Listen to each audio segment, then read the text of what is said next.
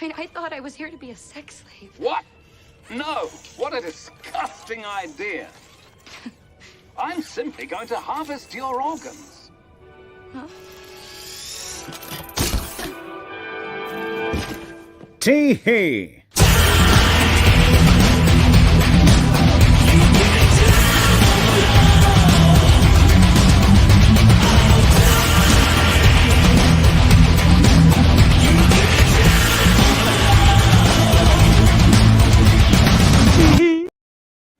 Fantastic. Oh, that was awesome. All right, everybody, welcome to TEE-HEE TV. I am Gary, and with me today is Coop Stone or Cooper Stone Howdy. and Damian J. Howard, which apparently is a reference to something, but I don't know what. Cooper's last name, by the way, son. Let's keep up. Oh, all right, there we go. I couldn't remember, but yeah, today we're going to be discussing Fallout Season 1, Shogun Episodes 7 through 9, and the completely made-up adventures of Dick Turpin, which apparently I recently found out that Dick Turpin was a real person. I did not know that. Oh my God. Yeah. That's what the internet's for, son. You know what? I'm going to change it up. I'm going to change it up in honor of Damian and in honor of, one of my other favorite characters on the show Fallout. I am going to change it up. So now I will be known as Maximum Stone. Oh God. What an awesome man. I'm gonna have to admit that Maximus took some time getting used to. Not really. At first, I thought he was going to be a weak, effectless, African American character. I was going to be like, fuckity fuck, right? But then once he got out there, and then are we really starting here? Are we starting here? I think we should go ahead and start with Fallout. So might as well. Doesn't really matter. Sure. Okay. Well, I would just say that once he got out there, and by the way, fucking the most unexpected thing happened in that whole situation when he gets out there with Mike Titus. Mike Titus is fucking Michael Rappaport. What the fuck? I did not expect that when that helmet came up that it was fucking Michael Rappaport. That was just so. But then you think about it, like, so random. Yeah, he's kind of the perfect guy to play a dick like that.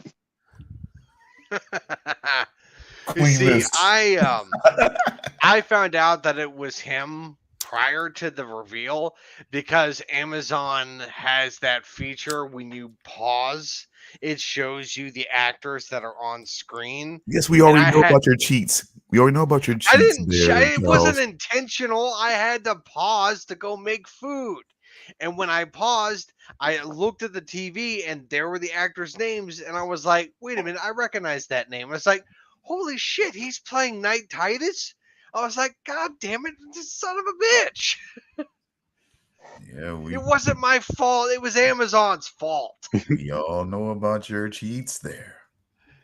But that was one of my favorite scenes in that first episode when they got attacked by the Yaogwai, the fucking bear, and he's just running out of the cave in his arm. He's fuck, oh fuck, just running.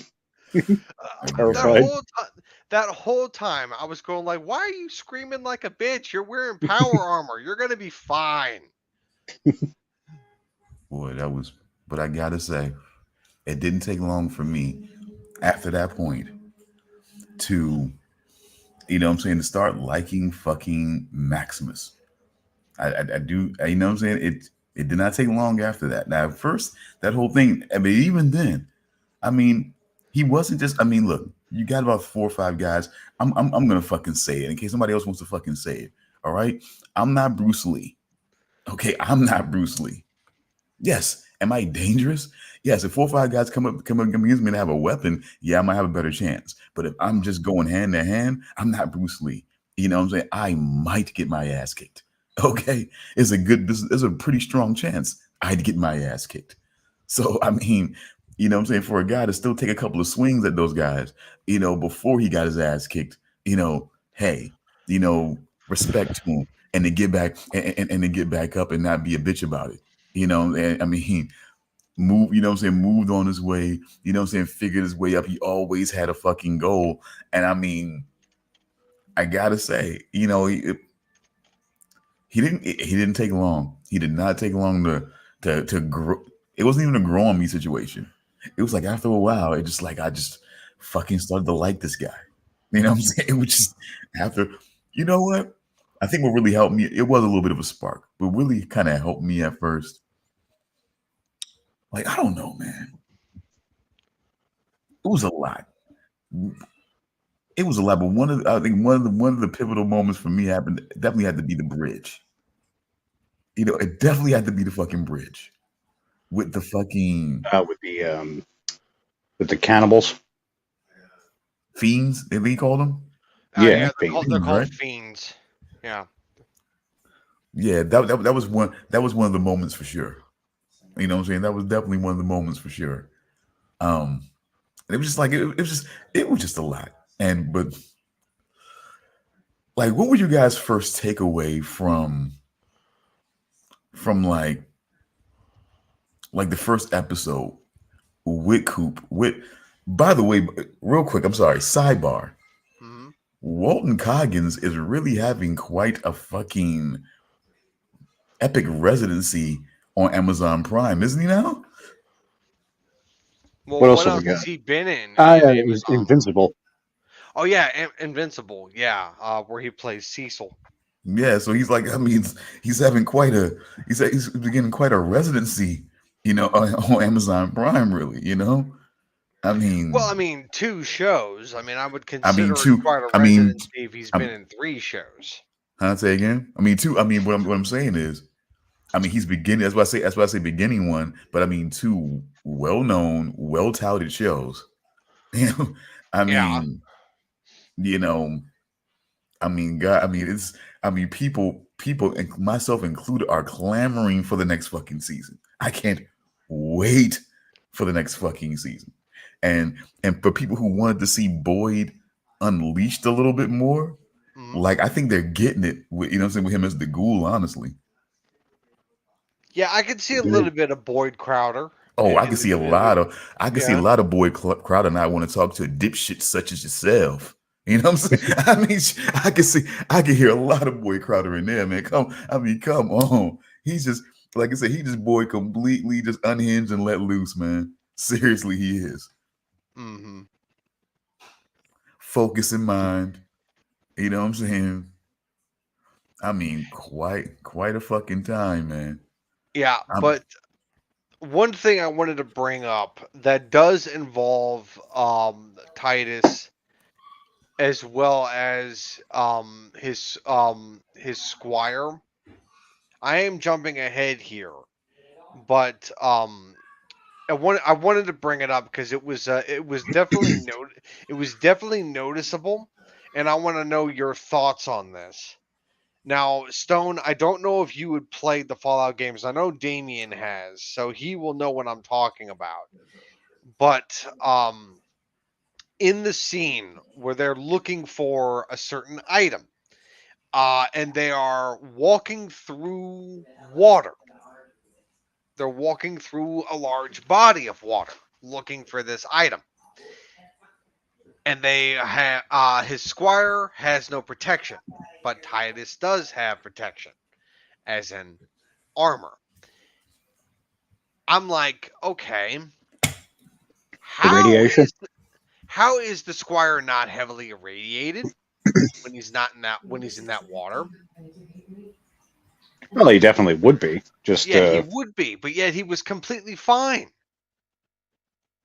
He was completely fine. It's like there was no issue whatsoever. I just like, I mean, but wasn't that the thing that at least from the show standpoint that they were trying to, you know, reveal and play with at this point, that we're talking about, you know, 200 years after the initial shit show. You know, Specifically 219 years. correct, Yeah. sir. And I'm just saying, like they're kind of dealing with the thing of like being told that there's still a day coming where they'll rise to the surface and take care of, what I'm saying, and bring humanity back. And of course, as they rise out there, there's being there, Yeah, so but there's proof that they've already started and things like that. true. But in the video games for the most part take place about 200 years after the events of the bombs dropping. So it's only been like 19 years after the games. So And yeah, in all those, pretty much, more or less, anytime you go into water, it's it's a bad at least a idea. decent amount of radiation. Yeah, Yeah, it's a bad if not a idea. very Don't heavy don't amount. don't drink water unless it's purified. Don't go into water because you're going to get hit with a shit ton of rads. Which they did show when when Lucy's being dunked in the water, her Pip Boy's going nuts. Like the what do you call it? Like the Geiger counter thing is going off.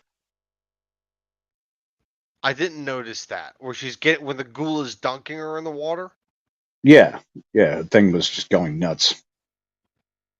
So you do Okay. notice, like, it does definitely. Yeah, they're definitely not trying to deny it. But Oh, yeah, okay. I didn't notice that. I didn't because I was looking for that, but I guess I didn't hear the Geiger counter.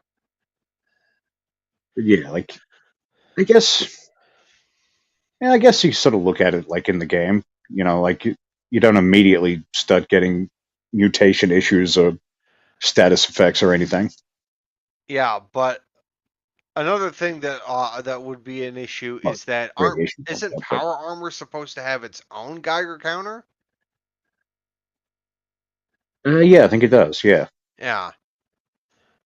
and from memory, it's been a while, but I think radiation builds up slower. Still builds up, just not as quick, obviously, as Yeah, just jumping in that's why Maximus would in have a been jump suit. okay for longer. Yeah, Yeah. whereas Thaddeus, no, No, he would have been fucked. he's definitely going to have some And issues down the road. we definitely find out later in the season what happens to him. Oh yeah. Which one of my favorite characters in the show, played by comedian / comedic actor John Daly, the chicken fucker snake oil salesman guy. Oh my god. It's like, I'm sorry, sir, but he was just fucking my chickens. He sort of looks and did they give that character a name? I don't think so. Oh yeah, he just sort of looks over and John Daly's just sort of gives him a nod of the hat and just runs away.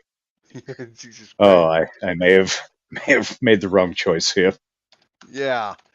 I mean, Should just let this happen.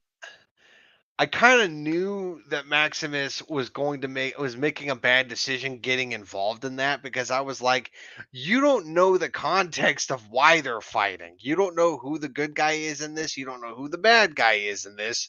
So why are you getting involved? Like, I could understand going up and being like, "Hey, fucking stop it," but yeah, you probably shouldn't pick a side so quickly. Yeah, exactly. What are we talking about here? I was talking about the Maximus's interaction with the chicken fucker and the other guy. I mean, see, the thing about it is that aggressive behavior, I get it, it's creepy and it's wrong. You smack the guy around. You know what I'm saying? He really looked like he was, everything was, he was going to kill him. You know what I mean? It's just like, okay, was he stealing them? Was he cutting them up? Was he cutting them up to no purpose or whatever? I mean, or whatever, you know what I'm saying? But okay, he was being a perv. I mean, it just kind of looks weird. You just want to break it up. Okay, so I looked up the John Daly's character name on Fallout. It is literally snake oil salesman. Really? Yep. I don't know. Like I said, it's just just finding his way with the gear, and everything like that, and just It said he's trying to behave like he thinks a knight would behave. I mean, and like I said, I mean, I have to admit, I mean, it's a classy mistake, okay, but but it's nothing for anybody to die over at that point, you know. Just saying, but I get it. Totally fucking get it. But I do have to say though, that I also have to say this is kind of coming on the outside of it. I let's say they didn't because from the first episode I saw his daughter. I'm like, oh, okay. So, they're definitely not. I saw even though I hadn't seen his wife at that point or ex-wife as it were at the point we were episode one. You know what I'm saying? Everything like that. Um, I knew that okay, they weren't abandoning that, but I do have to say that the twist of seemingly making the African American female characters on this show a little more sinister. I do have to say it was an interesting twist. Yeah, both the main ones had some shit going on. Yeah, I mean, well, yeah, I mean, Oh, I and mean, did you guys recognize the actress that played Betty? Leslie I Uggams. did, and I just wasn't sure where from. Leslie Uggams.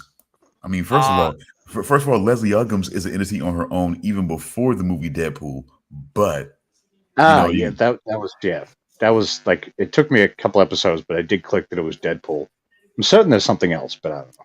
but yeah, yeah, yeah. Leslie Uggams is like an entity on her own. Let me try to regale you guys. American actress and singer, among other things. Yeah, yeah. Um, Apparently, she got the cure for blindness as well as a shit ton of cocaine.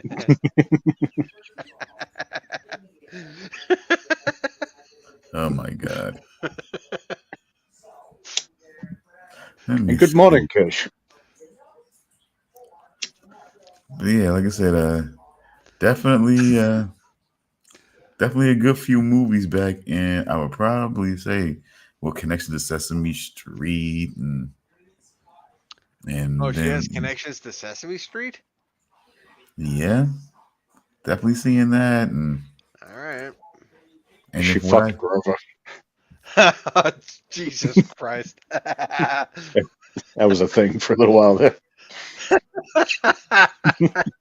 That blue fever.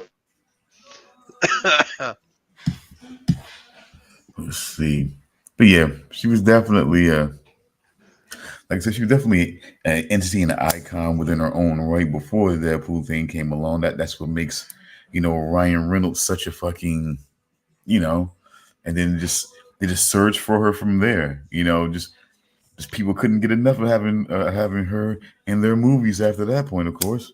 Mhm. But so but yeah, Betty. I mean, if memory and if the connection is right, then she may have been the same Betty that was way, way back too. Yeah, she was. She Okay. was the assistant. I guess you could say Yep. because everybody seemed to be assistants, and Yeah, everybody because everybody's management. Because that's what we realized at that point. Everybody's fucking management. Yeah, pretty So much. What was it? Was it Vault 32 or 31? I think it was 31. 31. Yeah, Yeah. 31 was the. Pretty much everybody from Vault 31 was Butch from Buds, before the bombs fell. Buds, Buds, Including the Robo Brain Roomba crossover. Oh my God! I mean, It look, was Bud. Bud look. Buds, or Buds I Buds. I am I am happy that we got a Robo Brain. I'm happy we got that. I'm just Well, happy it's a not the. form of one. I'm happy we got a form of a Robo Brain. I'm just pissed off that it's not the traditional Robo Brain. Because it would have been so awesome if we could actually get an actual traditional Robo Brain. That would have been badass. 'Cause I was waiting for it because there was a scene, I can't remember where it was, but we did see a brain in like some kind of containment thing. It just wasn't attached to anything, but I was like, oh, maybe soon. Yeah. But this time, we got a season 2 coming. Oh yeah, yeah, yeah. I'm talking in gibberish now. Jesus Christ. Okay. Yeah. Brain aneurysm. But yeah, apparently we got a season 2 coming, and I am very excited for that because I am hoping that in season 2 we get super mutants. Yeah, I was waiting for that, and it never came. Well, I didn't think we were going to get super mutants in season 1. I think that might have been a bit too much. I thought we might have seen like a hint of them, like like maybe. kind of the way we see the Spelltron in the sand. Yeah, which I thought was cool. Yeah, because like I saw the Assaultron and I was like, oh god damn it, I am so happy that Lucy didn't have to fight one of those things because She would have been dead. yeah, Just immediately just dead. Assaultrons are dicks. Oh my god, you think Sentry bots are assholes? Assaultrons are worse. Oh my god. They're quick. They're aggressive. Oh yeah. Oh my god. Do a lot of damage. I fucking Fuck hate those fucking things. Ugh. So let me so what do you, I mean, because they kind of allude. So okay, so where do you guys think Coop's wife fits on the hierarchy of this whole Vault Text? I mean, we kind of seen it, but I mean, but as far as where things stand right now, where does she stand on the hierarchy, you think? I would say that she's either like second to Bud Askins or she is somewhere couple positions below him. Like I don't know. Bud is like top of the food chain. That can, but Bud is in that damn vault. But but she was like communicating directly with some shadowy figure way up top. You know what I'm saying? That they seem to communicate to her through that Pip Boy is what it's called. Yeah. Yeah, you seem to be communicating something to her to where I guess she was So sort of signal. So are you saying that Bud was answering to her?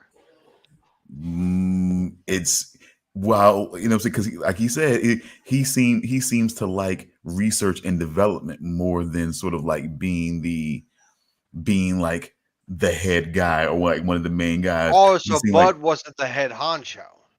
Oh no, I don't think so. Not the guy. There was a shadow. There was an older shadowy figure way up because in that little area that they were meeting and like that little boardroom type thing, there were several people like higher above them watching. Well, yeah, the meeting I saw occur. that.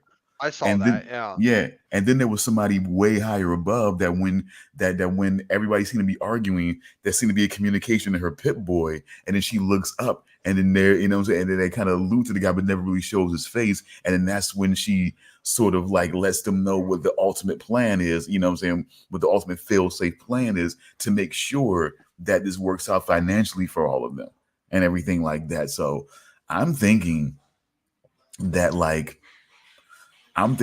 basically Bud, like I said, Bud, he admitted when he first was introduced that his main aptitude, his thing that he felt like he could best fit in was just kind of being the middle management, the research and development guy, and setting up something that could kind of just move, that can outlast even him, like he just said, all of that. That's all. That's all his focus. Yeah, that's all his focus was on. He was never focused on being like. He was never the guy. I never saw him as the guy. And the more I seen his interaction with him and his interaction with her, the more that I knew he definitely wasn't the guy. And she seems to be next, somewhat next to the guy. So he may be seeking somebody else or thinking Hank is going to lead him to somebody else. But ultimately, I mean, it may lead him to somebody else, but it's going to ultimately lead him to her too. I do believe. And I'm not sure. And now we're getting a mystery because did you think that somehow his daughter got someplace else when everything started? Yeah, because I guess the last time we see her is him riding off when the bombs are going off. Yeah, Him riding off with her on the horse. So I guess he made it home. I don't know. There's a big sort of gap there it because really is. he's I looking think for his family, not just I'm looking for my daughter or my wife. He's looking for his right. family. So it seemed to indicate that they are together. Yeah, But and that's so weird. yeah, I'm not sure. Yeah, that was so weird for me because I'm just like, I really assumed that if she wasn't with her, if she wasn't with him and affected, that she died, and that was that, and that was just pretty much him on a search for the people that caused this, including, you know what I'm saying, one of which being his wife, his ex-wife, who you know what I'm saying, who of course, you know, at that moment of that meeting, it became clear to me at that point that she knew those bombs were going to drop. And I wonder, I mean, I figure as a parent, she knew that she was with Coop and that he was at an appearance for a birthday party and didn't much care, you know, that, and She's didn't been much, pretty a lot of the time she seemed pretty cold in general. Like the whole discussion about uh, when she's like, oh, it's going to be pretty hard on her, you know, and he's like, what? Well, you know, no dogs in the vault. She's just sort of like, you know, eh. He's like, fuck do you mean no dogs in the vault? Who the fuck said that? And she's just she's very just cold at times. well, see, you see that, but then what I saw in that moment was more of her trying to make it seem like in the grand scale of what we're dealing with, you know, and everything that I'm trying to do to just to secure, you know what I'm saying, to secure the survival of the people that I care about, you know, certain things have to be, you know what I'm saying, have to be compromised in order to make that happen. So she was, you know, it was really more of whereas, you know, I could definitely feel where you might argue the coldness there, but my perspective, I saw, you know, you know what I'm saying, I saw that scene of the weight of the world on my shoulders and I'm doing the best I can type of, you know, scene there, you know, and everything like that. So I guess it's kind of where I was with that. That's where I kind of the whole thing about trust and everything like that, you know, that's where I felt like like I said, again, I can see the argument. So it's not so much like I completely disagree. I guess I just saw it. I guess I just saw the scene from just a slightly different perspective on what was being conveyed at that point. And I can't remember if it was that scene or if I feel like maybe it was slightly earlier or something, but you get a clue as to her knowing exactly what the deal is with what Voltec is doing. Because she says something about, I'm doing this to secure our place in one of the good vaults. He's like, what That does that was mean? And she just doesn't, she sort of just moves on. It they were in the hot tub. They were in the was in the hot hot tub tub. Yeah. when they had that conversation, and yeah, you know, yeah. But yeah, one of the good vaults. And he's like, wait, what? Don't worry about that. It's all good. It's fine. We're not doing experiments or anything. We're not doing. There's no shady shit. Just enjoy the hot tub. Yeah, the truth about Vault-Tec seeps to the surface. Vault-Tec being a bunch of fucking assholes. Well, I mean, I guess Voltec is at the helm of this, but as you can see with all their sinister little names, you know, in their round table, it's a lot of people involved there. Well, I Yeah, mean, Charles, You do you know, notice? You notice Mr. House? oh yeah, I noticed him. I saw him. It's just like I was kind of pissed off because they couldn't use Renee to play him Yeah, because he because died, right? yeah, he did. He did. He Yeah. died. He died. I think it was either last year or the year before. But Hmm. yeah, he passed away. But if he was still alive, they might have approached him and said like, "Hey, you want to play Mr. House again?" It's just like, oh man. Which Oh for Stoner doesn't know, it was the guy with the mustache in the meeting in yeah. the game Fallout New Vegas. has turned himself into into a computer, and he rules New Vegas. Yeah, he's the guy that's in charge of he's the guy that's in charge of New Vegas. Are you guys connecting with this? I'm choosing to ignore it. I would say she's not in Vault 31 because that was Bud's buds, who are all like sort of middle management people. Yes. I don't think she is in Vault 31. I think she's somewhere else. I would say she was probably definitely frozen. But oh yeah, she's probably cryogenically frozen. But as for where she is anyone's guess. But she's not in 31. I'm yelling at Giovanni. No, okay. Sticker 31 with Bud. But wait a second. Fucking I'm just thinking on this now. I mean, I'm just thinking on this now.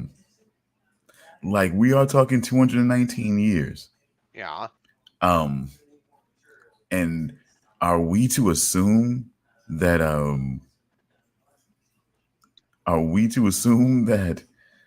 his ex-wife is organically human, correct at that point, right? Yeah. She would still be alive at this point? If she was frozen. If she was cryogenically frozen, then yes. Because that's all this was, and that's all it was with Hank, is him being cryogenically frozen in his thought and thought back out at that point. Yeah. But God, I was hearing way more than that about Bud's buds. What were you hearing? That 32 and 33 were a breeding pool also? Yeah. 31 was where they froze the executives who would come out to, I guess, oversee the breeding pools and try to create the, I guess, perfect society to go up and surface and take over again. But see, they made it seem so. Cause see, when I sat back in that moment, they made it seem like it was way different. What? Yeah. What is he Hold up! Whoa! Lucy Goosey? Yeah, because you know Cyclops kept calling her Goosey. That's right. Yeah. No, it says here Goosey. Yeah, it's right here. So you see what he's saying?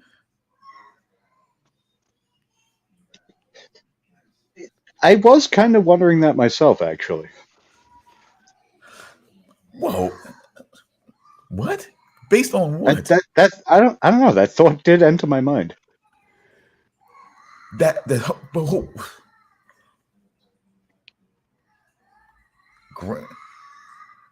So you're saying that her mother is Janie? Janie? We know who Lucy's mother is, and her mother is not mixed race. I can't even remember why that thought. I definitely did have that thought at some point. Yeah, no, her mother is not Coop's daughter. It's not. No. Okay. I'm certain of it. We've seen images and like flashbacks of Lucy's mother. And we saw her in the present eventually. Did we? Yeah. Yeah. Yeah, that's right. Yeah, the ghoul. Not a pretty sight. Yeah. Which is another thing. So clearly, Moldova. Moldava. Yeah. So obviously she was frozen at some point. How did that come about? See. I'm just saying, like, some of this, I just feel like it just seems a little weird. It seemed like, Although I guess we don't really know who she really was in the past. We know what she was up to with the meetings and whatnot, but I don't think we know much else about her, right? Well, Like we what she might did find out normally more for a about it living. in season 2. The actress might still be attached to the show, but only in flashbacks. So we may end up Yeah. seeing her in flashbacks. I was wondering about that because I'm almost certain they didn't actually tell us who she was. Yeah, well, she's definitely dead because she got killed by members of the Brotherhood of Steel.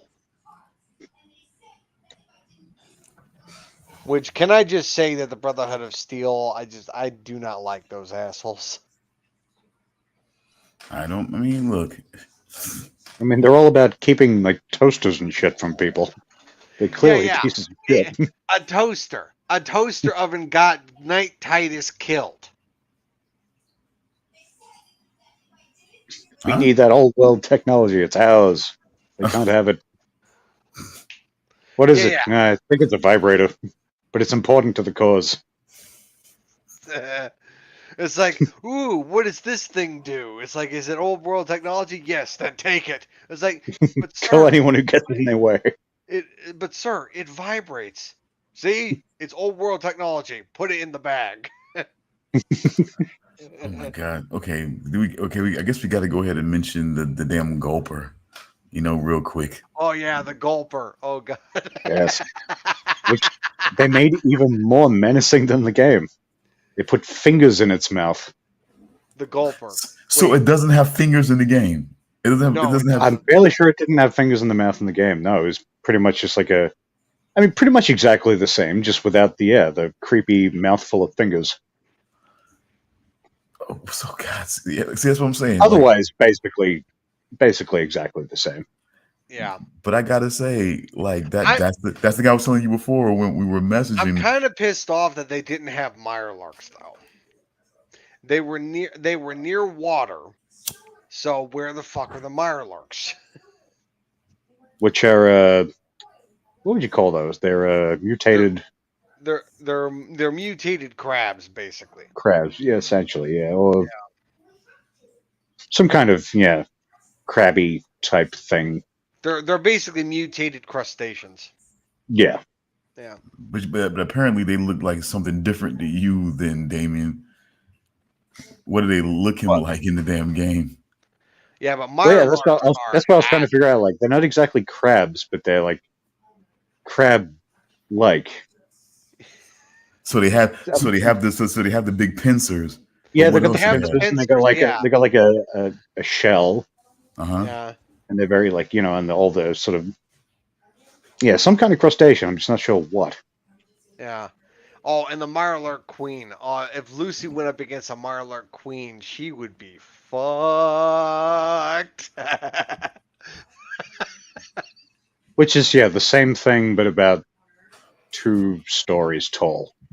Yep, pretty much.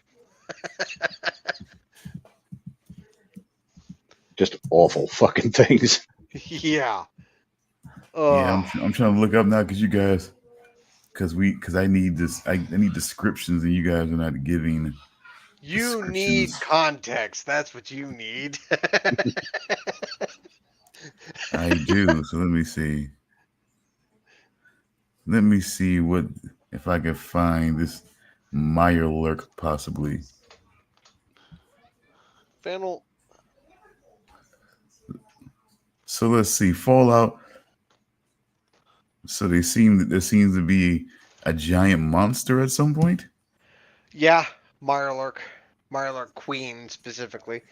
It's considered to be one of the big bads of the game, and they are a pain in the ass to kill if you don't have anything other than a missile launcher or a mini nuke or that pretty much is about what you need. Yeah, Yeah, pretty much.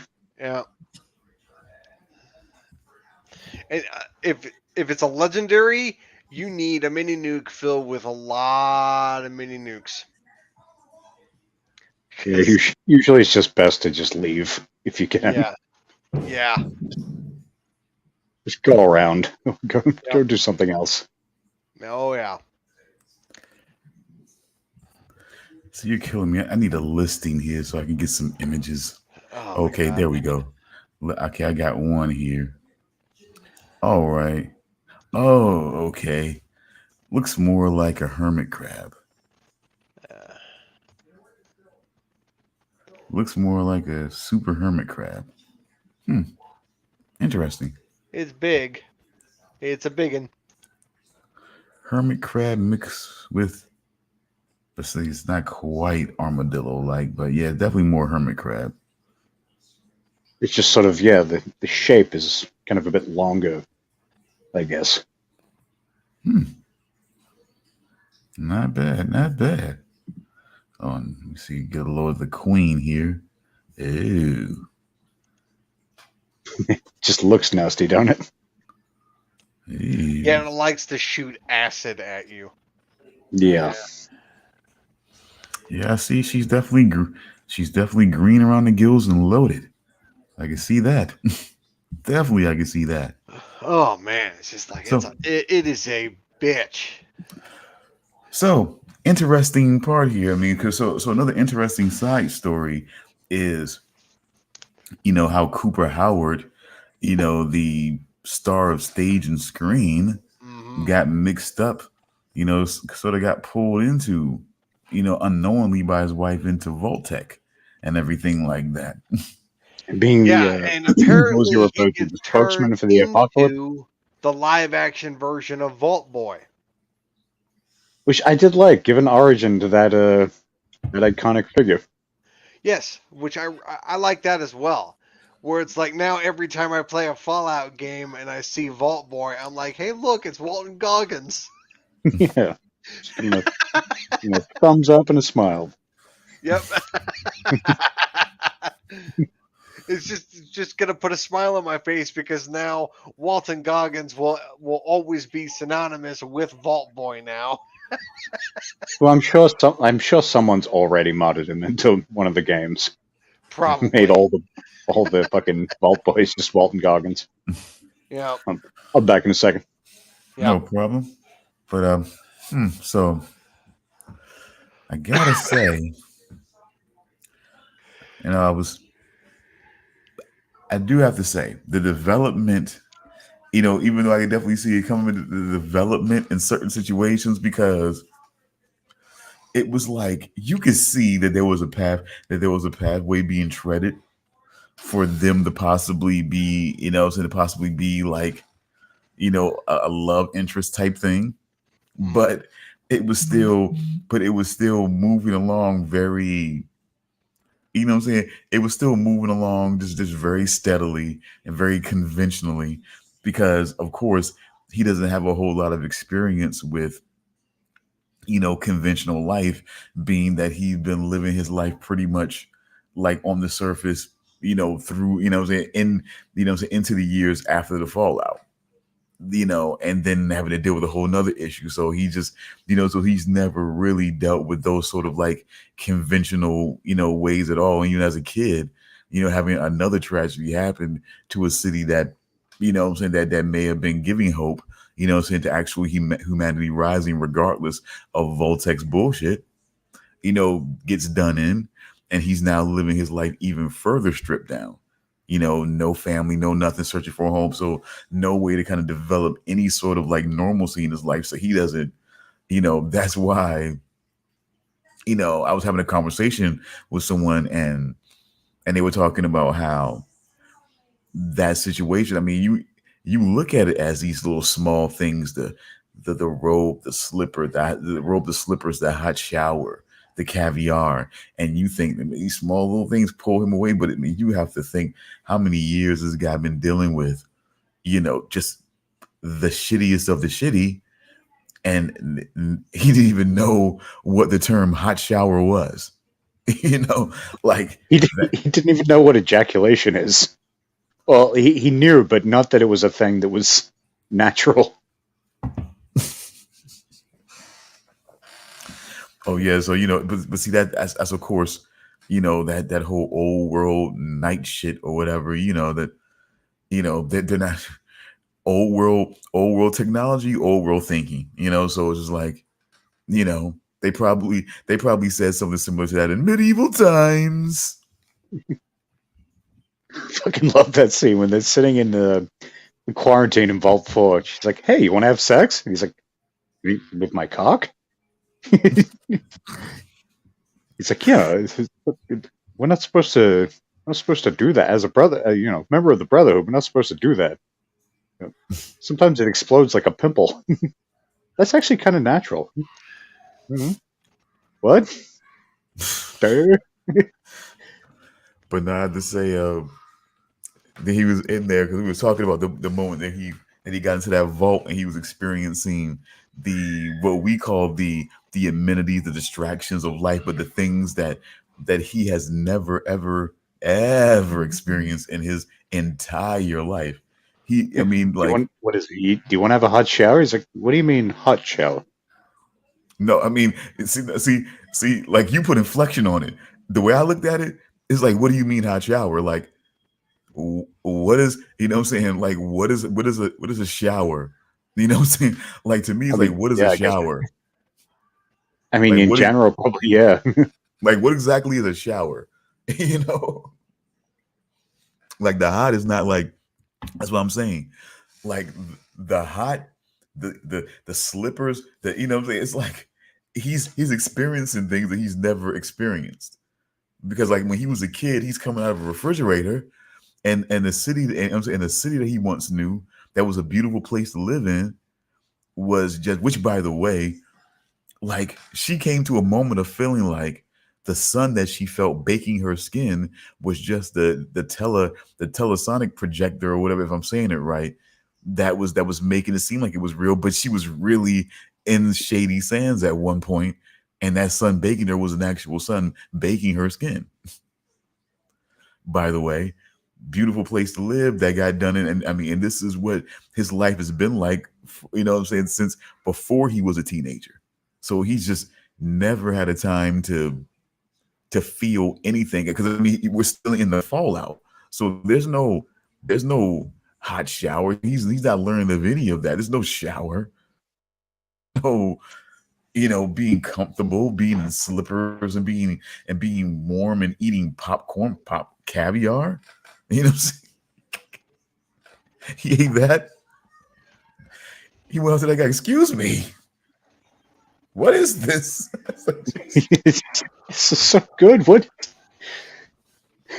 He's just completely bewildered and just like he's in another universe. And the thing I love is that that's the kind of like content creator that I want to be. Like soundtracks for me, I want them to live in the movie. I want it to be a part of the framework that's in the movie. So when you see a certain thing, I want a song in there, looks like they do, that conveys a certain emotion for that person at that time. For him to be in that moment, and then so you're just playing "I'm Tickled Pink," what I'm saying, and whatnot. It's just like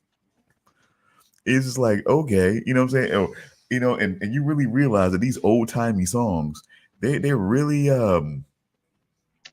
they really knew, they were really still saying stuff, but they just knew how to maneuver around back at that time, because that "Keep Your Coffee Hot," yeah, that was still a very sexual song all its own.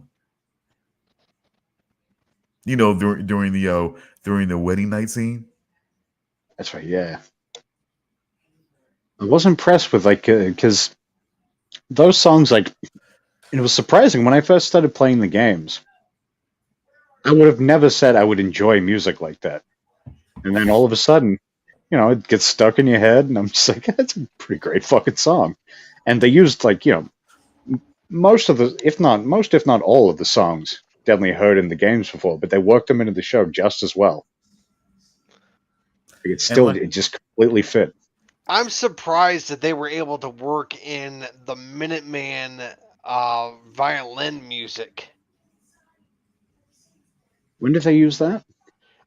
It was later in the season, like when the Squire was waiting for Maximus and Lucy to meet them at the radio station, and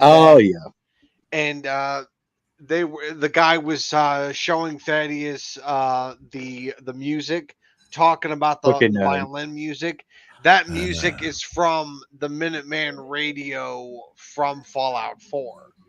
That was fucking Fred Armisen too. Yeah, it was. When I saw him there, I was like, "Holy shit! What is he doing there?" I was not expecting to see him in a Fallout show.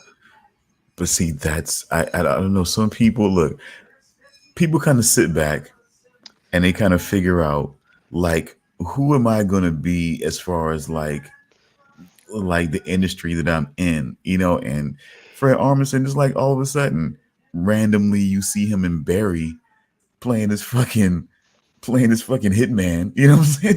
Just random shit there. It's just like, I guess that was one of my favorite scenes of the entire show. He's just standing there sweating. He's standing there sweating, and Barry's just sitting there like, that guy's here to kill me, and he's just sweating his balls off. No, it's just, that guy back there, he's here to kill me. It's just like that. I think that if you see a zany show that's happening, you might just want to watch out for Fred Armisen. I'm just saying, just generally speaking. He played Uncle Fester in Wednesday. Yes, like I said, just generally speaking, if you see a zany off kilter show that's happening, you know what I'm saying, like an episodal series, you might want to just watch out. Fred Armisen might pop up somewhere in there, when you least expect it. I think this is what he's doing now until he figures something else crazy to do. Because I mean, documentary now is still happening, and everything like that. So from what I know, it's still happening. I mean, that shit is still fucking funny. I mean, I fucking still love that. So, who knows? Fred Armisen, he's one of those. He's such a dependable guy. Like, he's the sort of guy like I can just he's going to be good. Well, his randomness and his just it's just certain people I don't know. Some people just know how to just know how to they find, I guess, whatever their personality is, and they just know how to work that in different. Like, to me, how do you feel about Will Ferrell? Don't love all his movies, but I'm a fan. I'm sorry, man. Will Ferrell to me, what movies don't you like? I need to get my charge. I can't believe I'm starting a new conversation. But I didn't like Talladega Nights, The Ballad of Ricky Bobby. Oh, screw I disagree you with that. Shake and bake, come on, man. I didn't like it. I didn't. I didn't think it was funny. Aww. And I take back what it's not necessarily movies I didn't like. I guess I didn't like. I didn't love. Like, I love Anchorman. I had to name down. Like, I don't think Semi-Pro. I don't think I was a huge fan of that from memory. Because see, that was that. I recently saw his movie Get Hard with Kevin Hart. Never seen that one. Yeah, when Will Ferrell kind of has to work his comedic timing in with other people, and like other noted people, it kind of that's why it was kind of great that it worked with Mark Wahlberg, that it seemed to work well in the other guys, and it seemed to work well in Daddy's Home, in my opinion. But with certain other people, it just, but I need to get the name of that Spanish movie that he made. I used to have the name down. I was actually trying to get that not too long ago, and I couldn't find it. God, I used to have the name down. I used to have the name fucking down, and I cannot remember it now. But yeah, I know exactly the movie you're talking about. I can't think of the title either. Even the English title, I can't think of. I mean, because like I said, I could think of it, but I just can't. I can't get the fucking whole thing right. But yeah, I like that shit too. But yeah, Get Hard is stupid. It's stupid for a lot of reasons, but more than just if you had people funnier, like if you had people funny in a funnier situation, you know, it would. It's just I don't know, man. It was just weird to me. It was weird. I watched a little bit of his Sherlock Holmes movie. Didn't love what I saw, but it could have been just the thing I was in the wrong mood for because I just find it difficult to believe you can go wrong with Will Ferrell and John C. Reilly. Step Brothers. I mean, no, you can't. I'm just saying, but you got to understand. Like you have to understand that regardless of what the content is supposed to be, yes, it's Sherlock Holmes. But when you say Sherlock Holmes starring Will Ferrell and John C. Reilly, you got to understand it's not going to be Robert Downey Jr. and Jude Law. It's not going to be that. You got to not what I expected. Yeah, it's definitely. You got to know it's definitely not going to be that. You know what I'm saying? And he had humor. Robert, you know what I'm saying? Robert Downey Jr. as Sherlock Holmes had a lot of humor involved, but it's still not going to be that. You know, it's not. And it's just you have to get ready for that, or else you're not gonna love it. If you don't get into your mind that it's Will Ferrell and John C. Reilly doing Holmes and Watson, and it's them and it's them on the damn poster doing this and this, you know what I'm saying? It's like you gotta understand that it's gonna be some odd shit. Like yes. I only watched about 10 minutes, and yeah, that is definitely the title kid. Thank you. Yes. God. I didn't want to go look it up myself. I wanted to get it in my head, and it is House of My Father. But it's why did I? You know what I'm saying? Like, okay. We can try and find that somewhere because just the concept alone, I was like, I'm into this. Just the concept of the movie alone, like it's a parody of what do you call it? Telenovelas, I think they call it. Absolutely that. Yeah. And come on, and come on, Gary. You know what I'm saying? Like, come on, Gary. Yeah, I love what he's saying to you. I love my kids saying to you, they're winners. Only thing you ever did was make a hot daughter. You know what I'm saying? Come on, man. Like, what? What are you saying? Well, I'm doing a scene from Talladega Nights.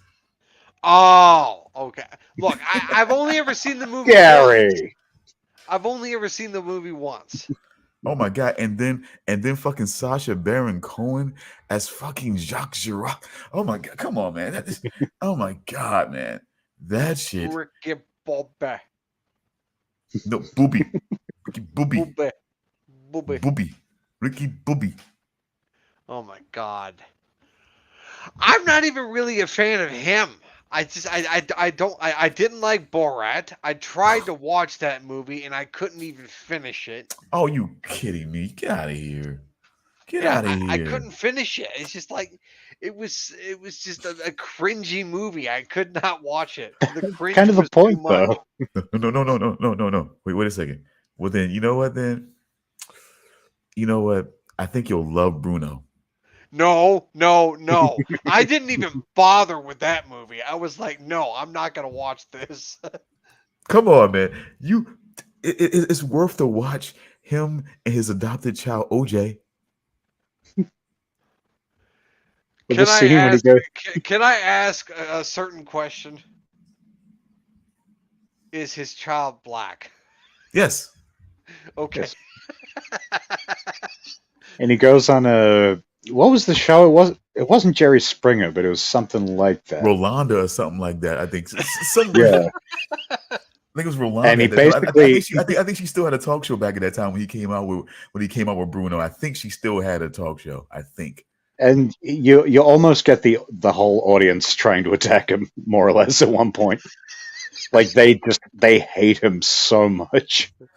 Say he took him on the flight in like one of those doggy carriers. Yeah. You know what I'm saying? Yeah. And then there's a scene of him. There's a video clip that he watched with him where he's giving him a ride. Where he's riding with him on his little motorized scooter. You know, Oh, I remember that scene from the trailer where he just drives off in the middle of traffic and almost causes an accident. He's got him in the baby carrier in the front, and everything. Yeah. Come on, man. See, that's what I'm talking about, man. I wouldn't steer you wrong. Gary. I wouldn't steer you wrong. It's fucking man. funniness in there, man. I'm just trying to tell you. Look, I'm not even really a fan of his style of comedy, just because it's too cringy. It is. It's too cringy. Oh my God. I mean, but Ali G is some of the funniest shit ever, man. I mean, he was the pioneer of Is what Ali people. G even a real thing? Because I'm not sure if it's real or if it's Mandela effect. What do you mean? No, it's real. Sacha It's Baron 100% Cohen did real. Ali G. He basically did a sort of like hip hop, like this hip hop, talk show host that would go around interviewing real people and everything like that. And Who I think legitimately, on some level, believed he was black. In his fucking deluded mind, I think he thought he was black. possibly, but I mean, He may have even said as much at some point. It's been a while. he could say anything, what I'm saying? And like so basically it was always a funny thing that he was a pioneer of like what Zach Galifianakis was doing with Between the Two Ferns and things like that. And other people were doing where they would interview people and ask them zany questions and say things and have different little weird reactions and little stuff going on. And I have not liked Zach Galifianakis since the movie Out Cold. What is that? What is that? The movie Out Cold was a snowboarding like comedy type movie. It was a fun movie, and Zach Galifianakis was in it, and he wasn't his usual self in that movie. I don't think I've ever even heard of this before. Yeah, it was a movie that came out back in like the early 2000s. So like before he was anybody, kind of thing. Pretty much, it was one of his earlier movies. But who else was in it? Somebody else had to be in it. Josh London was in it. Who? Josh London. Twin brother Jeremy? No, yeah, I was going to say, I was thinking of Jeremy London. Hold on. But Josh London. I'll go to IMDb and look it up. All right. That's Jason. That's Jason and Jeremy, not. Let's see. Out Cold. Yeah, but it's a comedy. Let's see. Out Cold. There it is. Let's see. Flex Alexander was in it. AJ Cook was in it. Zach Galifianakis. David Koechner was in it. Oh, Jason London. That was his name. Okay. Let's see. Victoria Silvstedt was in it as well. Victoria Silvstedt, Playmate of the Year. Yep. Baseball reference. Yep. Lee Majors was in it. Oh, real quick sidebar. Yeah. Ryan Gosling. I mean, he's moving on the theme here. I mean, I know some people he's seasoned on things, but I mean, he seems to be doing. I don't know. I mean, what do you think? The Fall Guy movie. Movie spectacular. What do we think? Have we even ever heard of the Fall Guy? I saw a teaser for it. It looked interesting. But have you ever heard of the Fall Guy, the TV show? No, never heard of the TV show. Wow. Lee Majors from the $6 Million Man, of course, was actually yeah, I think so, maybe then. See, from the $6 Million Man, he was a star of this show. He plays a stuntman that moonlights as sort of like a private investigator type situation, solving crimes and other bullshit, I guess, that maybe happens in. I'm not sure. I think because my mom used to love this show. So, but me, I was always one of these kids that would always just kind of pick up notes on interesting content. I was always a media kid, no matter what. So even if a show that I wasn't really, I just always took notes on what the fuck this shit is about. Okay, so I think it's like he's like a stunt guy that like does stuntman for movies, but then all of a sudden, I guess he sort of figures out certain shit that happens in Hollywood or whatever, or that happens with certain in the entertainment industry. He sort of figures out what's going on and sort of like helps that situation out. Lee Major also sung the theme song to the Fall Guy and everything like that. I realized later on down the line that he actually sung his own theme song. So pretty fun type shit. You know what I'm saying? So it's like a stuntman, sort of like being sort of like an action hero for real and everything like that, and some shit like that. But some other actors you might recognize from this movie, Derek Hamilton. Do you recognize him? Name is familiar. Definitely. Okay. And then also Willie Garson. Recognize him? God, the name is familiar, but I know Emily Blunt's in there too. But anyway, No, I'm talking about Out Cold. Oh. Yeah. Sorry, Willie Garson. Yeah. Oh, is that the guy? Fucking. He was in White Collar, right? Yes, he was.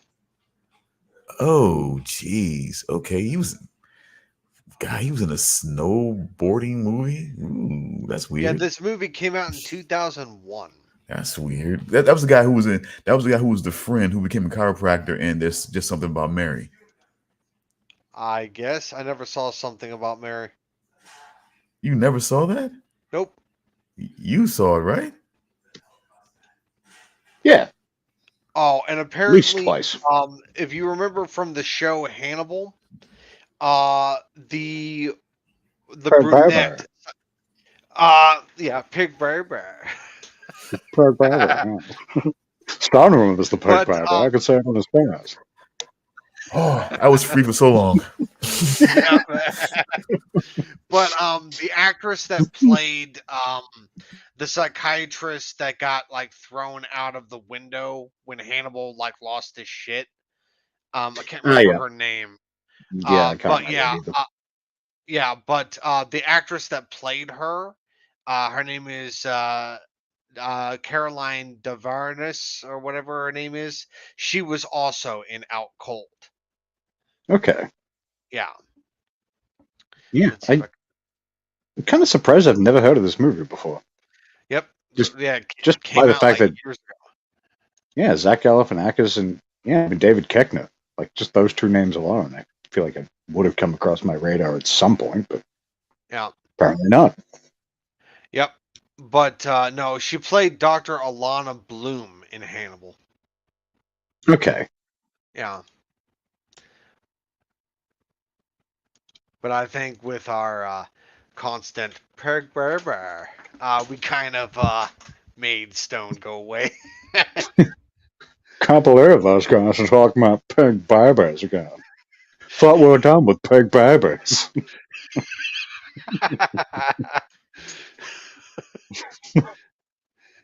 I haven't thought about that in a while, but it's right there. It's Hannibal Pig Barber.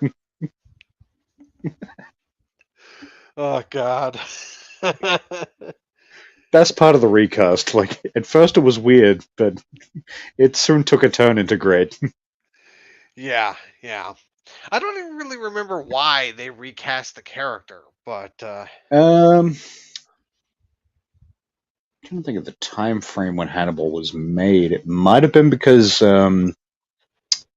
what's his name? Michael something. Might have been because he got Boardwalk Empire, possibly. Maybe. Yeah. I'm not sure. Yeah, if they match up, but it could have been that. Yeah, maybe. No, the second guy was definitely creepier. Yeah, the second guy was definitely creepier. But anywho, back to Fallout. Where were we? I don't remember. But one final thing I wanted to mention. Well, not a final thing. If we got more things to discuss on Fallout, but there's been people that have been saying that the Fallout show has decanonized Fallout New Vegas. Would you say that is accurate? No, I would say there's definitely some stuff that is kind of hard to match up, but Stone's gone completely. Maybe this thing needed a charge or something. But I would say like the timeline seems a little messy. But then, so what? So I'm thinking about there was that blackboard that had like the timeline of Shady Sands, and it was nuked in. When was it nuked? Do you remember the year? No, I don't. I don't remember the I don't year, remember but either. I don't think it decanonizes New Vegas. I don't think it does, but Well, just it by the also fact that, spoiler alert, New Vegas is there in the end. yeah, it is. But it actually makes sense how, at least I think it makes sense how Shady Sands gets blown up easily is because after the events of New Vegas the video game, you learn that the NCR, the New California Republic, was stretched too thin when they take Hoover Dam. Yeah, So they pretty much are like their resources are like their manpower is like stretched to the point of like snapping to breaking. So they don't have the ability to be able to fortify themselves, to be able to protect their capital, to be able to protect their territory, because they, like I said, stretch themselves too thin. So their enemies could swoop in and wipe them out as easy as snapping a finger. and like, If it yeah, if it was not Caesar's legion, it would have been somebody else. because let's see, like, New Vegas was, I think it was 2281. This show would be 2290 something. So you're Well, I looking at mean, over a decade well, where, remember, like, Fallout 4 takes place 210 years after the bombs fell, and the Fallout TV show takes place 219 years after the bombs fell. yeah, So so that it'd be means the show is 9 years after Fallout 4. 2296. Yeah, So yeah, 15 years after New Vegas. Like, who the fuck knows what happens to the NCR in that time? yeah, But by pretty the time we much. get to the show, we see that they're pretty much just scraps. Oh yeah, That's pretty much all that's left. It's yep. just scraps. Hmm. And as far as Shady Sands goes, I remember that being mentioned in New Vegas, but I don't know if it ever really had a. I don't know if they ever specifically said where it was. I believe Shady Sands was somewhere in California. Yeah. So, yeah, I don't really see how they're fucked with anything. Because they didn't say when Shady Sands fell either. Because I think in New Vegas it was mentioned as being like still a place. Well, I mean, from what I understand and what I've learned after playing New Vegas, Shady Sands started out as a collection of small, like villages and settlements, and then it Mm. grew into like this massive, sprawling city. And it slowly became the capital of the NCR. But Which I believe in, I think, Fallout, one of the first two Fallout games, which yeah, as I said to you before the show, I've only played a little bit of each, but I think it was a more significant part in one of those games, I think. yes, in the earlier Fallout games, you do manage to go to Shady Sands. I believe it's the second one. The second one, okay. Yeah. So yeah, I've only played a little bit of each, mostly because I had it on Mac, and the versions I had didn't run very well. But also, that shit was hard. And I was like, I gotta have the games to play. This is hard.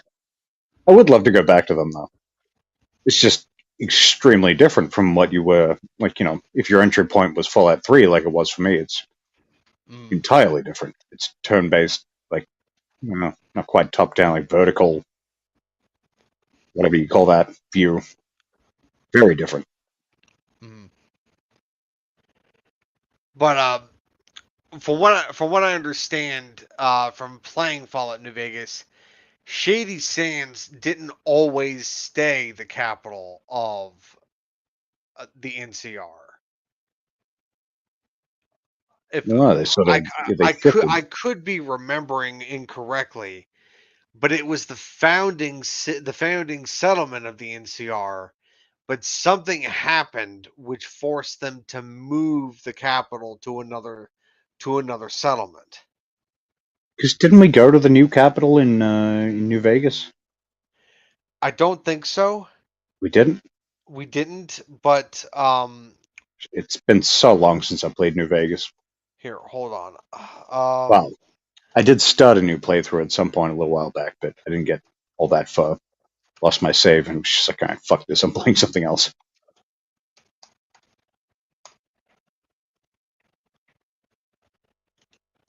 Yeah, but the yeah, I could have sworn that the NCR's capital started as Shady Sands, but something happened to it and they were forced to move the capital to something else. I feel like you're right about that. Yeah, I Yeah. can't confirm that either, but it does sound correct to me. Let's see.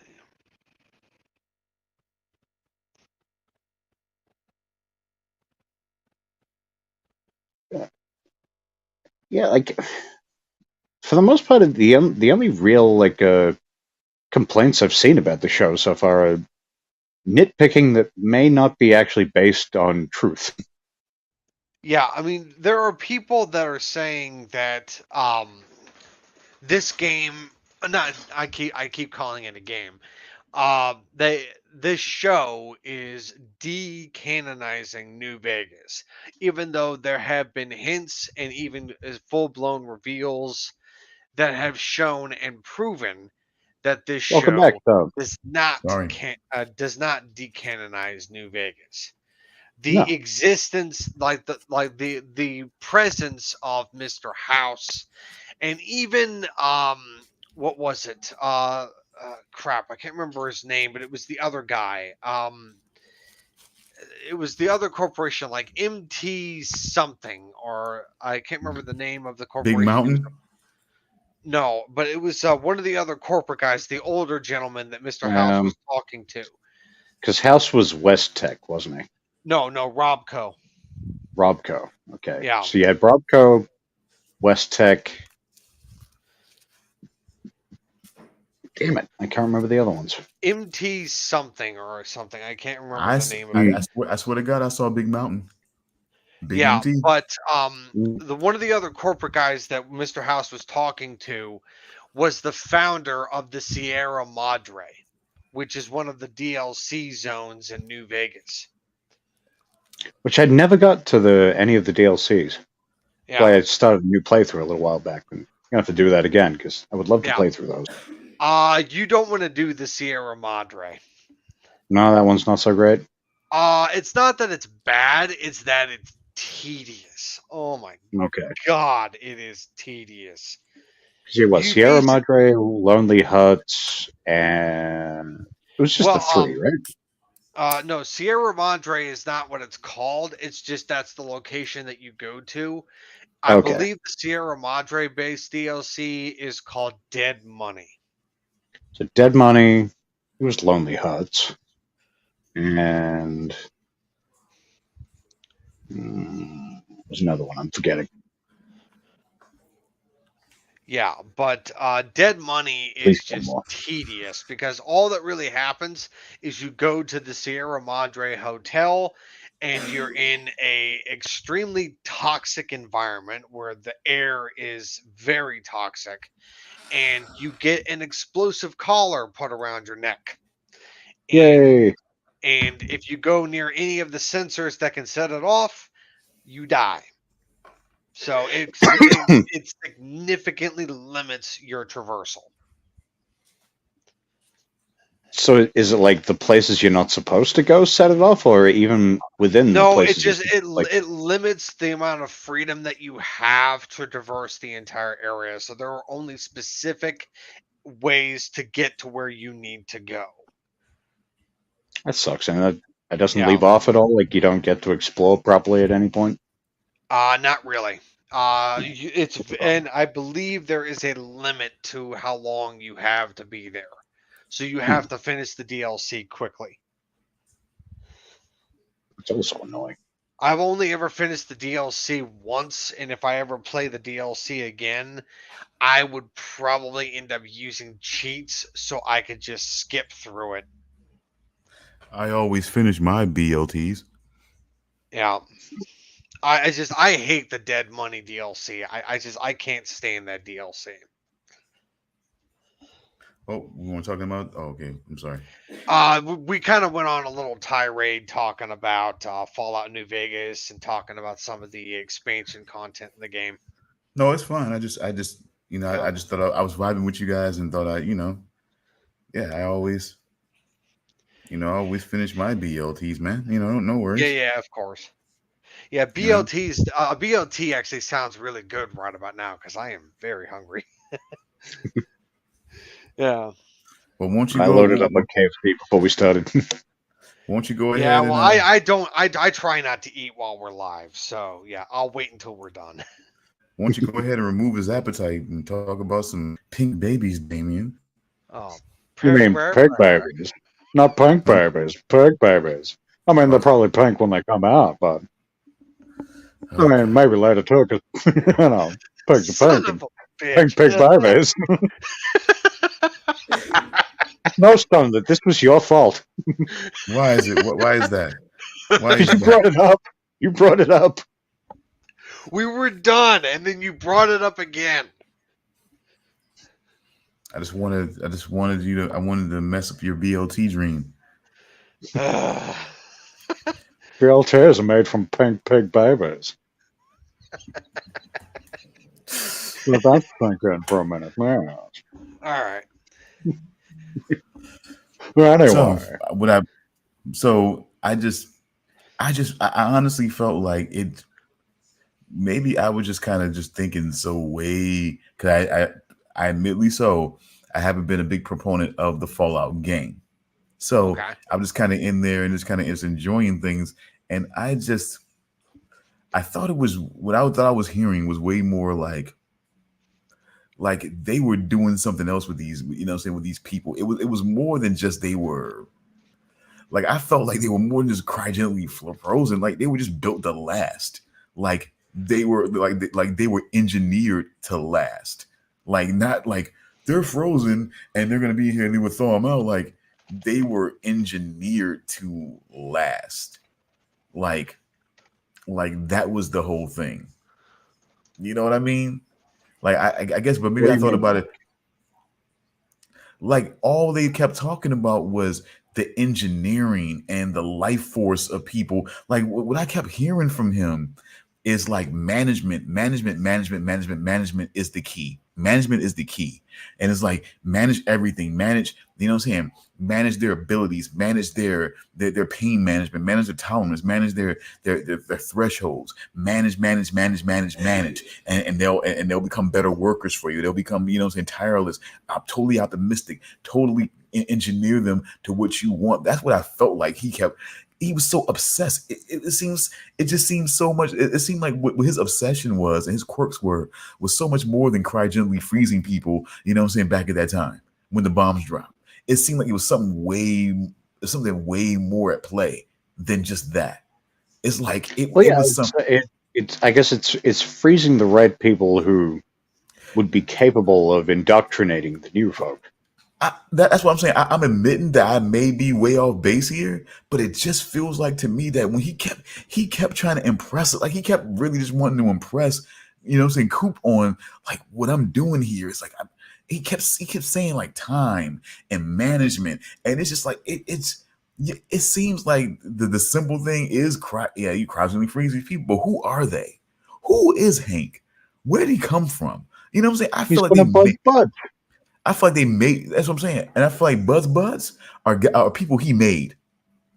I feel like Betty was one of Buds. I feel like it's people that he made. He created. Like grew in a tube. I don't know. I don't know. With the money that they have, it could be a number of different things. But I do believe Hank was made. I do, and possibly Betty was made. Like they were created to last over the time, and it's just like you know what I'm saying? Like he could be there conceivably for who knows how long until he finally dies or whatever his lifespan was. You know what I'm saying? He could just fucking die. You know, and it's just like eventually, and then somebody else will take over. That was, you know what I'm saying, that was part of that genetically modified management team, I think. Yeah, I don't know. I never got the genetically modified part. I just feel like something is just the way she said it. It seemed the way Moldaver even said it to her. He's been around for a long time. Like he's just saying it like she's saying it like it's just something more than just cryogenically frozen. I mean, this is the future. This is 200 years later. I mean, they have to understand, you know what I'm saying, the advances that have been made. So like to act like that's some big reveal that they were cryogenically frozen, it just seems a bit weird. I felt like what he was saying was that he was basically messing with people's like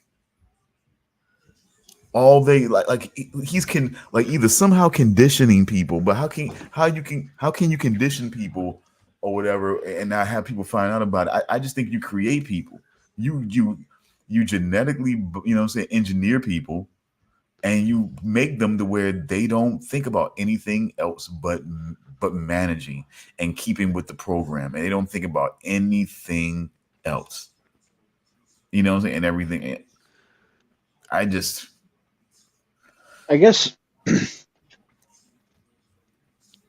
there was probably like I could see some mental conditioning going on with the people that were frozen.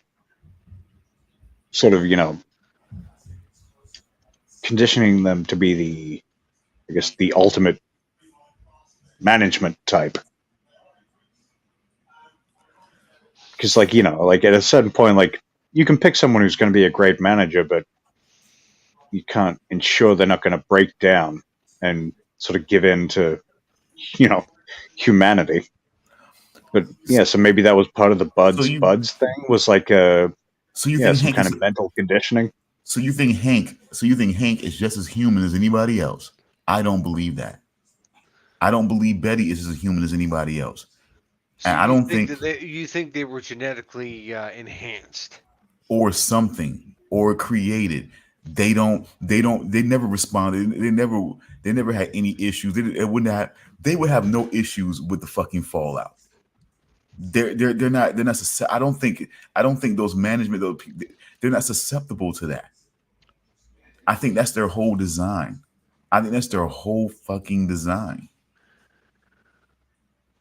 Honestly, I guess, but like this is a world where like synthetic humans exist as well, though. So yeah, but the thing is, the synths are all the way on the East Coast. They aren't on the West Coast. Yeah, also true. They wouldn't have made it all the way over on the West.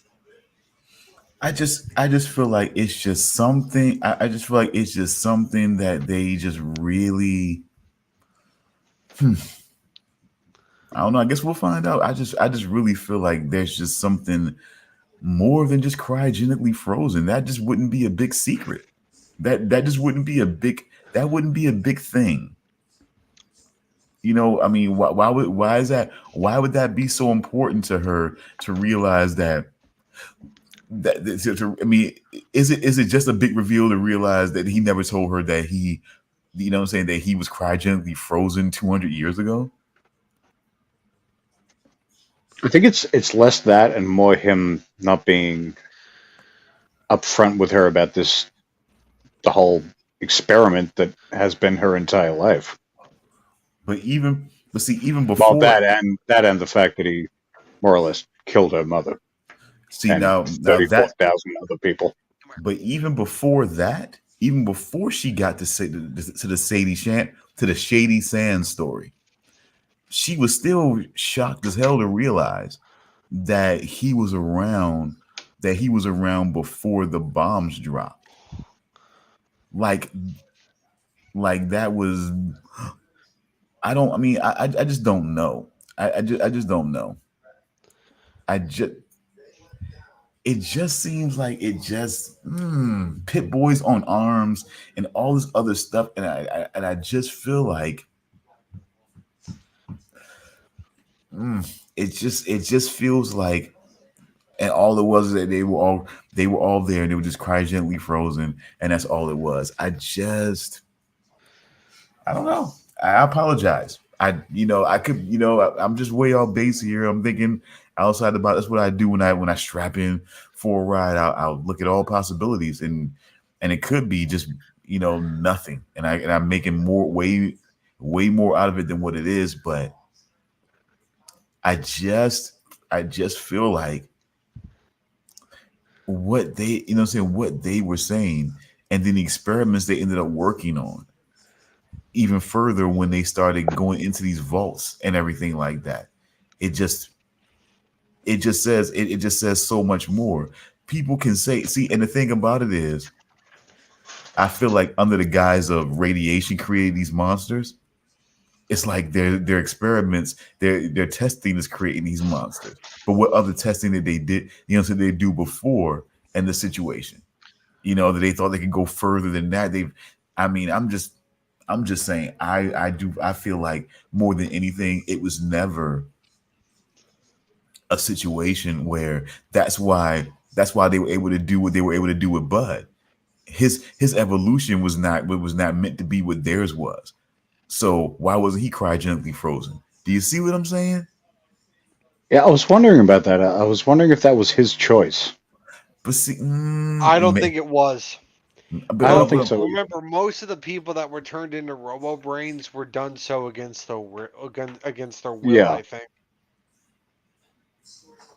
But he seemed to be very, very enthusiastic about keeping up with the program and keeping the secrets hidden and everything like that. And he was very he seemed pretty pretty happy with his station. And that's what I'm saying. So I feel like Hank, Betty,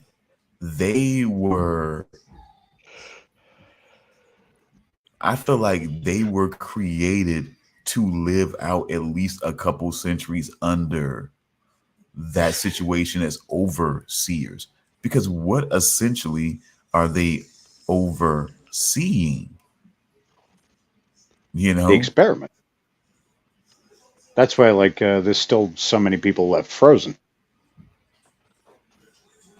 Because when you see that room full of cryopods, there's still a lot of people that haven't been unfrozen yet because they haven't been needed.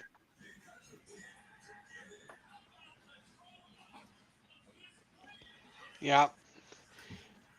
But do you think that here's a theory. Do you think that maybe Hank and Betty might be clones?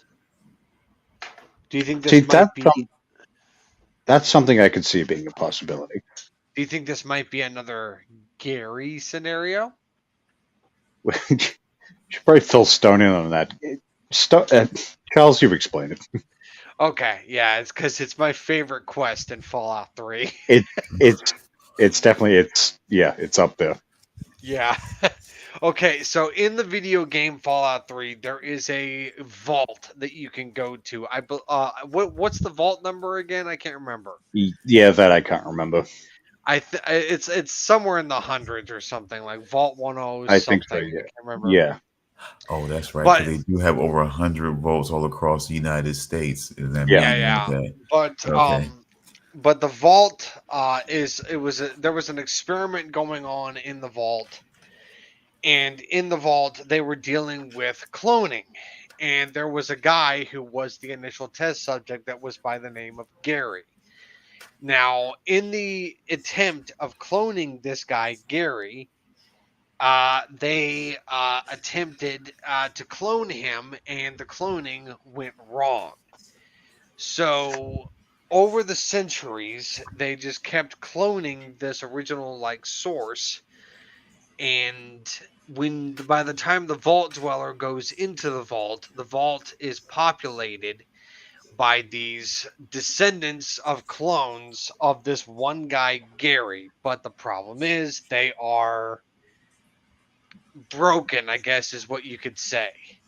So when you Broken go into and the vault, you insane. will Yeah. hear these clones just keep saying Gary over and over again. All they know how to say is their own name. So they go like, "Ha Gary, ha, Gary." And then when you Gary. kill them, it's just Gary Yeah. as they're dying. Their final words. Yeah. their All own they know name. how to say is their own name. So you just keep hearing them say Gary over and over again. I thought it was the wackiest quest I ever did in Fallout 3. It was so funny. I was laughing my ass off the first time I ever did it. And ever since that moment, I've thought the name Gary was just hilarious. Yeah. But that's why I chose the name Gary this week, is because of that quest. Fucking awesome. I mean, an awesome story also.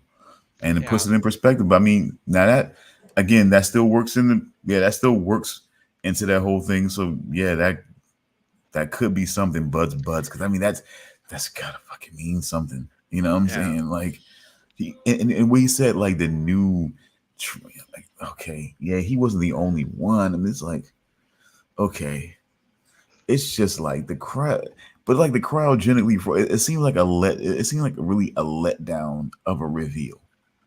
In a way, if it was just cryogenically frozen for all this time, and they didn't do this guy, so that he just, the guy who came up with the program, make him into one of those things. I mean, but he seems enthusiastic about it, but I mean, I just, I feel like he's the guy who created this whole thing, so I figured he would possibly have a choice in not and not being this, and maybe just being frozen and being revived back again, but it's just so interesting. I fucking love that scene too. Where what's Lucy's brother's name? I can't remember. Oh, come on. Like little tiny man. So like regular sized person who's been shrunk down a little bit. Well, cut him some slack, man. I mean, he did look pretty short. I mean, he is. I mean, he's pretty. He was from Sweet Life of Zach and Cody. And he had a pretty. So he's like in his 30s somewhere at least. Probably, so yeah, he just one of those guys that's never quite. He got to the height he was at like 12, and then just never shut up again. It happens. What are you gonna do? But he's a talented guy, and he plays. He was a great actor. Is it Nate? No, Norm. It was Nate Norm. Wait, that was in this Norm. or in Sweet Life? Yes, that's his name on the show, Norm. Okay, Norm. Now I forget what I was trying to say. Talented. You said talented actor. I agree. I definitely agree with you. Yeah. Oh yeah, that's right. I love that scene when Norm's like, he's about to sort of see what the fuck's going on, and the little bud robot he sort of pulls out a syringe. He's like, you can't look in there. Don't look in there. All right. He's gonna look in there. Well, I'm just gonna do this, and it tries in vain to lift up its little syringe. The half a foot off the ground or less that it can. You just can't do it. It's useless. Yep, and he just turned 30 and everything like that. Honestly, he was pretty damn young in that show. I'd never seen. I might have seen an episode when my sister was watching it, possibly, but that was a while back, right? I mean, it's start a new millennium. Everything like that. Started that time about 2005 when that show started and everything. Yeah, I was thinking around there. So yeah, he must have been pretty damn young. Like, well, Yeah, he must have been like, yeah, Wait a minute. I just looked up the 19. actor that played Norm. I looked up his IMDb page. He was also in that Sylvester Stallone movie called Samaritan. I still haven't seen that. Got it sitting there. I haven't seen it yet, though. Yeah. If I can, my parents watched that before I did. Yeah. Heard good things. He played that gangbanger guy named Reza. A gangbanger. Yeah. I kind of pictured that, I guess. What? See him No, as a, no, as a- no. the, He was the a littlest gangster. wannabe. He was a wannabe gangbanger that had dreadlocks. Okay, I want to be. That makes more sense. Yeah. Dreadlocks. That doesn't make sense. No, the Re- dreadlocks don't make sense. But a wannabe gangbanger, I could picture that. Rico was his name on the fucking Sweet Life and all that shit. And Hannah Montana, like Rico was his fucking name. He was on Hannah Montana, too. Yeah, there's a good chance I probably saw this guy back then. Yeah, he Because was. my sister used to love all that stuff. He used to have the key. He used to have a little. He used to be like a little kid, always hustling, always trying to hustle and get one over on people. Had a little hut, a little kiosk. You know what I'm saying? Out there on the beach and everything, always trying to sell stuff and everything like that. Always being schemy, you know. But I just do gotta say, so that place that that Hank lands, are those the better vaults, you think? No. Oh, you mean the final shot? Yeah. Let's give him That a is minute. new- Let's give him a minute to try to figure out what that place is. It's a location very well known in the modern day. Yeah. It's We a have mentioned, place of place what that of place sin, you is could say. several times, Stone. People go there to do cocaine, do sex, waste a lot of money. Oh well. What are you saying? That's New Vegas? Yes. That is, yeah. Yeah, that was New Vegas. And just so I know classically from the game, what is supposed to be there? Mr. The House ruins is of Las there. Vegas. Well, yeah, that too. Yeah, Mr. House pretty much controls that entire city. Who is the guy from Robco with the mustache in the Yeah, that's in the guy with the the board mustache. meeting. Robco. With the cigarette? With the cigarette, yep. Yeah, he's now a computer, Yeah, he's pretty essentially. much, well, kind of. And sort of, yeah. Kind of, yeah. He's mostly a desiccated, mummified body that that speaks through a computer. See, I mean, do you guys kind of get where I mean, that's why I feel like, you know what, the clone thing that actually kind of melds the whole thing, melds the things together and just kind of. But I just feel like it's just something different about them. There's something different about Betty. There's something different about Hank. I just feel like they were like, what if they're a bunch of so you feel like all those people that are frozen, they're all different people. They're not just copies of people. Well, again, like, yeah, that could definitely be possible, that it is all just Hank's, Betty's, and whoever the guy that came before Hank was. I can't remember his name. The overseer that died before Hank took power. Yeah, so I mean, I'm just kind of wondering about that too, because I mean, it just seemed like they're preserved and they are just meant to definitely live out. But it's like everybody else seems to kind of, that was a part of this, seems in a way to have their own fate. But again, that kind of comes right back to Bud again, to where he's outlived even the people that they conspired with. So who else still lives? I mean, so you imagine based on this, because again, from what you're saying, you have one of those executives at that round table who's a desiccated, mummified corpse speaking through a computer. You got another guy who created the whole essential operation that they're operating under. He's a brain bot. So what do you think? Barb's, fate is then? If she got to a better vault, that is, I'm pretty sure she had. Well, I feel like there has to be, because if that's all like middle management, which I don't think she was, she seemed to be just the way she was, what she was given to, sort of just the way she handled herself and the sort of things she was given. She had to be definitely a bit higher up. But I have to imagine there's another thing with the people, like you said, the sort of shadowy figures looking over everything, the truly high level people. There's got to be another section or vault or vaults where those people are frozen. So I figure she's in one of those. Frozen. That's so interesting. I mean, and this is like proven, like guaranteed, like, I mean, I guess that is what it is. You can buy. So I guess essentially the thing is you can buy a piece of meat, freeze it for a number of years, and then thaw it out, and it's still supposed to be as good as when you got it before, right? That's essentially the theory. Yeah, that's essentially the theory of cryogenically frozen. Right.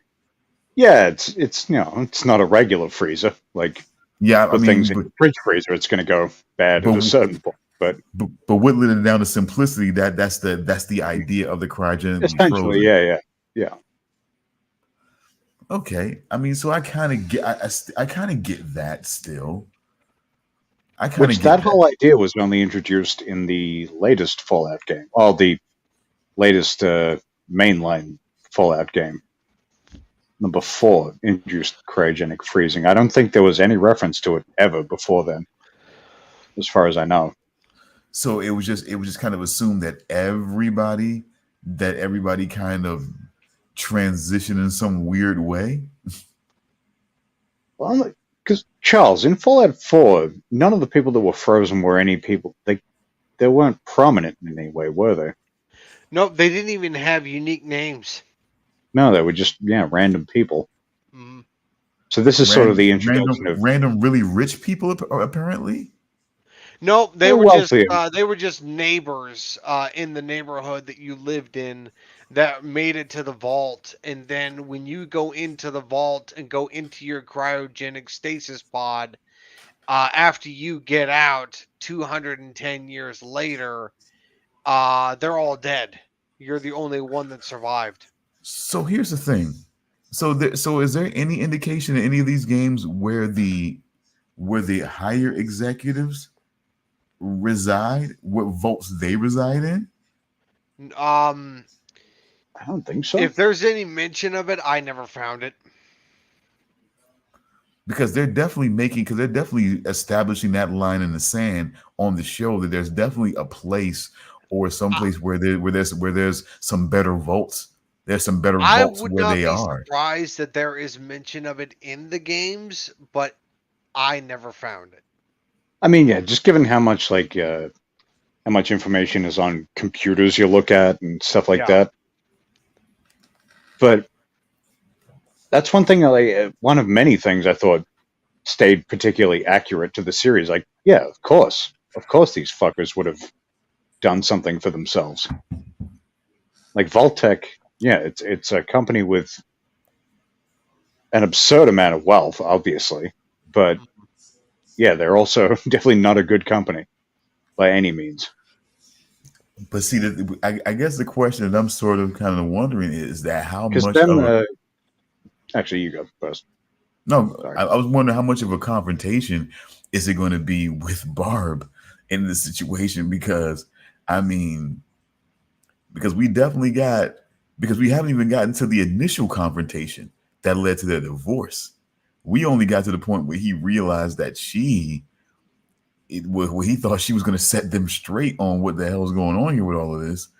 And she's like, yeah, we'll drop the bomb if necessary to make sure that this financially sets us up, you know? And he couldn't And he's believe just that. like, man, like that scene with, I mean, Walton Goggins is always great, but that scene when he's listening into that and just the devastation you see, where he's like, oh shit, but see, my fucking wife is. But that's what he's there for. We saw the shield.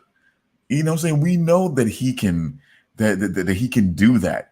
Even in a moment where he's betraying a friend, he can still give you the emotion of being really fucking broken up about it. Yeah. And you almost believe it. You know what I'm saying? And you almost believe that he's really broken up about that.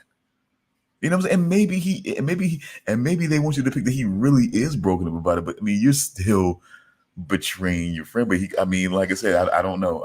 It makes me not even want to split hairs on whether it was really heartfelt his broken up, or whether he really had the ability to convey that.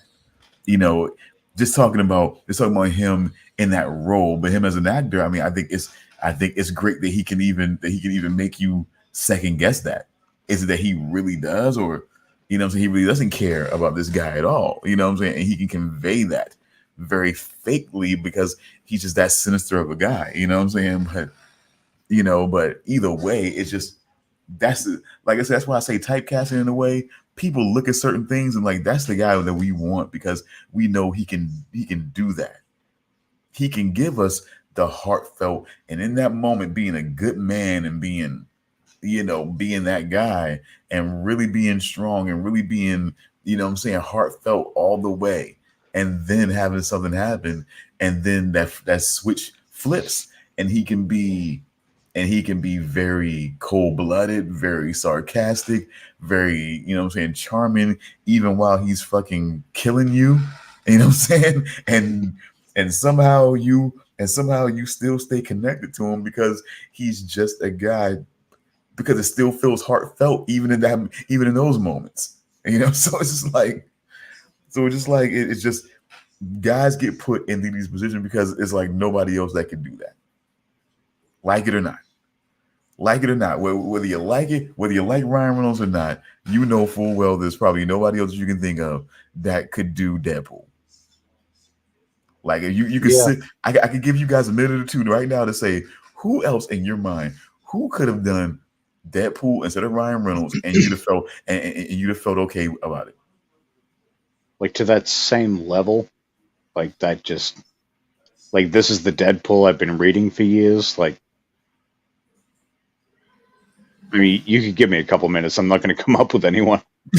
Yeah, that's what I'm willing to. This is experiment. Charles, would you like to try?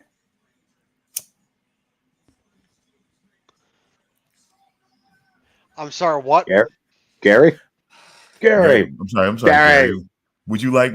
I was saying like certain things with certain people who were sort of like basically put in the position to play certain people like Ryan Reynolds and Deadpool.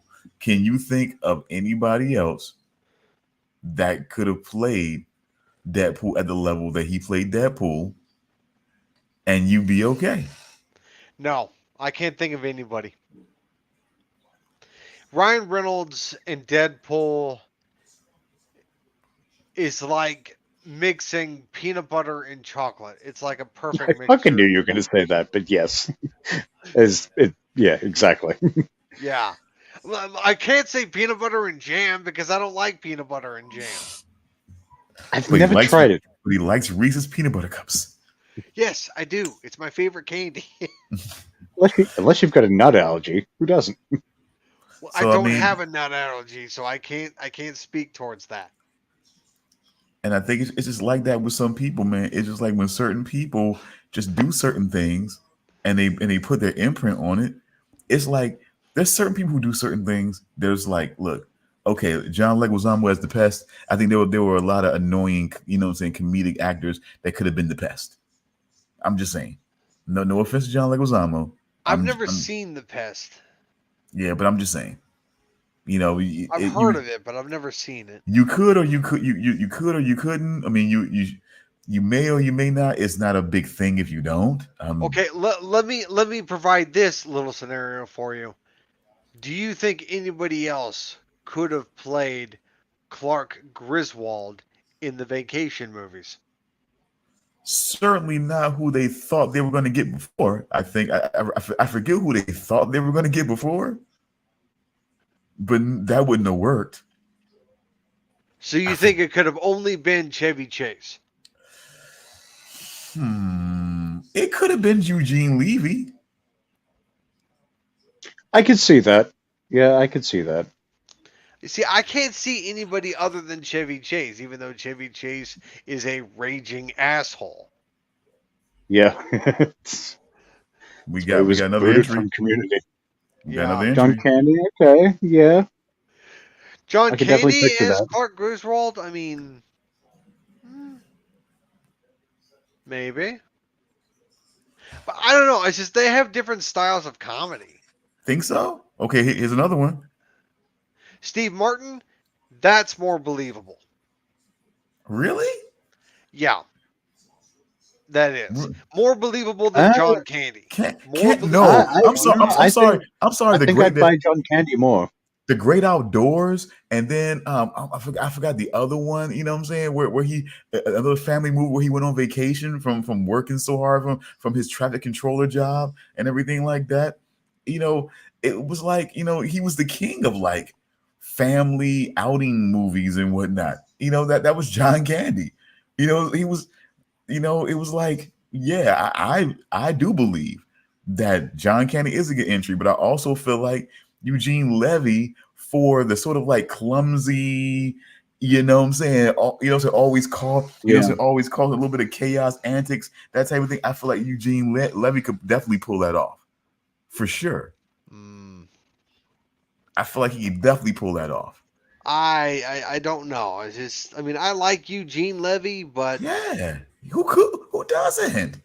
Fucking. Well, I mean, I like him in the American Pie movies. Absolutely. I mean, come on, man. That's why he was put in there. He's a classic. He's an American comedy classic, man. I mean, the guy was in Splash. He was in Splash. He was in fucking. I mean, come on, great home companion. I mean, come on, come on, man. It's like, look, Eugene Levy is like legendary status. Schitt's Creek. You know what I'm saying? To me, it's like he created another fucking classic there. Oh yeah, happy 420, folks, and all 46 people watching. Sorry about that. I mean, we, you know. Oh yeah. 420. Yeah. Feel free to. I cannot believe that I found out when I researched that fucking Harold and Kumar is on Tubi. Like, what the hell? That's crazy. I thought I would still have to pay for that. I thought I would still have to pay for that. You know, Tubi. You know, you guys have heard of Tubi, right? Yeah, I've heard of Tubi. It's free. It's like is that the like comedy based streaming thing? No, it's a free streaming service that has advertisements. Okay. Well, that's kind of a generic description, but it's apt. It's apt. So, but it's just really like that could be any streaming app right now. I mean, it's Amazon apparently. Yeah, but but Amazon you still have to pay for and still get ads. Well, a lot of content, which is such a great thing. Yeah, thank you. Yeah. Amazon. Good on Amazon for doing that. Oh yeah, I really appreciated the dicks. From didn't have any ads. Well, neither did Fallout. Fallout only had ads at the beginning of each episode, but during the episodes there were no ads. Oh, so it's been like kind of like a slow rollout for the ads. No, like when I was watching The Expanse, there were ads like every 10 minutes. Yeah, that's what I mean. Like that could have been like they're not going to do it with everything. I guess not, because I think it was an ad-free experience that was brought to you by Samsung or something. Okay. Yeah. Wow, I didn't pay attention to all that. Okay, cool. Yeah. Well, I just it's going to be interesting. I think the season, and everything is going to be really interesting because it's really going to give a chance to that's why I was telling you we were messaging on Telegram that Gary, that basically it was like they're going to have to tweak some of this stuff to further the story a little bit more Hmm. and everything like that. And I just think that, I mean, because how prevalent is the ghoul in the actual Fallout video game? The ghoul himself as a character, non-existent. Yeah. That is a character that is original to the show. See, Uh, the ghouls themselves are more spread out and more varied in the video games. There are more unique and interesting characters that are ghouls. some Uh, talk, some don't. some Well, talk, some don't. Okay, well, like you briefly see with that friend of the ghoul, who's like he's slowly turning feral. yeah, Yeah, yeah, Like they're like most of the ghouls you'll encounter in the games are the feral ghouls who yeah. they can't speak. They just sort of growl or whatever you want to call it, and And they'll try to attack attack you, you. And they just they're just they'll insane. swarm you, and those guys are, oh man, they're assholes. Mm. I hate But them. you do come across ghouls that are like the ghoul, like people. Yeah, they're basically just normal, except they're you know they're keeping drugs to kind of keep them at No, bay. they Then don't do no. drugs. They That's a don't. new thing. That's a new oh, thing. okay, Um, no, But they I didn't most hate that either, though. I kind of yeah, like that. yeah, I did like that as well. But like in the video game Fallout 4, there is a ghoul that joins like one of your followers. Like he's a companion that follows you around. His name is Hancock, and And he in New is, Vegas, you had the guy. huh? You had the one in New Vegas played by Danny Trejo. Oh, him too. I can't remember his name. Yeah, I can't remember his name either, but he was like a mechanic slash gunslinger. Yep. He was a good character too. But yeah, Hancock in Fallout 4. Yeah, he was a, let's just say, a junkie. Like he did all the drugs. Yeah. oh, okay. Well, Yep. let me ask. So let me ask you this. So in the game, so from the game, who are you expecting as the main villain It depends on on this the show? game. Yeah, it Based on varies, what and the show is like. based on what you're I seeing mean, right now on the show, based on what you're seeing right now, Oh, on what the main villain are show, they? Like based on what you're seeing from the show, what main villain could they possibly be heading towards at this point? um, that I'm not sure about. yeah, I'm not sure. It could be anyone. Because they're definitely kind of playing into the faction thing of the games as well, with like the Brotherhood, Yeah, who are you kind of side with a bit in some of the games, but you also Yeah, still notice that they're very brutal, uh, brutal and scheming. fascistic. Fascistic, is that the right word? Just they're Oh, fascist in the way they conduct another things. term to describe the Brotherhood of Steel is that they're tech Nazis. Hmm. Yeah. okay. And They're the tyrannical. Okay, Enclave, I get the it. They're Enclave, tyrannical. which we don't really get much of. The Enclave is I'm who surprised Michael the Emerson Enclave was is still working for. around. Yeah, I know, right? Because they were Yeah, pretty much decimated years ago. But yeah, the place where Michael Emerson works, the scientist who put the cold fusion thing in his neck, Yeah, yeah, that was the Enclave, which is they're pretty much unambiguously evil. yep.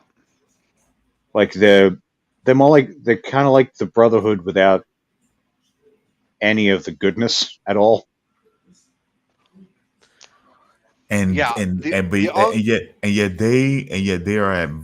and yet they have no connection and are adverse with Voltec. no, the Enclave is, from what I understand about them, is that they were trying to rebuild civilization in their image, and that anybody who disagreed with them, they would straight up just kill. like sort of closer to your Nazi kind of side of things. Yeah. The Enclave are 100% bad guys. They are not friendly at all. And The Brotherhood of Steel are more of a gray element. Like at times they can be good, at times they can be bad. It just depends on who you're interacting with. and Voltec is the worst of the worst on the game, or is that the Enclave? Voltec is absolutely the worst out of all. Oh yeah, like if you want to talk like a banner villain, yeah, it's Voltec. Yeah, absolutely. But okay, and at this point, who at Voltec is the like, you know what I'm saying, on the game, who at Voltec is like is there some symbolic person or people that are at the helm of that? It's really just, you see the sort of remnants and ramifications of things that they've done or put into play for the last couple of centuries. Yeah. I doubt anybody from the high ups of Voltec in the games are still around, but or they might be, but they have yet to reveal themselves. Huh. Yeah. That is interesting. So that is interesting. So you go. That's why, like that. Sorry, you go. No, please. I'm all I was for gonna your say explanation, please. I was just going to say, this is one of the things I love about this series is it does genuinely feel like an expansion of the universe. Like they're definitely putting things into play that read true if you played the games. Yeah. Now, I haven't played Fallout 1 and 2, but I played a little bit of 1, but not very far. I didn't even leave the first cave because I got killed by a rat. I think I was the same, actually. Yeah. But this new add-in makes this whole thing almost unpredictable. It's a little bit unpredictable even for you guys then, huh? Oh yeah, definitely. Yeah, absolutely. Like it's essentially like I'm playing a new game. Yep. And I've just played through the first, I don't know. I don't even know what roughly, like maybe the first fifth or something. I just hope that we maybe there's a possibility that we'll see remnants of Caesar's Legion. That would be cool. I hope so. Yeah. I mean, it's fairly obvious that Caesar is dead, but maybe. But I mean, this is going to be colorful and interesting then. I mean, because but I mean, so then all we can do is now just do some predictions then. So this will be a first wild speculation. I guess so. Because there's nothing to match it to or compare it to, because there's a whole new wrinkle in here now. There was a superstar actor who was roped into representing Voltec's interests. At the same time, his his appeal, his his integrity was being siphoned off because of his connection, because of his unknowing connection to Voltec and what people were starting to surmise about Voltec. So around the time that he realized, by the time that he realized, here's my prediction. By the time he realized what was really happening, he was starting to become a pariah in the industry. So by the time that things went sour between him and his wife, I feel like at this point, there's people hardly wanting to work with him and everything like that. It just progressively gets worse and worse. She rises up and up. They divorce, and then he's having to do he can to spend time with his daughter, but then having to fucking do like appearances, for rich people's birthday parties and shit like that to get along and everything, because because of how his ex-wife and her scheme to get him connected to Voltec ruined his whole fucking career. And so now bombs drop, knowing that he was in a position where he wasn't in a position to where he could be protected, from that situation. And it's like all of that happens. I mean, so do you think so? Obviously, there's a belief that that they're still alive. I mean, he obviously believes it. I mean, That's it. Like so there's definitely like this a good reason why he's still looking for them. Like he's too smart to be looking for dead people. He's got to have some kind of clue. There's something he's got that is making him keep searching, I feel. so they are still alive and still intact. Well, that's the thing. Like maybe they're ghouls too. Yeah, I got that feeling as well. I was like, what if his daughter is a ghoul now? Or And maybe like we yeah, know in the Fallout universe that there are children that have been turned into ghouls, like that, oh my god, that stupid quest in Fallout 4 the one where, in the fridge. yeah, the kid in the fridge is just like Yeah. serious, like Jesus Christ.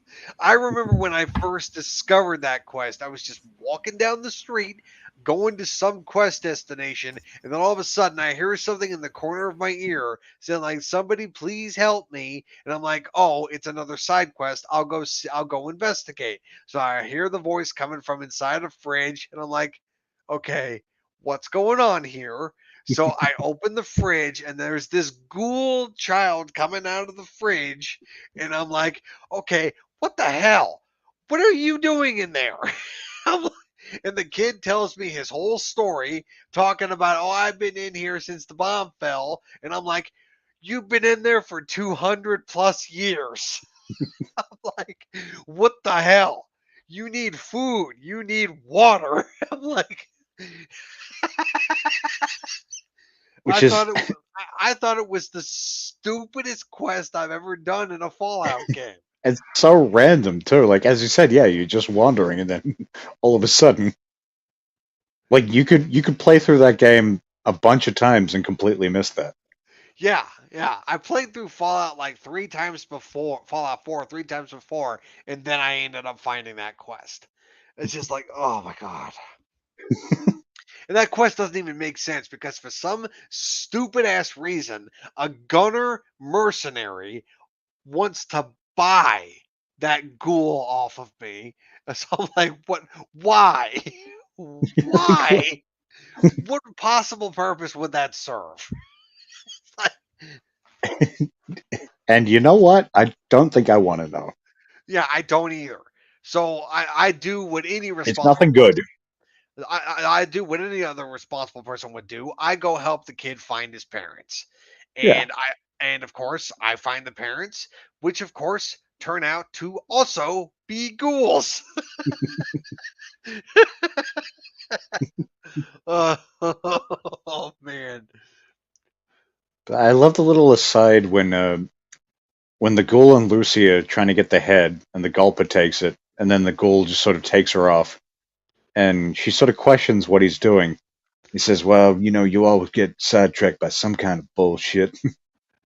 Like every damn time. Yeah, I love that because it's a fucking jab at side quests. It's such a meta thing. Like, yeah, anytime you think you're going to do that main thing, you look to your left and you're like, all right, I guess I'm doing this now.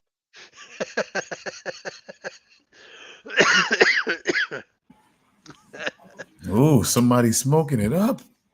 I am not. Just It's like another Gary cough. doesn't put on his camera anymore. He's just constantly just smoking weed the whole time. Smoke it up. Big bong hit. Inhale, exhale, smoke it up. If I was doing that, you would hear it.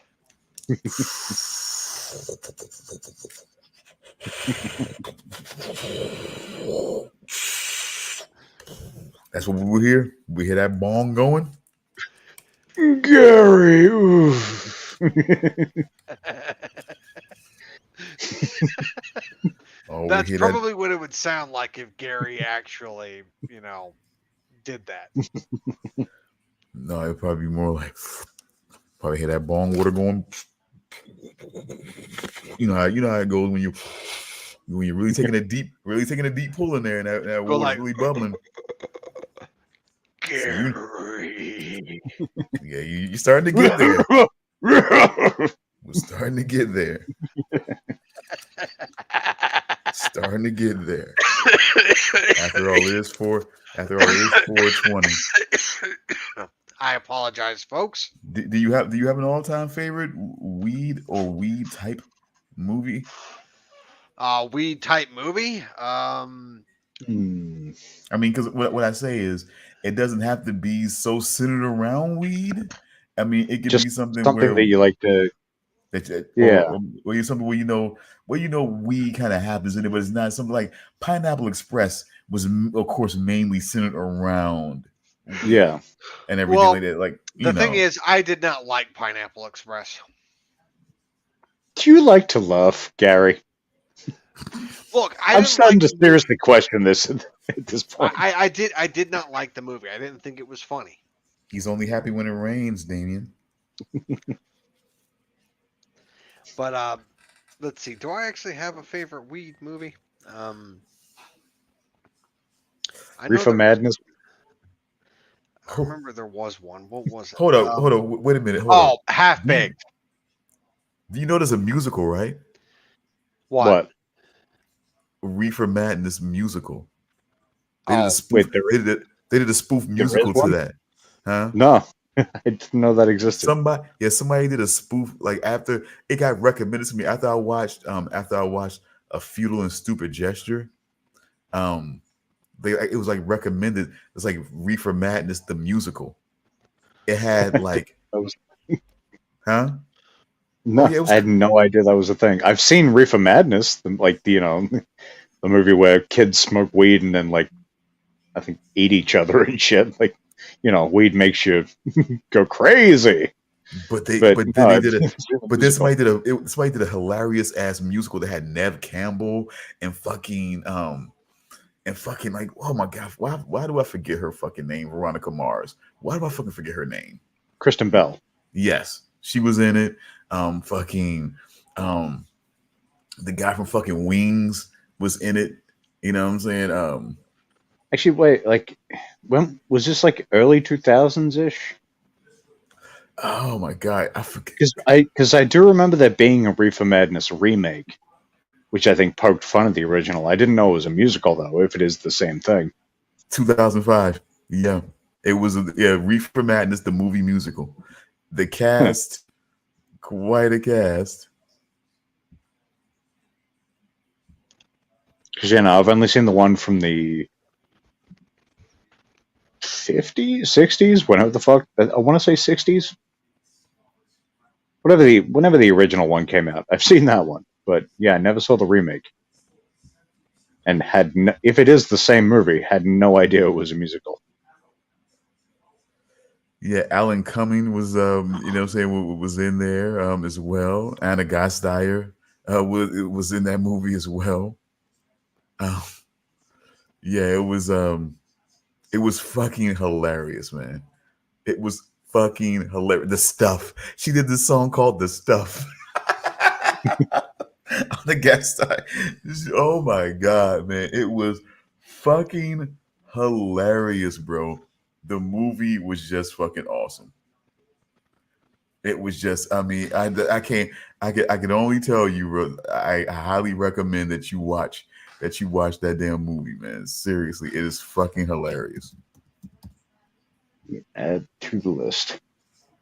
But yeah, favorite weed movie, I might go with How High, potentially. I fucking love that movie. How High is really good. I like How High quite a bit, but really, it's okay. It's okay to me. I don't know. I haven't seen it in a long time, but as a teenager smoking weed, that movie was that was the shit. Okay, look, there's a movie, a lesser known movie probably to you guys, but it's called Mac and Devin Go to High School. I've never seen that, but I've always heard it. I've always heard it's get high and watch that, and you'll have a good time. Oh my god! Or don't go to high school. Okay, it's a movie that stars mainly Snoop Dogg and Wiz Khalifa, the two smokingest smokers there ever smoked.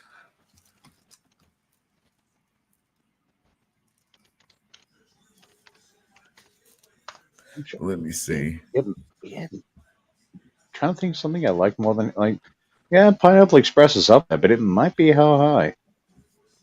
So none of the Cheech and Chong joints. They never I mean, check into the. yeah, Up in Smoke's great, and some of the various other ones I saw, but I don't know. There was something about How High that I always just, anytime I watched it, just so good. And any love for and no love for Harold and Kumar. I mean, yeah, that too, obviously. I mean, maybe not so obvious. Some people may not, because at first I kind of just I was a little kid, and of course the one main thing that everybody seemed to be okay with there being gratuitous weed and weed smoking in the movie with Cheech and Chong. You know what I'm saying? When I was a little kid and first started hearing about Cheech and Chong, so I kind of felt like, and with nobody else coming out and really doing anything, I felt like, oh, okay, now all of a sudden these guys are coming out, and it's like there's some like bullshit rip or whatever. But of course I didn't know much about Cheech and Chong to say that. I'm just like, all of a sudden there's this duo that's trying to be like the weed smoking guys. I'm like, where did they fucking come from? But it was kind of like, that's kind of like where I was on, and so I didn't really give them a chance at first. And then when I saw the movies, I kind of felt like, okay, it's pretty, you know what I'm saying? It's pretty fucking funny. But I mean, I do have to say, it's not as much about weed. They do have a Not lot of other really, shit. no. Yeah, like I'm trying to think when that came out. I can't remember when the first one came out, but I don't think I was smoking yet at that time. I would have seen that just, yeah, regularly. Still really enjoyed it, but enjoyed it a lot more later. I probably have to say Half Baked definitely goes to the top. It goes at one of the Oh, tippy top for yeah. me. Yeah. Half Baked is definitely probably my favorite. I just said definitely properly, didn't I? No problem. It's 420. We can just say you can just blame your mistakes on a contact high, if nothing else. A contact high over the internet. Okay. Hey man, I fucking I smoke a lot. the other day I had an edible and I looked at the date and I was like, ah, shit, I should have saved this. I haven't celebrated 420 properly in like 3 years. See, Jim and I used to do shows. Jim and I used to do shows on 420 and shit like that. We did shows. I think a lot of times we did shows to spend a lot of the special events and whatnot. I mean, especially when it came to St. Patrick's Day and 420. I mean, those were definite the ones. And then New Year's, because also drinking. New Year's Eve because also drinking. And yeah, I mean, we didn't mind the holidays either. You know what I'm saying, around Christmas or whatever you celebrate, because also drinking. But anyway, Yeah. and smoking. But you know. I mean, you pretty much can't have a better time than smoking and drinking. But sometimes you gotta give one over to the other. That's why that's what St. Patrick's Day is for. You give over to the drinking. The 420, you give more over to the smoking, and then all the other days just kind of you kind of do the two together, but always minding your P's and Q's. Always minding the P's and Q's, of course. But being careful with the Jello shots. Oh my God, that's a callback. Oh God. Is that a callback to my story? Oh my God, is that a callback to my story? Yes, it is. Of course, yeah. It's less about the Jello shots and more about the timing of the dip. You know what I'm saying? That's right. It was the dip. That dip. It was more about I had errant timing when it came to the fucking dip. That was my problem. That was my fucking problem. I was too deep into the drinking and started thinking it was a good idea to go ahead and have some dip then. You know what I'm saying? It was just not. I wasn't thinking on track.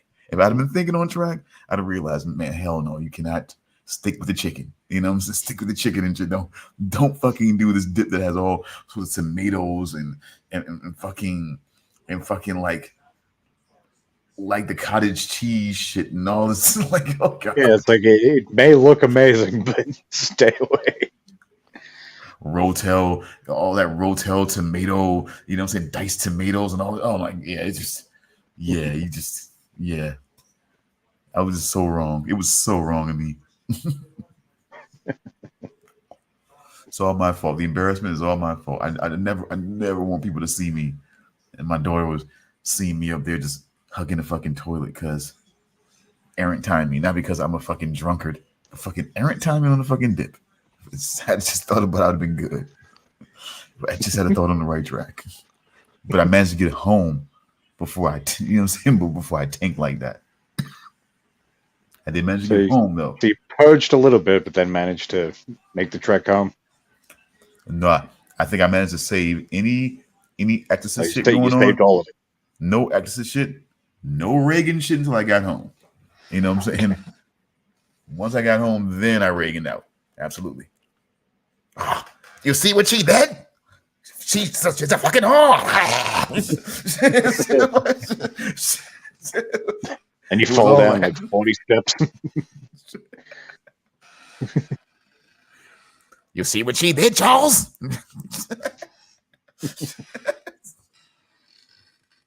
Come on, man. Tell me that little girl, the Exorcist, man, doing all that shit doesn't creep you the fuck out, man. Oh, of course. Fuck me, father. Fuck me. Oh no! Are you talking about Scary Movie? No, The Exorcist. Oh, No, The Exorcist. That was all happening in The Exorcist. There's no priest taking a nasty shit with 1,000 flies on the window in that movie. okay, yeah. And that was a really preteen girl, you know what I'm saying, some real vulgar shit. Yeah. Grabbing a priest's head and dipping it, you know what I'm saying, and dipping it in her crotch, you know what I'm saying? I mean, they really pushed the envelope with that. I have 70s never was a wild seen time. The Exorcist. Huh? I have never seen The Exorcist. Oh yeah, check it out if you really want some unsettling Look, shit. Everybody tells me that I need to see that movie, but at this point, I think the movie's just too dated. Nope, it's not. You would think that, but no, it's one of those. It's one of those few horror movies from that era that like truly holds up. Like it, even though it's clearly the 70s, it's also not clearly the 70s. Like, oh no, see, that's the thing that people get wrong about the fucking 70s. The 70s, as far as horror movies, go ahead. The only thing that I'm really familiar with The Exorcist is that scene where she does like the backwards crab walk down the stairs. Nope, you're looking at the wrong one. See, this Exorcist, the original one, this is where she basically, most of her scene is done in one bedroom. It's done in her bedroom, where most times she's there either sort of comatose, strapped down at certain times. At certain points, it gets cold. So the crab walk scene is not in The Exorcist? oh, it is. It's in the director's cut of the original. Really? Yeah, which is the only version I've ever actually seen. There's a couple things they, because I think the original version of that, I think there was like strings or something that they didn't edit out, or they added a couple things back into the director's cut, and I'm glad they added that in because it's one of the creepiest things I've ever seen. Really, the more iconic parts of the original movie that they show here is her, so of course her head spinning around with see that's spinning. See, it makes it seem cartoonish. It's not a spin. Twisting. It was a very slow crunching turn and a rotation that goes around. It's not a spinning. You know what I'm saying? It's in there crunch, and it's just like holy shit. You know what I'm saying? It's like it's like okay, and then it's like she's talking in that voice. You see what she did? She's a fucking whore, and stabbing her, you know what I'm saying, stabbing herself, you know what I'm saying, and you know what I'm saying, in her vagina with a fucking cross, you know what I'm saying. I mean, you know what I'm saying, it's just a number of shit, you know what I'm saying, going on in that situation. Speaking of possession movies, have you heard of Late Night with the Devil? I have. I want to see it. Yeah, I watched it last night. I enjoyed it. I had some issues with it. I won't say what because I'd be spoiling things, but overall, I thought it was great. Like it's presented as, I guess, found footage of like it's like the master tape of a 70s like talk show, like a Johnny Carson type thing, where it's like the guy's doing a Halloween show and he invites on this doctor with this possessed girl, and yeah, it was good. I enjoyed it. Let me ask you something Where real did quick. you watch it? Legally. Right. Let me ask you something before I make my comment about the 70s, you know what I'm saying, and as far as horror goes. But let me ask you, have you seen a movie called Skinamarink? No, I have not. No, I've heard of it. That's a more recent one, right? Yeah, it is. It's about like some kids that are home alone, I think, or something like that. They weren't always, and then they aren't always. It's fucking weird. Okay. You know, when I was looking into like some like good newer horror movies, that did pop up. Worth a watch? It depends on what you appreciate. I think you guys could appreciate it. It's an assault on the senses and your unsettledness, and the fact that it's kids, the fact that one of the kids is like 4 or 5 years old. You know what I'm saying? And the other older kid is not really that much older at all, and they're going through a situation where their father's there. Okay, their mother is gone someplace though, and their father's there. You know, and then all of a sudden he goes missing, and then so do the windows and doors. You know what I'm saying? I mean, it eventually leads to some weird places. You don't get to see everything. You know what I'm saying? You don't get to see everything. That general feeling of just something is deeply wrong. No, what I mean is it puts you in a position of like you're somebody in the house with them, not watching them, but you're in the house and you're not seeing everything. Some places are dark and you don't even completely see them all the time. And there's just a lot of weird shit going on. I mean, really weird. And it just gets weirder and weirder as it goes down. And it just makes me feel like, damn, you know what I'm saying? Like, there's no way that a 5 and 6 year old kid or innocent around that age could survive, you know what I'm saying? Could do well in a situation like this. You know what I'm saying? It's fucking crazy. That's the most unsettling part, is that it's kids going through this, which, not to try to spoil anything, but at least one of the kids having, you know what I'm saying, being compelled to stick a fork in, you know what I'm saying, to stick a knife in their eye. Brutal. Yeah, among other things. I mean, it's quite, you know what I'm saying, it's quite very, very just kind of just methodic. It's very methodic, almost torturously methodic the way it goes. And it just doesn't, you think it's going to pick up speed here, or it's going to do this. It just really does. It's an unsettling thing, and it's unsettling, like, how can I put this? So it's sort of like, it's almost like in real time, but not real time kind of thing. Oh no, it is, but you just get. I mean, like, what's that? Go ahead. I was just like, you know, like it's like you're spending an evening with these kids, or in this fucking whatever's going on in this house, and it's like, yeah, it never picks up because it's all about that slow burn, just unsettling. It's unsettling because it gets more unsettling because you realize that nothing's going to work out. That's just, it didn't take me long to feel like nothing's going to work out here. You know what I'm saying? Whatever the fuck this is, it's not going to work out well. It doesn't seem like there's a lot of avenues for this thing to work out well. Because when you start seeing certain things, and it's just like, yeah, But it's not like, oh my god, it's the most glorious. This is more. It's just really unsettling, like the whole fucking thing. And it's just weird. It's just really, it's avant-garde horror that is unsettling and just, it's very artistic, but it's very weird. It's very artistic and very weird and very just, it's really psychological. It really is fucking psychological.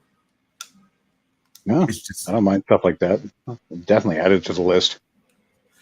What I I watched mean, I've watched a few sort of kind of weird horror movies lately.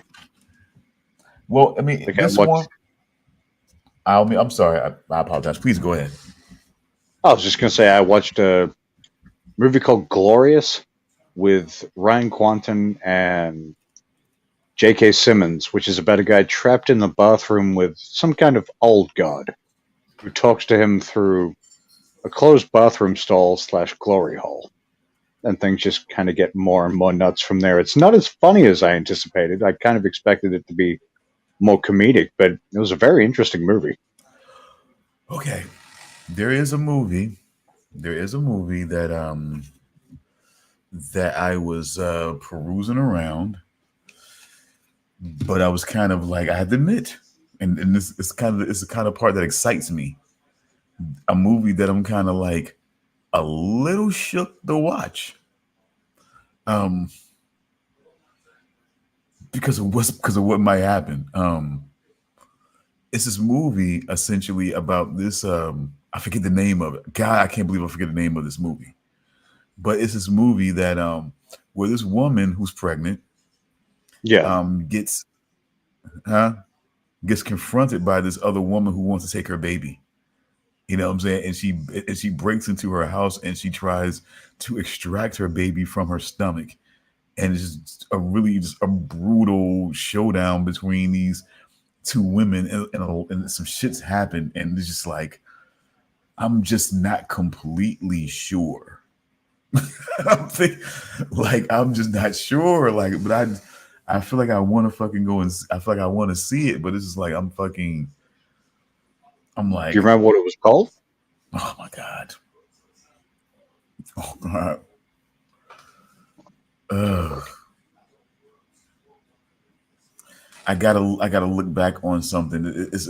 It was part of this show, this documentary sort of type show where it's all the 50, you know what I'm saying, 50 movies or whatever that are horror movies that you need to see, and it listed that one up there.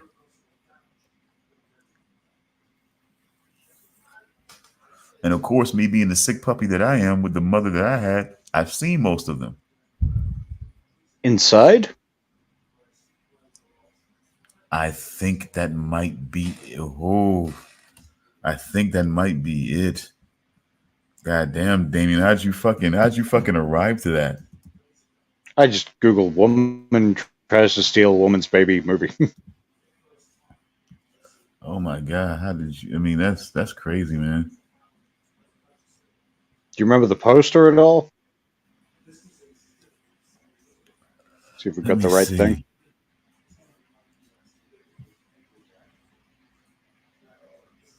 Okay, let me see. I'm trying here. So yeah, it was 2016. If it's the right movie, written by one of the directors / writers of the Record movies. Okay, apparently a remake of the 2007 French movie of the same title. Laura Herring. Yes. Yeah. Yeah. That is the one? It. This is it. This is it. Oh my god, yeah, this is it.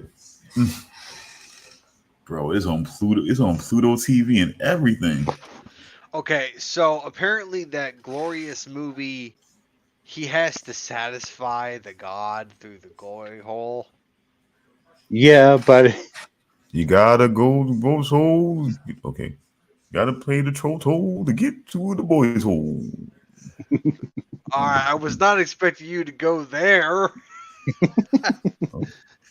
God, I mean, you know, just kind of God felt damn it. it kind of felt right when you say glory hole. And gotta God pay the damn it. gotta pay the troll toll to get to the boys' hole. God damn it.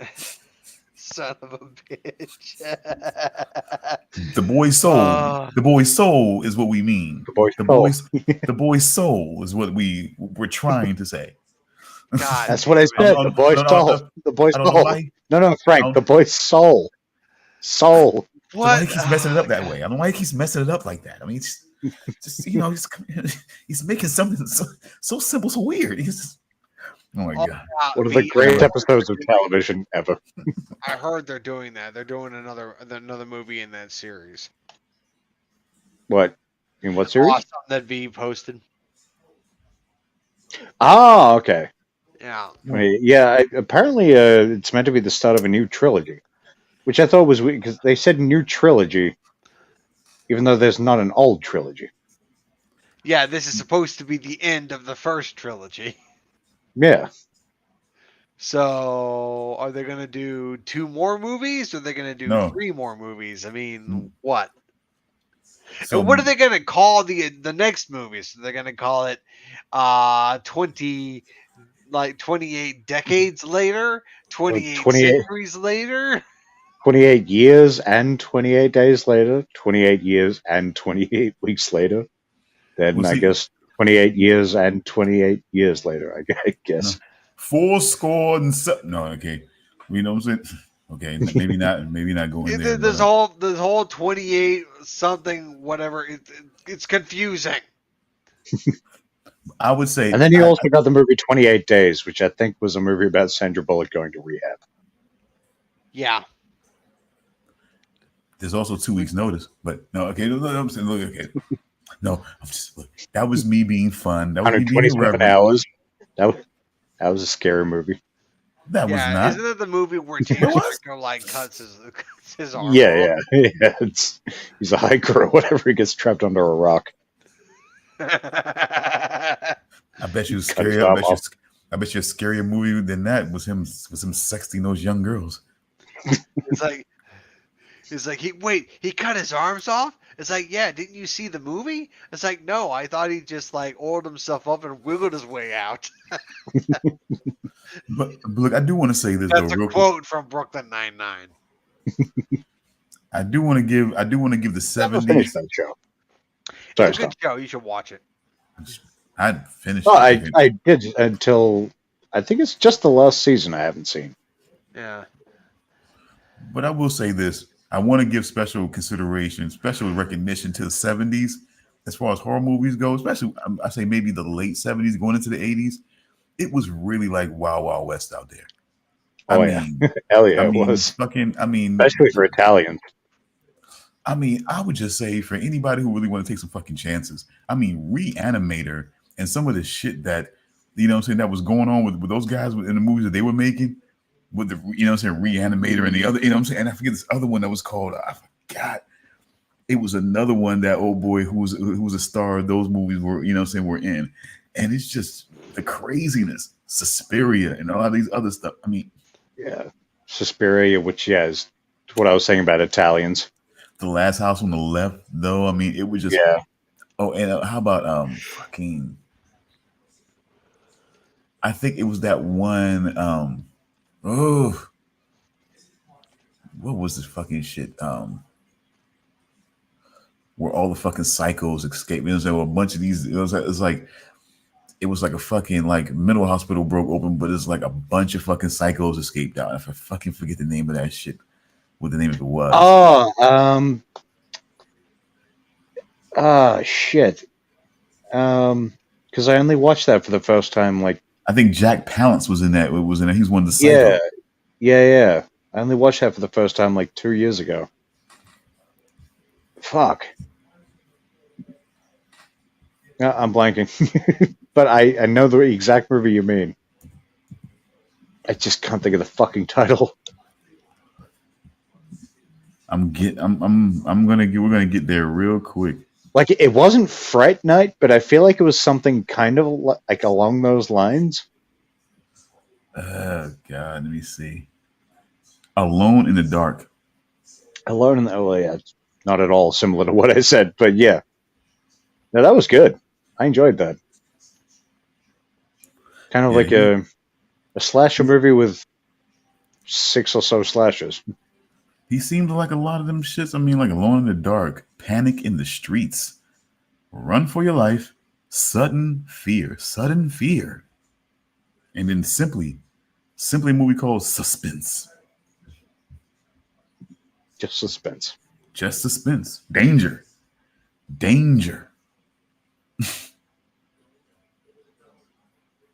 I mean, I'm just like, wow. I mean, he had quite a career, but like I said, yeah, those movies were definitely, yeah, like I said, the 70s, 80s, man, some of those movies were just like completely wild out. And then he started, regulating a little bit more, because if you want to get mainstream's favor, you gotta, what I'm saying, you gotta tone down a little bit and everything. Well, yeah, like because that. like the 70s is when they really started introducing gore, and because of that, you had that severe crackdown on things, like the the list of what do you call it, video nasties. Thank you, All those Tom movies that were Savini. banned. Thank you, Tom Like Savini. Evil Dead 2, Clockwork Orange, like all those movies that were banned for, some of them still banned, I think, but some of them a few years, whatever it was. Just because, people started realizing, hey, we can actually kind of go nuts with movies. And then certain senses were just like, no, you can't. Look, okay. Didn't say the magic word. So so let's try to make sure that we can do this right. Because I have been enjoying this commercial, but I do want to give respect, because I know I'm not going to be much toward the Dick Turpin conversation. So where do we want to? But I want to make sure that we get everything in if we can. So do we want to move the Shogun? Do we want to move the Dick Turpin? Or let's go. I kind of want to get into Shogun. Well. I won't Okay. say what, and I won't jump too far ahead, but goddamn the ending of 9. Wow. Anyways, back to 7, which me and Stone both thought we'd seen last time, but we hadn't. And out of respect, I saw the recap, and the recap was all I needed to see, and everything like that. It was unfortunate but I still hold faith in the nephew. I still hold The faith one that isn't dead. Oh, yeah, I guess technically Wait, speaking. are you talking about Yabushige's nephew? Yes. Okay. I still have faith in him. He still feels deeply about what happened, why he died, and everything like that. He still feels deeply about that, and I think And was that the only one to speak on it in that little morning celebration of life little thing that they had going. Mm. He was the only one to speak up about what his death actually meant. I mean, see, I think they knew, but see, it was more about trying to. Yeah. But see, it's more about he still feels a certain fire about what about what the cause was. I mean, he let his rage and everything like that cause him to make a fatal error in that situation. But I think that he always was what he. I mean, it's weird. It's kind of weird that you would ask somebody in this moment to sort of like willingly go to their deaths. But when somebody who's willing to fight and lay their life on the line, how is that worse than what you're asking? It's kind of a weird thing when I think about it. Like, he's willing to put his life at risk to fight, to fight someone, no matter how vast the army, to to stand up for him and their people and everything like that. And somehow he felt like that was him being misguided, and that them signing a promise that they would go with him to face their fate, which is certainly death. You know, Oh, certainly, like pretty much 100%. and I just do you. Okay, I'm sorry, guys. Give me one quick second, all right? Okay, no problem. Now, do you Glad you guys? said that because I'll be back in 2 seconds. Oh, no problem. So, Gary, are you feeling? And is it just me and my suspicious nature and my noting of history that only makes me feel this way about Blackthorn? Has there been nothing? Has there been nothing that you've seen or felt yet that makes you feel any sort of leeriness about Blackthorn at all? I know you said that Blackthorn's presence in Japan is a prelude to something much more concerning. Yeah, sinister. I would even dare to say. Okay, sinister. I would have said sinister initially, but I didn't think that was the right word. But I don't know. I'm just not seeing it. I think it might be too early to say that. I just feel like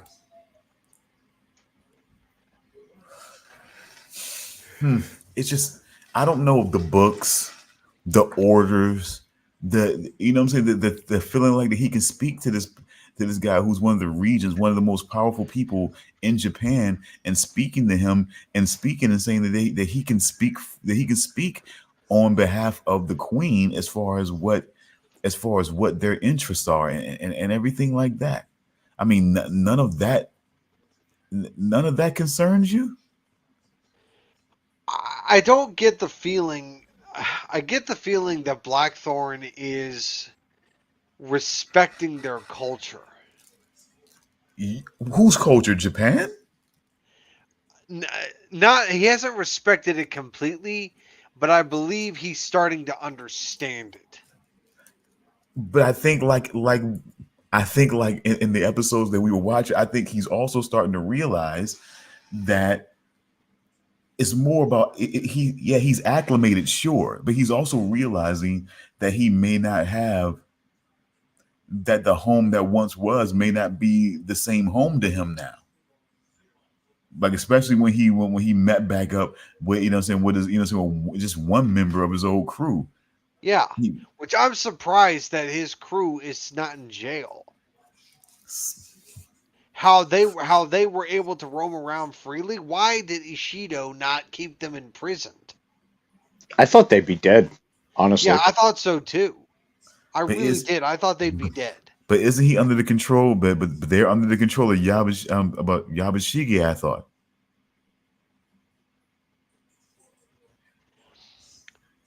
Whether they were under the control of Yabashige or not, I didn't think that they would be allowed to roam freely within Osaka.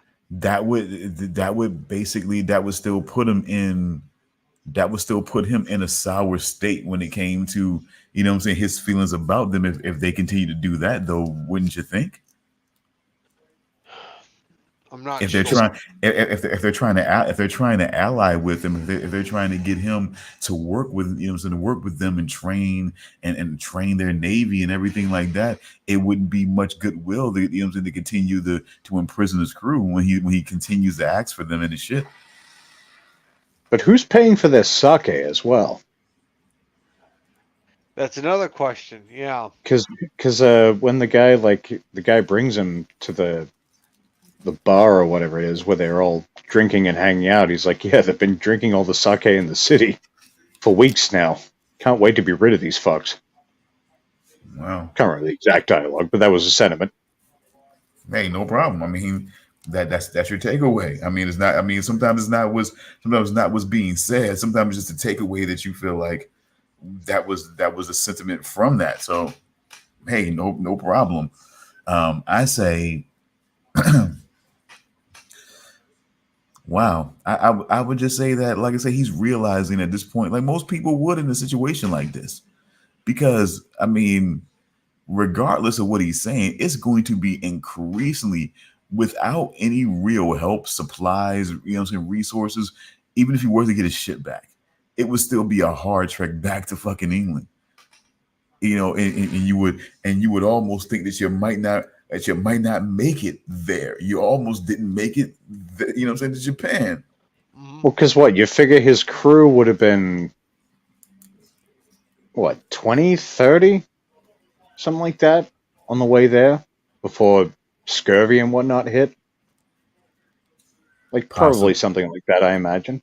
Possibly. I mean, it's not like when he asked, like, how many of us, survived, and I think he says 6, and you can definitely tell he's just sort of like, oh shit.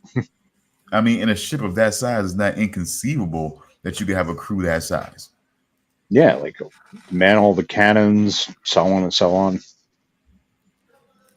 Yeah, so it's not completely inconceivable on that note. So it is what it is. So although we didn't quite get a number, because by the time we arrived to them, they're by the end of it, and the captain is putting a bullet in his head. So I mean, that's where we kind of come into, into their status, when they're on that ship. So we have no knowledge of what, of what the status was before they set sail. So, but then, yeah, when it's like, okay, let's say we got 7 people, including me. We have no guarantee of any kind of supplies for the journey or anything like that. So it's just like, I'm just trying to figure what his, like, that's what makes me wonder, because it's like you're sitting here hat in hand, it's like somehow you think security is in those guns half the damn time. You seem to keep believing that that there's some kind of security, and as long as I have my guns out, I'll still have some sort of stance here, and everything like that, and just need the boat and my crew and everything. I just wonder. It just makes me wonder a little bit, like what was the real original plan? And I think that's that whole cloudy thing that they love to start with. It's like the same way with From, for example. Like from starts where the town has already been established. Sure, you get some backstories, you get some flashbacks to when certain people came in and everything like that, and what have you. By one way or another, either they tell it to you, or either you get to see some of it with the more with the more involved people. But it's like, overall, you still don't get a sense of what sparked this. Sometimes with certain shows you get somehow of what sparked this, and you still have the mission of what's going to stop this, what's at the helm of this, but you still get at least some idea of what may have sparked this, some idea. But it's like that's the whole thing that we kind of come in on. And with this situation, it's like we're still trying to figure out basically what the original orders were. Were there orders? Are you actually directly working for the queen? Is that something that you're saying? See, without knowing that, it's like they're saying anything, but do you believe it? It's like who are you looking at as the good guys and the bad guys here? And everything like that. It's sort of like it's sort of like makes me feel like that's what kind of like with the Game of Thrones were. I mean, like sometimes you feel like they were clear bad guys. But for the most part, people can switch up and be equally as ruthless as somebody else that you think is a villain. There was a lot of, I guess you'd call it gray. A lot of, I guess gray. You can't really tell who is the lesser of two evils or three evils. so on. Yes. So you look at it and you kind of debate out their philosophies, what you know what I'm saying, what their motivations are, and see what side you come out on, I guess. I guess that's what it was, and I guess it's kind of what it is here, except it's real. Except this was real history that from documented from what was being told from the Japanese culture. I'm thinking that some of this stuff, I don't know. Like, wow. I mean, It's definitely like it's like I'm not certain, but I would say it's more an adaptation of history. I would say that because that would be something else to have this woman like lose her husband and then that quickly take up with this John Smith Pilgrim fucker. You know what I'm saying? like the next night or maybe the same night. I mean, she's Pocahontas and real fucking quick. You know what I'm saying? He poked her Hontus. Yeah. Hey. Yeah, she was definitely getting that Sacagawea. You know what I'm saying? You know what I mean?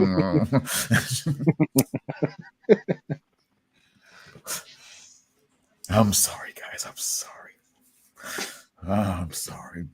It's fine. Yours was definitely more intelligent than mine. Oh, no, come on. No, look, it's a only slightly, but really, it comes from idiocy because it's a callback to 2.5 Men. Because they was talking about Charlie was dating one of fucking Jake's teachers, and it was like he's fucking getting an A, and he's not doing it. He's like, looking at us, read the test. He's like, what? You know what I'm saying? Who is Sacagawea? You know what I'm saying? Who is Sacagawea? He was like a big bag of Jawea. I think I kind of remember that one. Oh my god! I'm sorry. I just always think about that.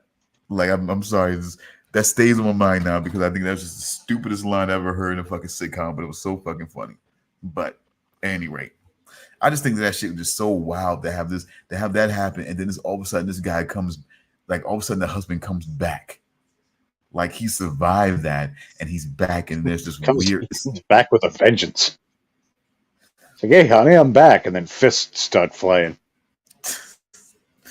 Yeah, well, I think that was just. I think that was like we just an impact. I'm sorry. Go ahead. He really wanted us to know he was back. I mean, I think that's just like like we discussed before. I think that's just years of the way she's been, regardless of the situation, and I think she really kind of made it clear. And that whole, I mean, that's just so. I was hoping. I mean, it's gotta be tough coming home every day. Like, hey, honey, how was your day? I want to die. Life is a river of tears. I wish I was dead.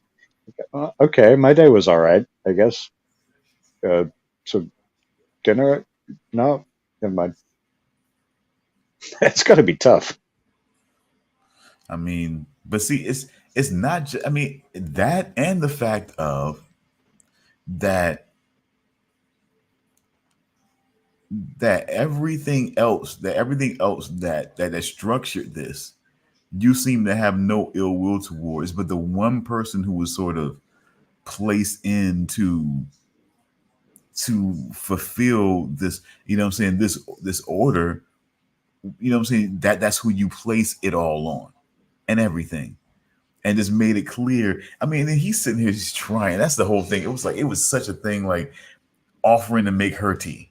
And this whole tea ceremony was like a big. See, I didn't think. See, I'm sitting thinking in my mind, like when I make tea, I put a couple tea bags in, mold some tea, put it in a cup with some sugar in there, try to make it just right, not too sweet, and just make tea for someone or myself. It's like that whole making of a tea is this whole fucking thing to it. Like mixing up some kind of like green paste. I mean, and just the whole ceremony of, okay, we scoot into this fucking room where this whole thing kind of goes down and everything like that. And it's just his way of trying to be warm and apologetic, you know what I'm saying? And everything like that, and trying. Like, knowing she fucked the engine. Like, he knows. He can't prove it, but he knows. You feel like that? I think that's why he's so pissed. It's like, it's not just the way But how he looked at my wife a certain way. I think it's like on some level he knows. I think it's the wearing. I think it's. I mean, yeah, he asked the question about her still about if she was still under his spell, but I think it's just the years and I years think of previous it, to man. that though, like him just like the second Blackthorn's on the ground, the way he races in, puts that sword to his throat. It's something like it's things like that that make me think like he knows. He just can't prove it, so he can't do anything about it. Maybe I just think between those, I think between those two, I think it's just a lot of years and years. It just culminates. It just culminates. You have a child together and everything, and just the years and years still of it. Like you've committed something to her, and then eventually it becomes this thing of, well, yeah, well, look what your fucking family did. And then to find out, I mean, I wonder if he even knows. And see, I wonder if Buntaro even knows that, you know what I'm saying, that fucking, oh my God, why am I forgetting his name? Why am I forgetting his name right now? That, you know what I'm saying, that the head guy, he was also involved in that plot to kill the Taiko at that time. Wait, are you talking about Toranaga? Ishido? Yeah. Which one, Toranaga or Ishido? Toranaga. Oh, okay. Like I wonder if Buntaro even knows that he was part of that plot. To, you know what I'm saying? I'm pretty sure that Mariko knows. You know what I'm saying? I'm pretty sure that Mariko knows that he was part of that plot, but I don't think Buntaro knows. So like I don't think there's a lot she doesn't know. But I guess when it comes to that particular thing, there's certain parts of this whole arrangement that he was still left in the dark about, that she wasn't in the dark about. And it's like you still bring all of this to him as if he's done something, as if he's in on something that you're not in on, when you in fact are in on something that he's not in on. You know, and it's still and their whole plan that he made, I'm pretty sure that he probably has no idea about, because he looks down on it. He looks down on what happened, as, you know what I'm saying, as her family now being like a pariah, you know, in Japan. For what, you know what I'm saying, for what was done.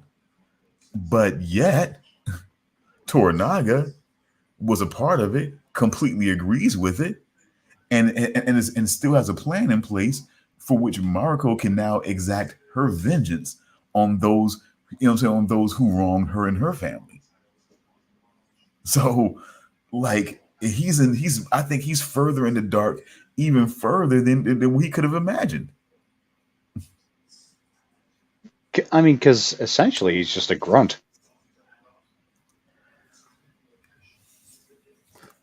High level, but high level, yeah, but he's not really entrusted with anything or knows any. Like, yeah, he doesn't know shit really.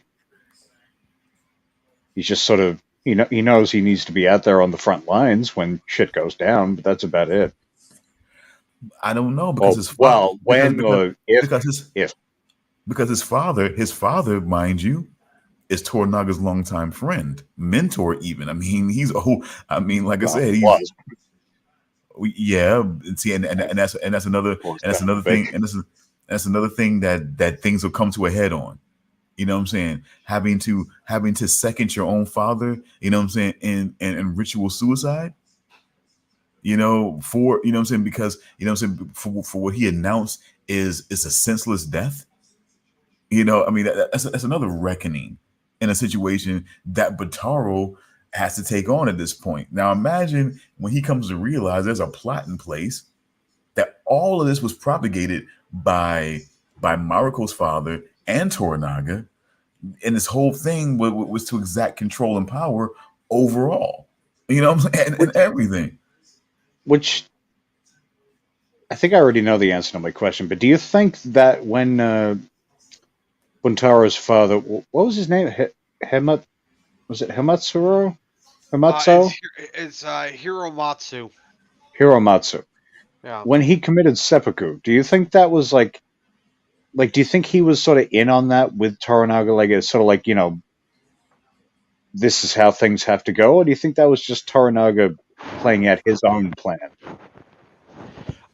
I What? think at that moment when Hiromatsu committed seppuku, they knew that he knew that Toranaga had a plan, and he was begging Toranaga to tell him that plan, but Toranaga, of course, refused to.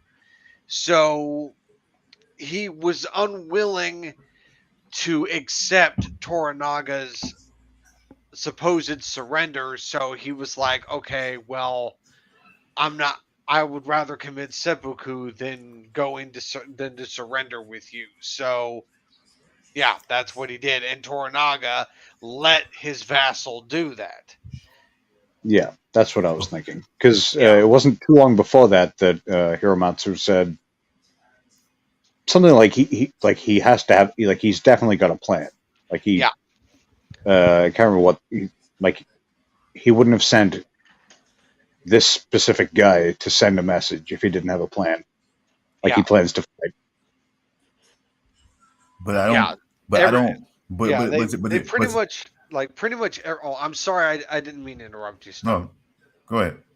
I was just going to say that pretty much everybody knows that Toranaga has a plan. Even the head Portuguese priest knows that Toranaga is planning something. Oh yeah, And he's up to something. We just have no idea what. yeah, everybody, pretty much it's like the worst kept secret in Osaka. Like Yeah. everybody knows that Toranaga is Mhm. planning something big, I, but Toranaga is just not saying what it is. because I mean, He's also very ill for some reason. That just kind of happened. I think the fact that I think that he's like appearing sick.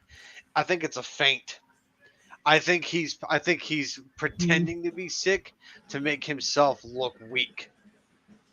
I was thinking that, but I feel like we saw moments when he was by himself when he was still coughing and stuff.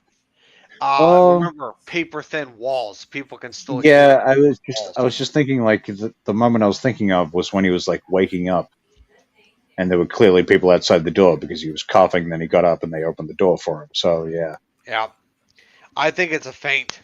I think he's pretending to be sick so that people think they can overpower him easily. So when they get too close to him, he can then strike and kill them quickly.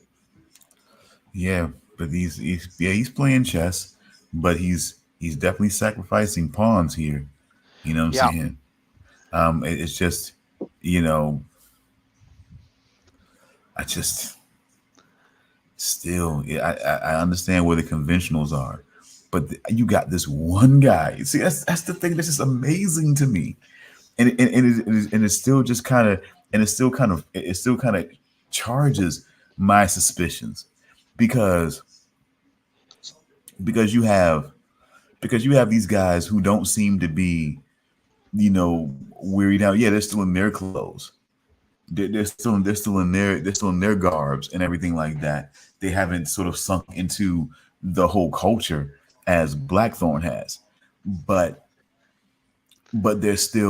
they're not being downtrodden and imprisoned, and so and then you have him, and it's just like it just doesn't help me feel better. Like he's just amongst all of this where he has no leverage at all. Here he is. Here he is. Here he always is until he was recently cut loose, and he's trying to make other accounts for things now, trying to align in certain ways and things like that. And because he's realizing at this point that he, that he kind of has to, like he said, make his own fate at this point, and but I just still, it's just like, I just, like I said, I suspect him because at least we know other people's end games, as it were, but we still don't know his. We still don't know fucking his.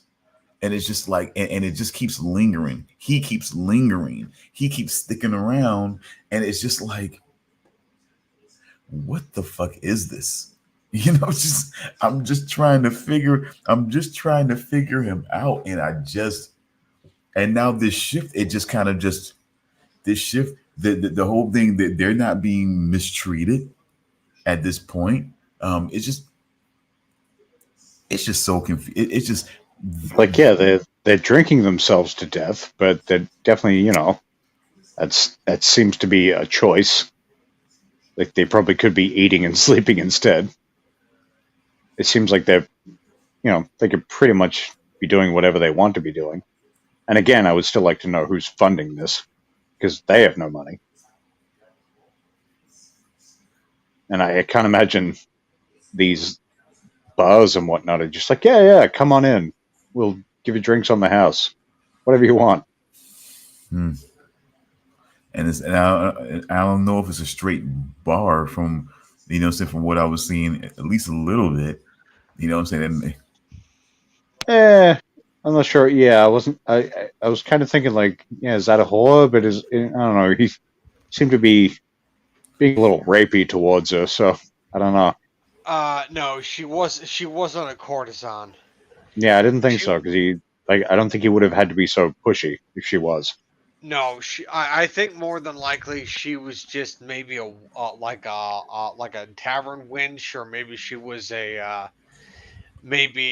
just medieval times, or maybe she was a waitress or something. I don't know if that's what they called them back then, or maybe she was just a patron at the tavern.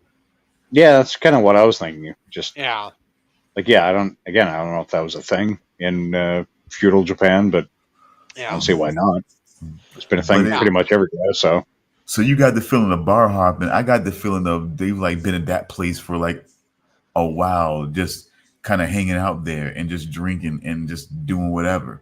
You know what I'm saying? Like at that particular place. But you think it was more bar hopping? I feel like they probably caused too much trouble in. I mean, how long did they say it's been? Like a couple of months, whatever it was. Like I feel like they probably caused too much trouble in a few places before this, and had to move on. Yeah, I don't think it's bar hopping by choice, but yeah, they got kicked out of other places, so they were like, "Fine, we're not welcome here. We'll go to another bar where we get free drinks."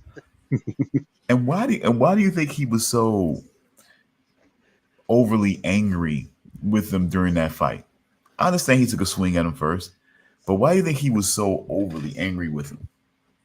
I think, which one are we talking about? Blackthorn is in his reunion with one of his crew.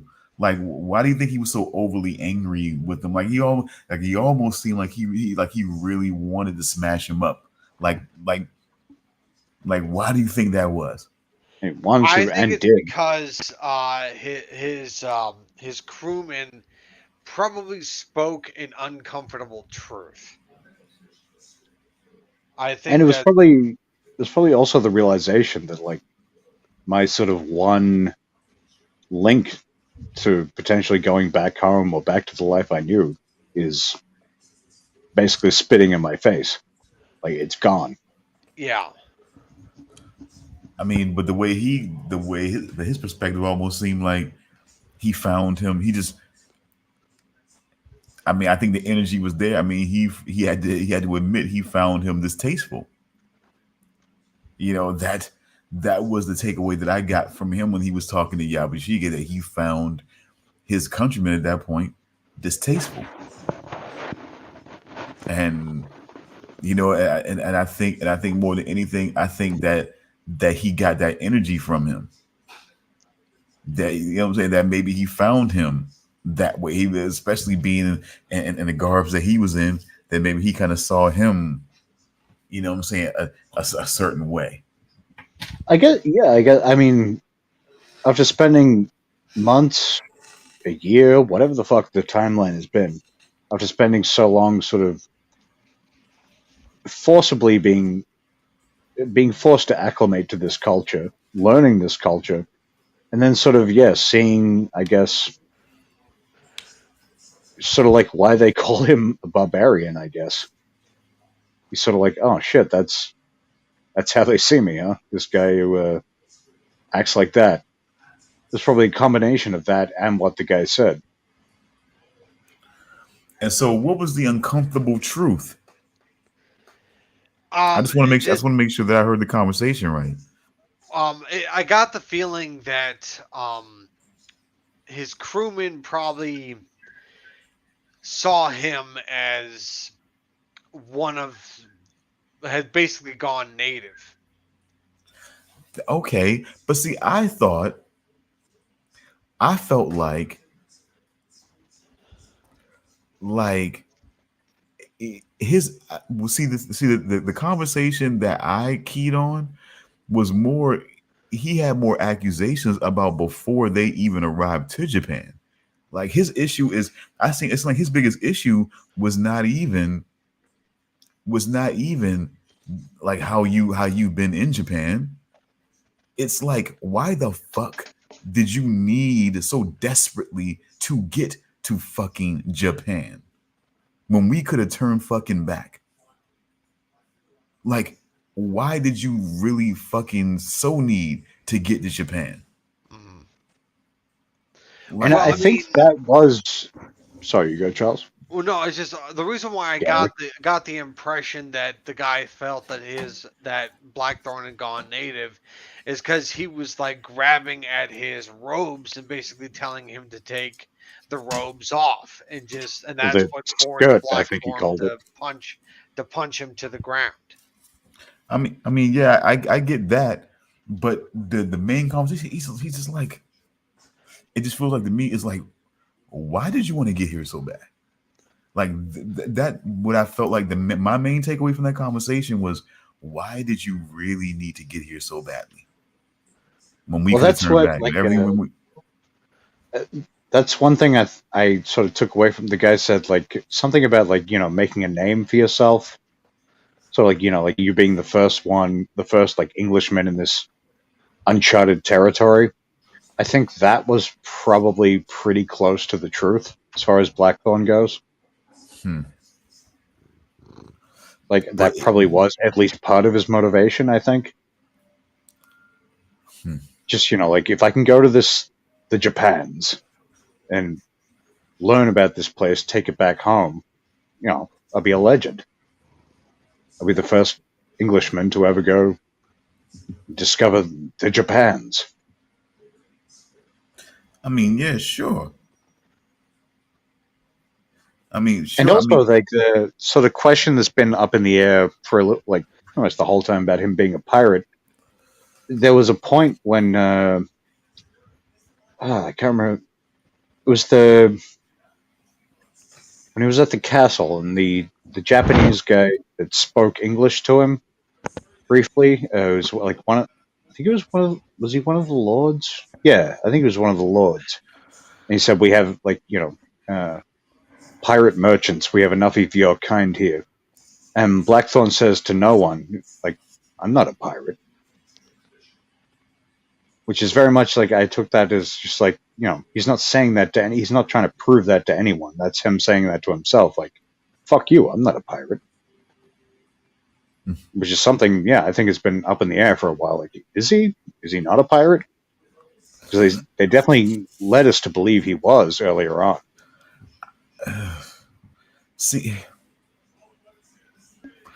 what I think is that,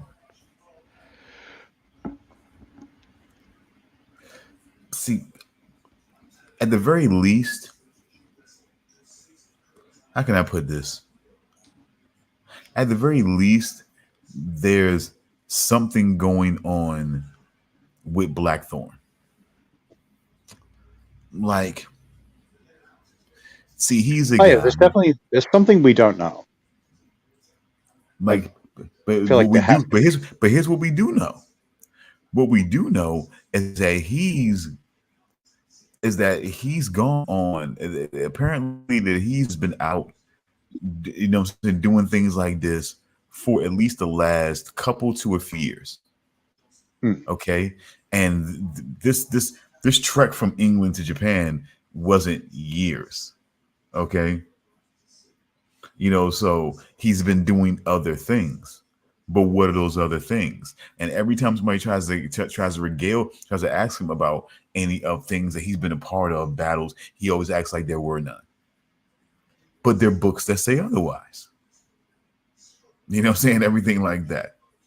There, you know what I'm saying? There are books and ledgers that kind of speak to different things, different notes that are being taken, and everything like that. So, which though weren't those books in Portuguese?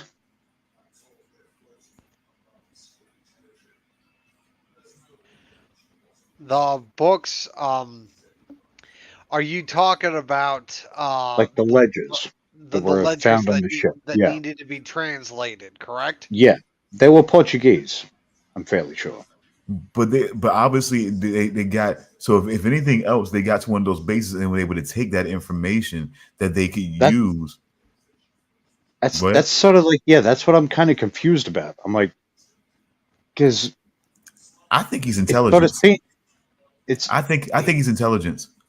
Yeah, I'm not sure, because that seemed like that was something that was being held over his head for the first few episodes or so, those ledgers, which I'm fairly sure they said were in Portuguese. And as we've sort of established, he's apparently speaking Portuguese whenever we hear him speaking English, because Portuguese is the only language that the quote-unquote English Japanese know. So he's speaking Portuguese. So I don't know. I'm kind of confused by that whole thing.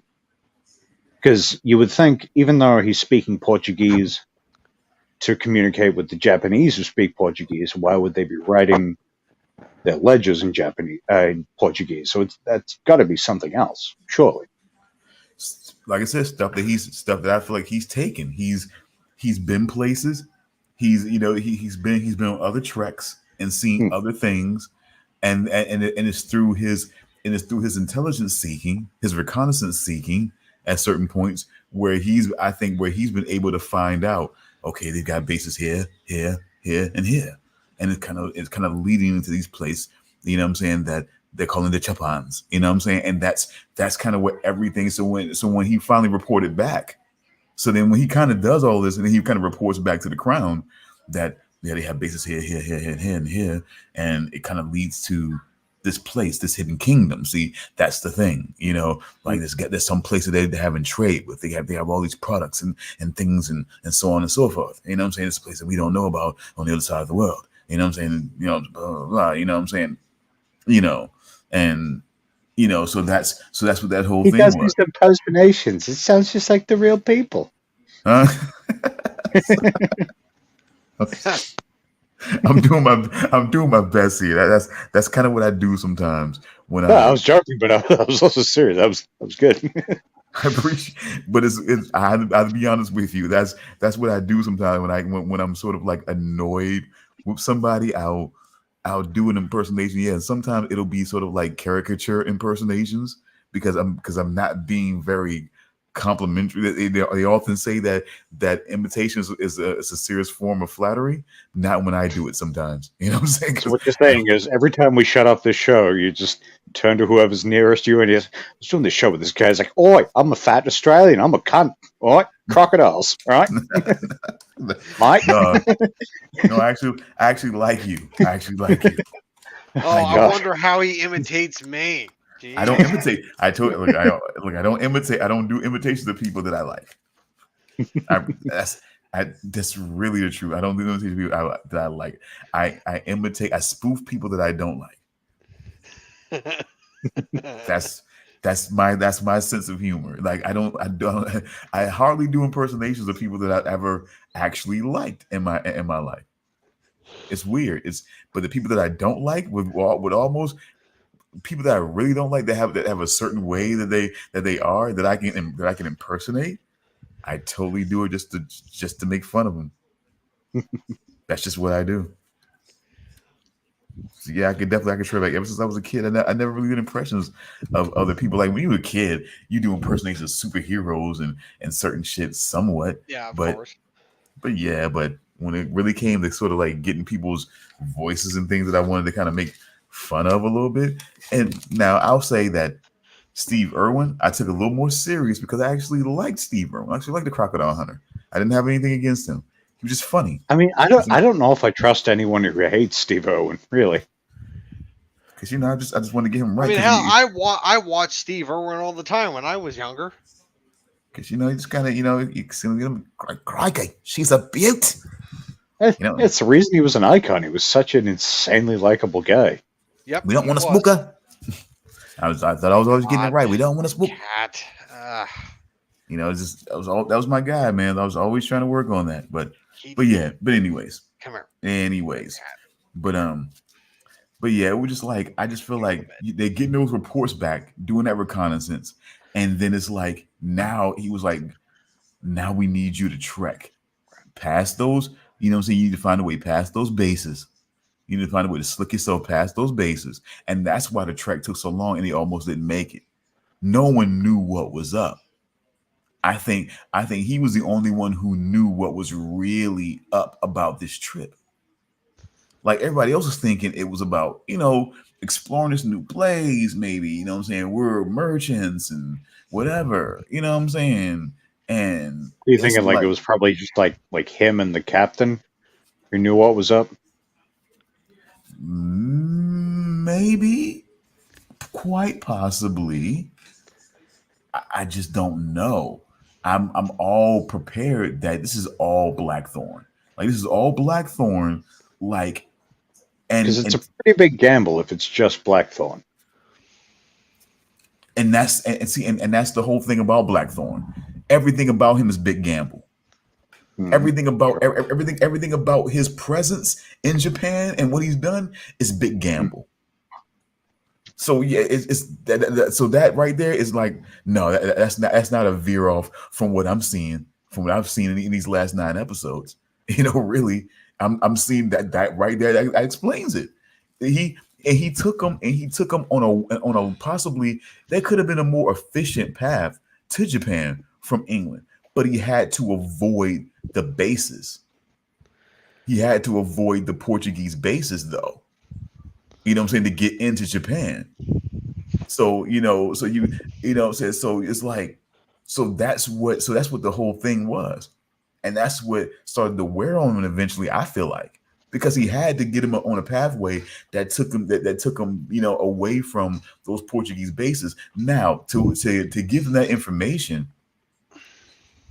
it is a good thing because it gives them good reason to take the pathway that they did. Otherwise, he would still have to explain why are we taking a longer pathway around when there's a more efficient pathway to get us to Japan. Direct routes. Like, no, yeah, there's a Portuguese ship like stationed just over that way, a fleet just over that way. So we got to go this way. You had to be honest because because otherwise, it's gonna be a big situation. It's gonna be a no-go. So you had to be honest, but he didn't have to be honest about the whole situation, and that's we will know. Oh, sorry. What are you guys talking about? Dick tipping. Dick tipping. No, we're not. They're going to be doing that last. We're coming up on that soon because we're just about done. Dick Tippin's a rapper, right? No, I hope not. Well, you know what? These days, with the acceptance of gay rappers, we might have one. You know what I'm saying? I mean, but you know what? Anyway, but no, not quite yet, but it's coming up soon because as we're pretty much closing out on Shogun anyway. But we're talking about Shogun now. But I would just say that like I said, so he had to be honest. Somewhat there, but I don't think he's been honest about everything about what this Japan trek was about. I don't think he's being he was never completely honest with him about that, and I think that's the biggest problem. I think he may be. I'm totally prepared for Blackthorn being the only one who really knows what this was all about. And that's what left this guy wondering, what is this really all about? Like, yeah, it could be about him making a name. Yeah, but that name, that name is about something else. It's about something bigger than this. It's about something. Clearly by his first question, goes back to what you said about like the crew, or at least some of the crew, had absolutely no idea what was going on. Yeah, Not directly, anyway.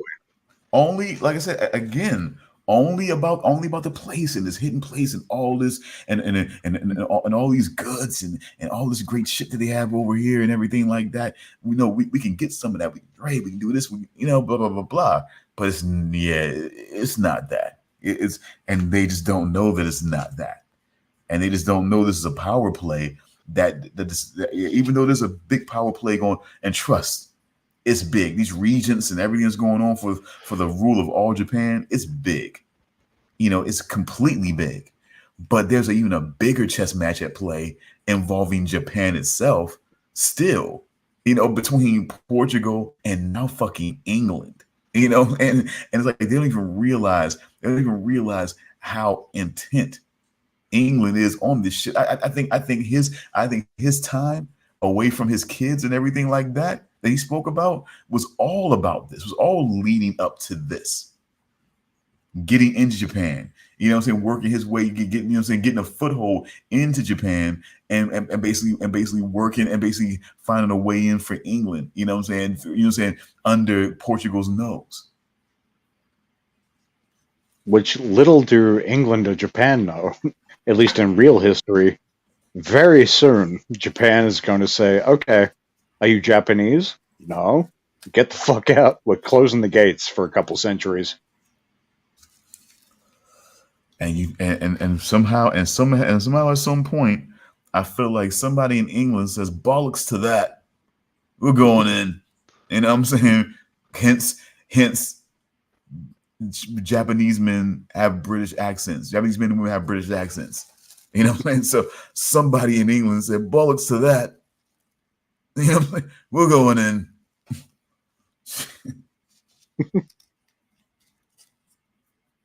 Oh shit! I just realized John Blackthorne is you remember the Eddie Murphy bit about AIDS? Like, what's worse than AIDS? I guess you just put your dick in and it explodes. That's Blackthorne. What the hell? It was a delayed reaction, but What the hell? What am I God missing? damn it, Damian. What am I missing here?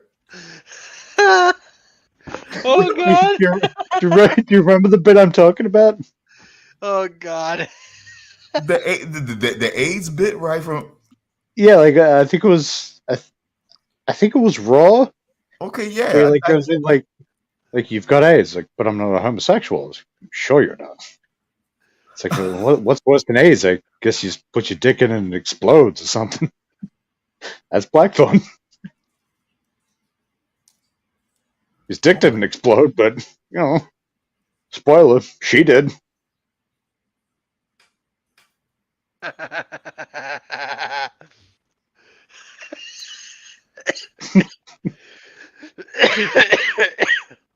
What the fuck?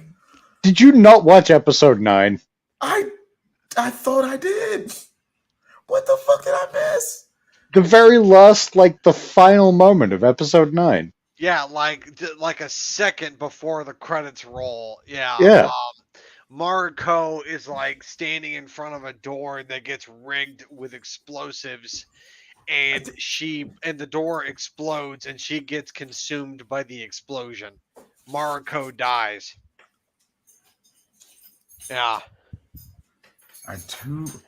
My God. My bad. 420.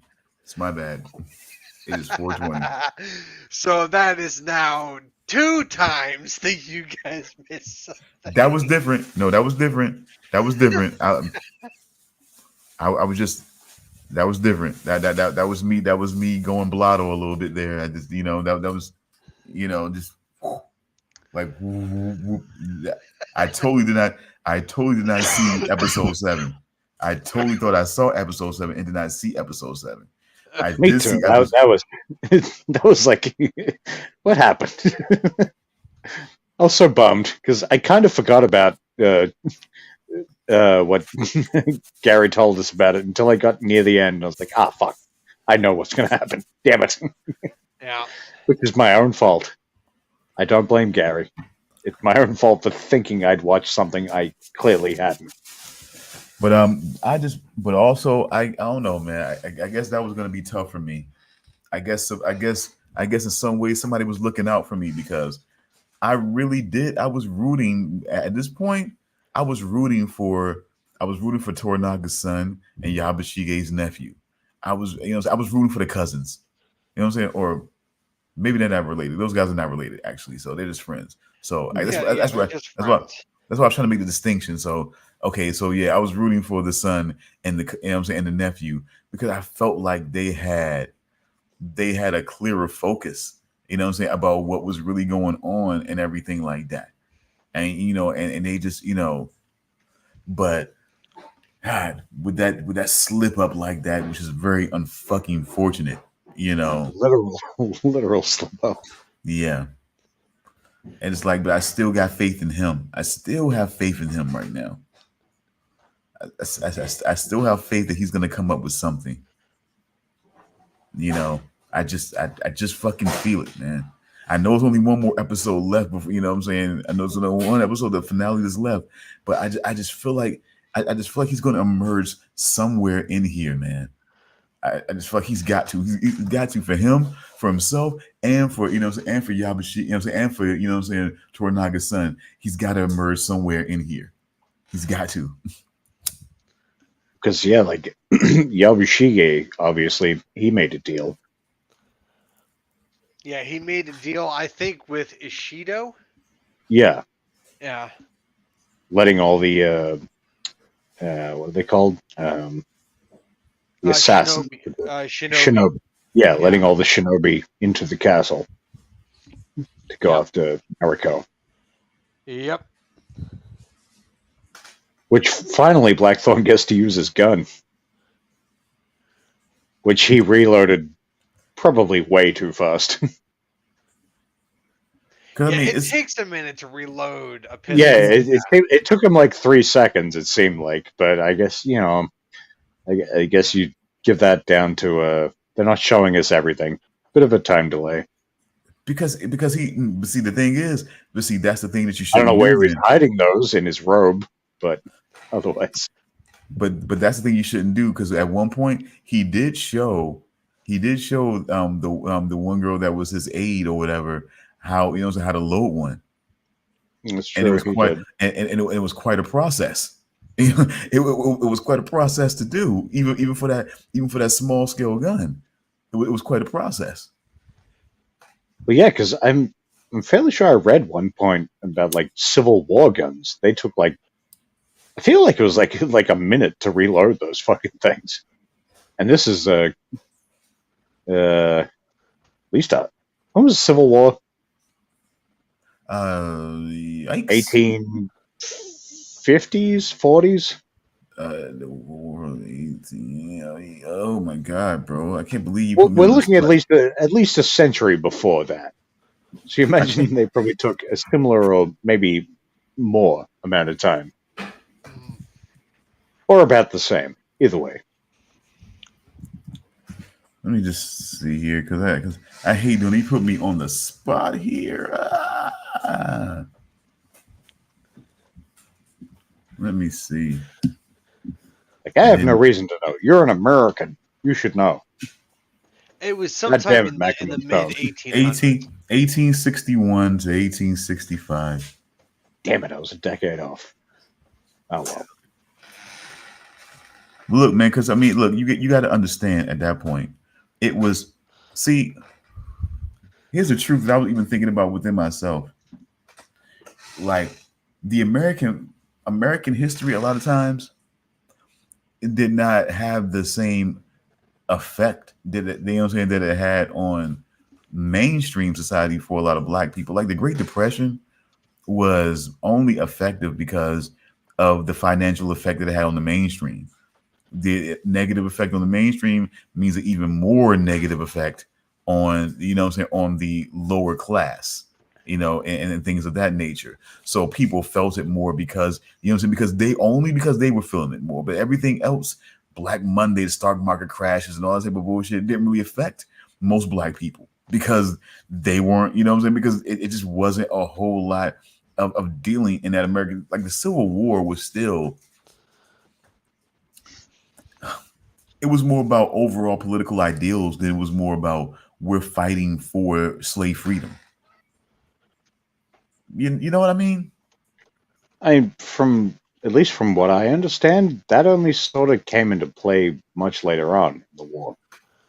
Yeah, see, now you're getting it. You know, yeah, that's the whole thing. It was more about political ideals, you know, more than who was really going to run America. Was it going to be the, you know what I'm saying, the Southern political system? Was it going to be the new Northern political industrial system and everything like that? That was more of the argument that was happening. So again, it was a situation, a big event that really didn't affect Black people so much at that point. It was like, you know, here we are still being slaves, and here we are, there's a big war fight, and now we're being used for bodies. You know what I'm saying? Mainly more numbers, more bodies, you know what I'm saying, to kind of win the war, you know. And then again, from what I understand, used as a tactic to end the war. Somewhat. Like this again, this is based on like I've heard that Lincoln only freed the slaves as a tactic because it would take away soldiers and so on. Symbolically, because I would say more than anything, they needed to distinguish themselves from the South. Because if you're acting like you're an answer, you're basically an opponent. You're an opponent of the South, then you're an opponent of what they stand for, and what was felt like the Southern power structure stood for was slavery. So if you're opposition of the South and you're the Northern industrial revolution, you know what I'm saying, that the modernizing society of the North, then structure of the North, then you're against slavery. You don't want this. Right? You know what I'm saying? So the thing about it is, it's like, yeah, that's why the Emancipation Proclamation was not a free those. It's not, hey, Mr. Let those people go. It's more like, okay, people, the slaves you got, value them, because that's all you're getting. It's done now. You know what I'm saying? It's like that's what the Emancipation. That's what the Emancipation. Yeah, go ahead. So it's like you can't get any more, but you know what you've got is what it is. Yep, that's what the Emancipation Proclamation was. It was like these people are now free slave. Those people who are not under anyone's, you know, anyone's ownership, they're now free people. You know, they were processing their paperwork to them people to be free people, and you know, no longer to be sold. But that was flimsy because people would just get kidnapped, people were ripped up, and now they're slaves that they own, you know, now, and they are now pulled back into slavery or pulled into slavery for the first time where they never were, and were free people, you know, and things like that. All sorts of crazy shit like that would happen as a result of that. So yeah, it's just, you know, when you have a process where people are still enslaved, you still have a process where people can corrupt that process and still enslave other people. That's what happened. You know, you can just like I said, you can kidnap people and make them your slave. Still, it's like they still were doing that. That's what they were doing in the first place. They kidnapped these people and made them their slaves. And then when they were free in this country, they kidnapped these people and made them their slaves. Because slavery was still a thing. You just could not obtain any more slaves, but you can still enslave. It's it's complicated. Yes, it's complicated. I'd say also innocuous. Complicated is putting it lightly, I guess. Innocuous is I would venture that I would put that out there. Very innocuous, very backhanded. I would definitely say that too. It's very backhanded. And just Just sort weird. of to tie it into Shogun a little bit. I was Yeah, listening please, to please. a podcast about pirates from roughly the era that Shogun takes place. Apparently, a lot of the pirates back then would actually free slaves and either just free them, just go on, do whatever you want, or they would make them part of the crew, which they quite often would accept because why not? But yeah, apparently a lot of like white pirates and whatnot would free slaves and attack slave ships and free slaves and whatnot. I mean, do you think It a lot was of a it thing. would? Do you think a lot of it was like the Princess Bride with the Dread Pirate Roberts? Hey, don't get too comfortable. I'll most likely kill you tomorrow. You know what I'm saying? Over and over again, just to what I'm saying, just kind of to breed a little bit of loyalty and fear. You know what I'm saying? I don't know. You know what I'm saying? A little bit of ass kissery to save their own lives, and then eventually the lives get saved, and they just kind of become part of the crew. Maybe Yeah, it's definitely possible. I'm just going by this one podcast, like history podcast I was listening to, and they were talking about how quite often pirate ships were surprisingly diverse with the people they had on board. And, they sort of went into the whole, they would free slaves and whatnot. Very interesting. I mean, because There's a series I haven't finished listening to yet, but so maybe there was a dark tone at some point. But oh no, I mean, look, what I'm saying is, look, there's always darkness. Look, you're not going to take a ship by saying, you swing on a rope and say, ha ha, we have now taken over your ship. Surrender now. You know what I'm saying? It's not really going to be like that. You know what I'm saying? So much. It's going to be like, okay, we're going to shoot some cannons first and blow up big chunks of your ship. You know what I'm saying? Some of you people might make it through. Some of you people might, might get completely annihilated in this assault. Oh, I played Assassin's Creed Black Flag. I know what it's like. Yeah, then we'll swing onto your ship. You know what I'm saying? Once it's fucking decimated. Like, now, who here wants to be among our crew? You know what I'm saying? Don't get too comfortable. I'll most likely kill you tomorrow. You know what I'm saying?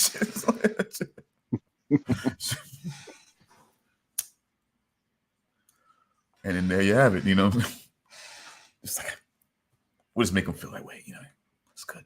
It's fine. Don't get too comfortable. It's like, hey, you did good work today, but don't get too comfortable. I'll most likely kill you tomorrow. So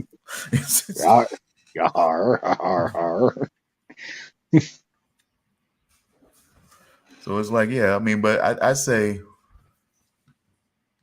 definitely say back then, more than anything, that the quote unquote, see, look, like it or not, fucking Columbus was a pirate. Fucking a lot of the pirates were, let's just be honest. I mean, look, my kid loves he loves a fucking animated show that speaks of a Latino pirate. Little kid Latino pirate. He's a fun one. He doesn't kill anybody. He doesn't take anything. He gives stuff back. He's not that. But I'm just saying, like, some people starting to feel like now the true of the situation is that if you have Pirates of the Caribbean, that they're more than likely going to be Caribbean pirates. Just a thought. Like just a thought that if you have Caribbean, Pirates of the Caribbean, you're gonna have a few Caribbean pirates, possibly. Leave some guys of Latino. It's not gonna be all British guys. You know what I'm saying? So some of those guys are gonna be, from those islands. Just saying. It is Futurama's fault that whenever the Caribbean pops up, I think of Barbados Slim. Limbo champion Barbados Slim. Well, don't get me. Don't get me going back to the Robot Chicken thinking about Montage. Beep, beep. Man, I'm such oh god. It's montage. Beep, beep. Oh my god. I don't even know. Do you guys even have you guys ever seen that at all? No, I haven't. It rings a bell for sure. Montage is a Jamaican. Is like this Jamaican character, dreadlocks and everything like that. Every time they have a certain show before they go into a certain montage or workout montage or whatever, like you know, like No Retreat, No Surrender, you know, or whatever, or something like Rocky or something. They would have a certain montage with training montage where they got the music going and shit like that. He would always come in before the montage. You know what I'm saying? Workout montage. You know what I'm saying? Some shit like that. Just, his name was Montage. You know, just like. You know, just it was funny. I don't know. I would show it to you, but I don't want us to get struck for anything. Ugh. Jesus. I mean, I'm sure my intro has already done that. Well, I hope it's a claim. We'll see. Come on, man. Come on. It was funny. I mean, come on. Jeez. It's not like we're trying to sell a damn show or something like that. We're trying to sell our analysis. I'm trying to sell our analysis of the show. Is what we're doing. That's what we're doing. That's all. Jeez, don't.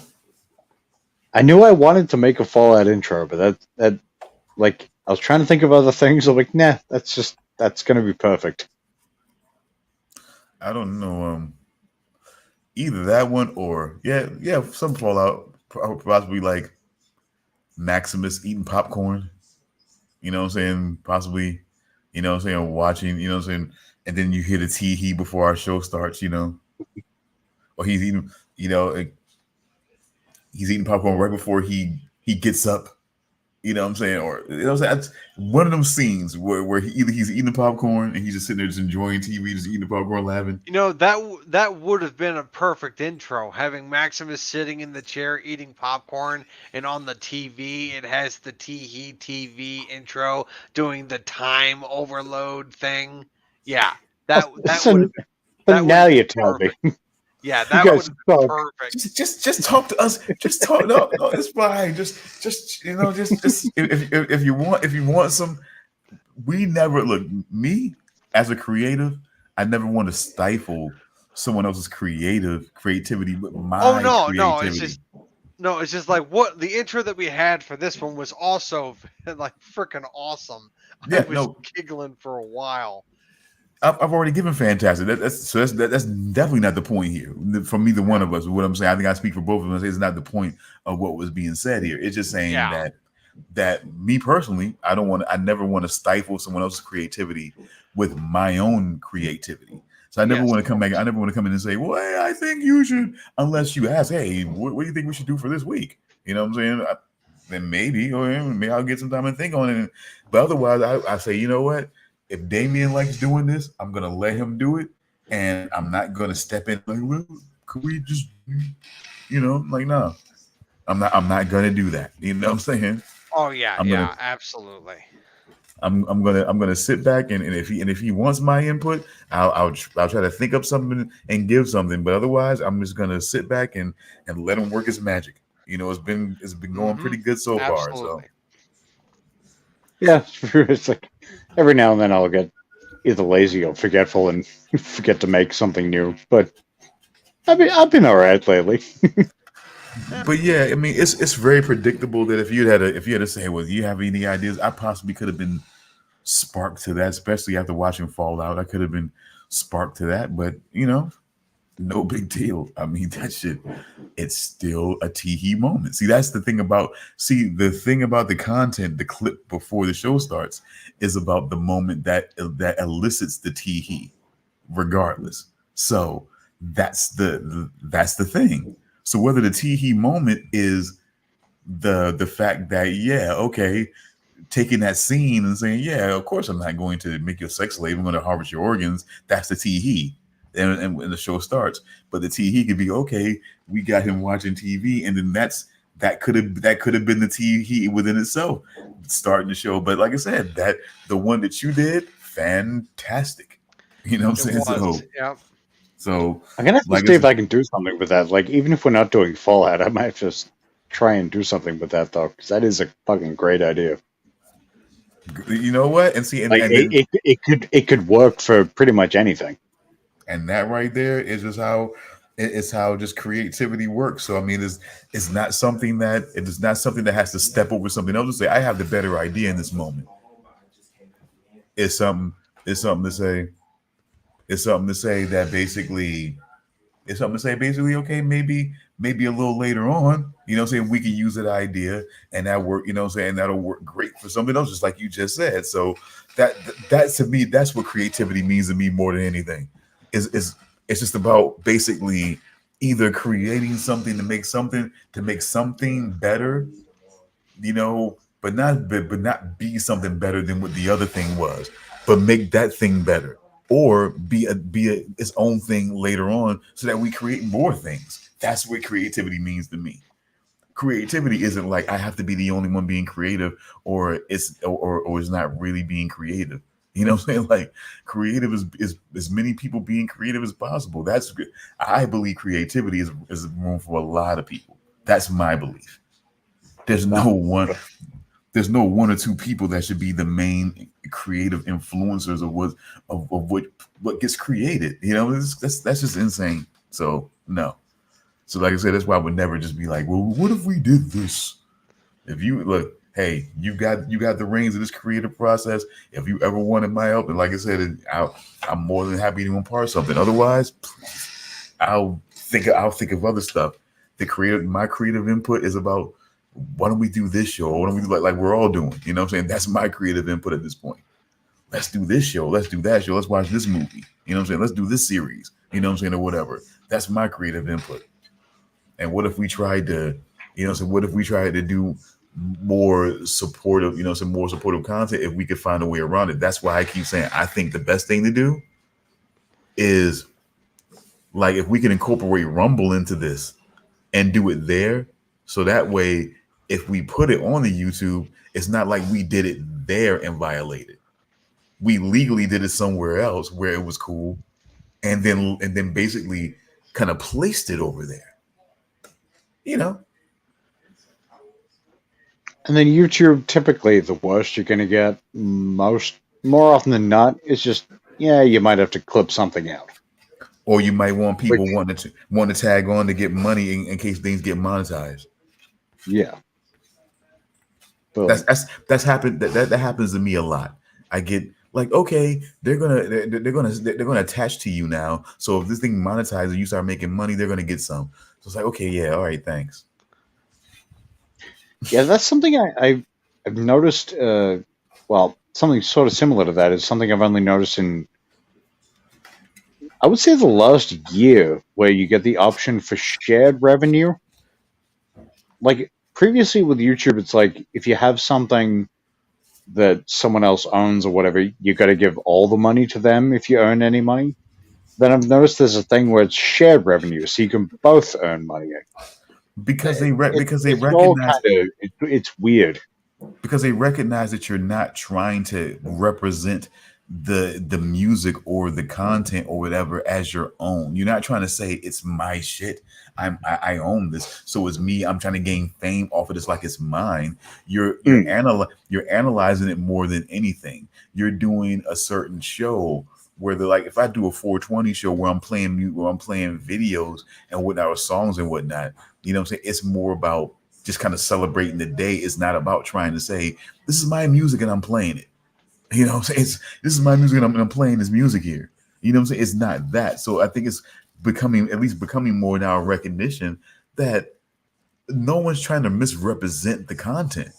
It's just that somebody's using the content to support what they're, a show idea that they're doing, or a bit that they're doing, or something like that. So it's being recognized. And I think it's more options now. I think it's an option. I think more than anything, an option is being chosen. Somebody could try to go for a strike, and it may just be or it may just be a claim. You know what I'm saying? Where it may just be a warning at this point of the situation because they don't think it warrants that situation. But some people might choose it. Some people might choose, well, you know what? If this thing makes money, I want to make money off of that, and they can choose that. I think. I mean, what do you guys think? Yeah, I think like definitely having more options going forward is a good because I mean look at the amount of channels exclusively devoted to video games. How is that really any different to commenting on music or movies or whatever? Because you actually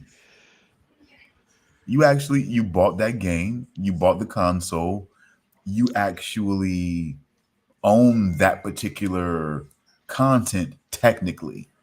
Well, You yeah, but like that's what I'm saying. Like if I bought an album on like on CD, or if okay. I bought a movie on Blu-ray, Hmm. and then I decide to use clips from it, comment on it, and whatnot, like should it not all be kind of looked at the same?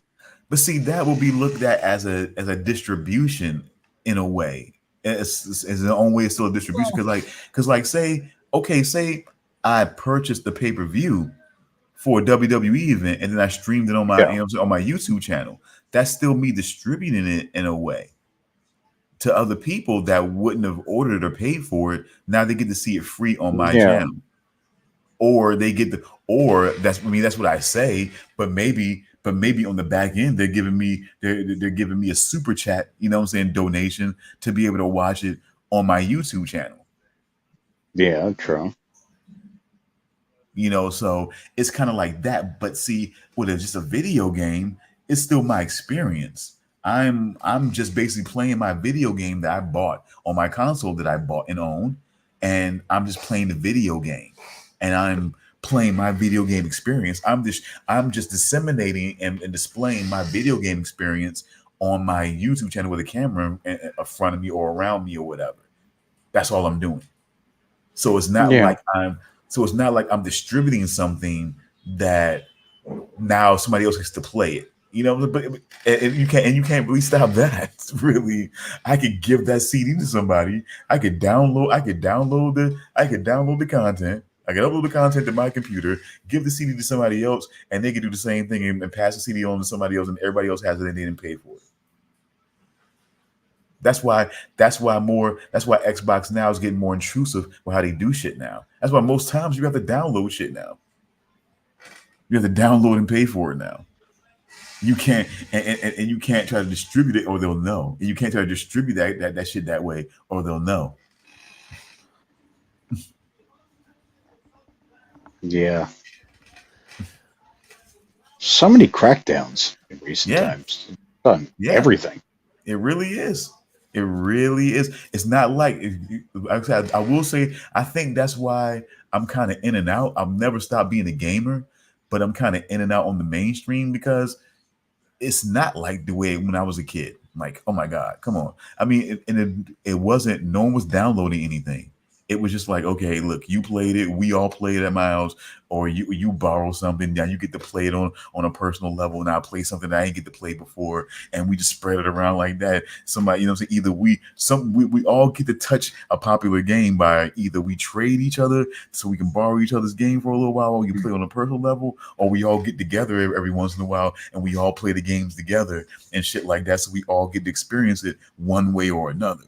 But you know, it was fun times. But then you know, more and more things come along. You know, more technology gets in there, and it's just like, and now it's a different thing. And they realize now they want to scrape up every bit of money.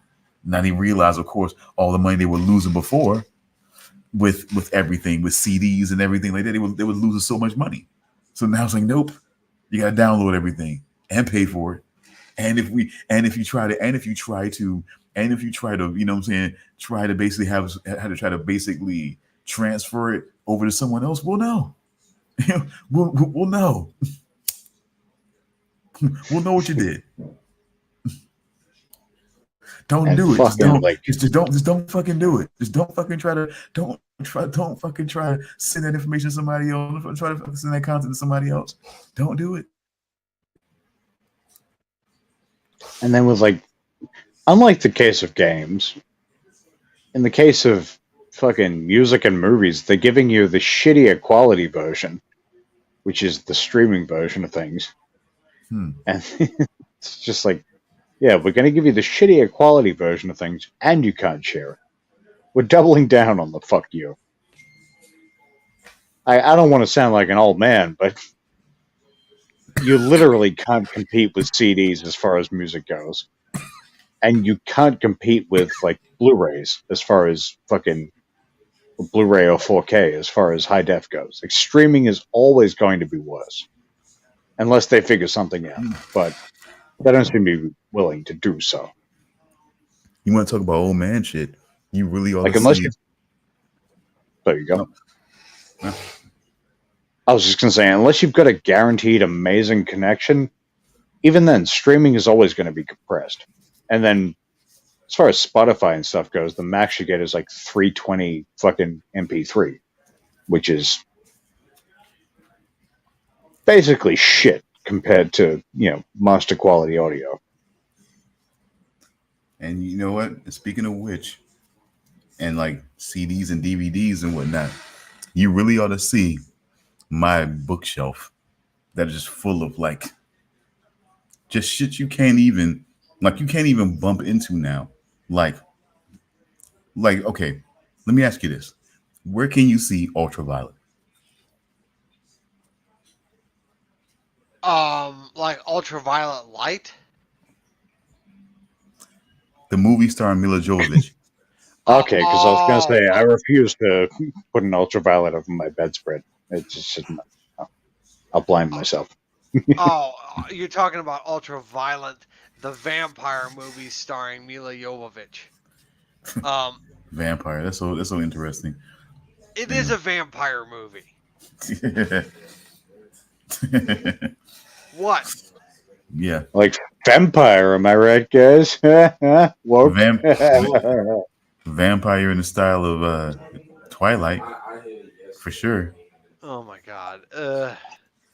Which Look, I I watched only all of ever those saw recently the because of movie Root Track. once. I vaguely remember that they were dealing with vampires and that it was They were like that because because of the logic of the disease that they had. But let me just, I would say that if you were saying they were vampires, it was like ultraviolet. The ultraviolet vampires are like Twilight and the Matrix fucked to like Eurotrash music. well, that is an image that I didn't want in my head. Hey, it sounds kind of sexy in a trashy way. I'm just that's what if you're saying like those are like actual vampires, then yeah, they're like the vampires if Twilight and fucking the Matrix fucked the like Eurotrash music.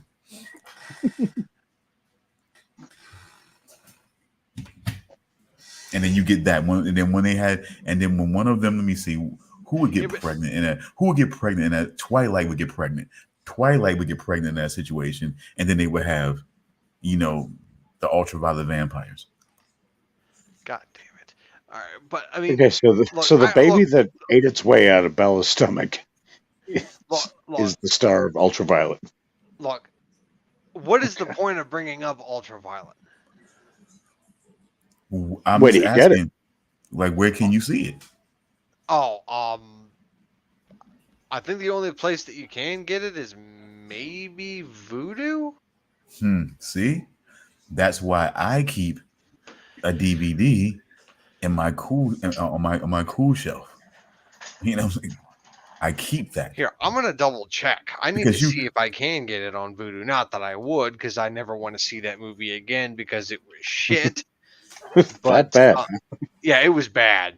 Let me scratch. Shit. It's not even called Voodoo anymore. It's called Fandango at Home. Oh God, they did go through with changing the name. Let me scratch my cheek over here. here. Ultra. You scratch my cheek. Oh, yep, it's on Voodoo. I found it. Yeah, let me just scratch my cheeks. Yep, just scratching my cheek here with my finger. Just scratching. Yep, it is available for rent and buy. Yep.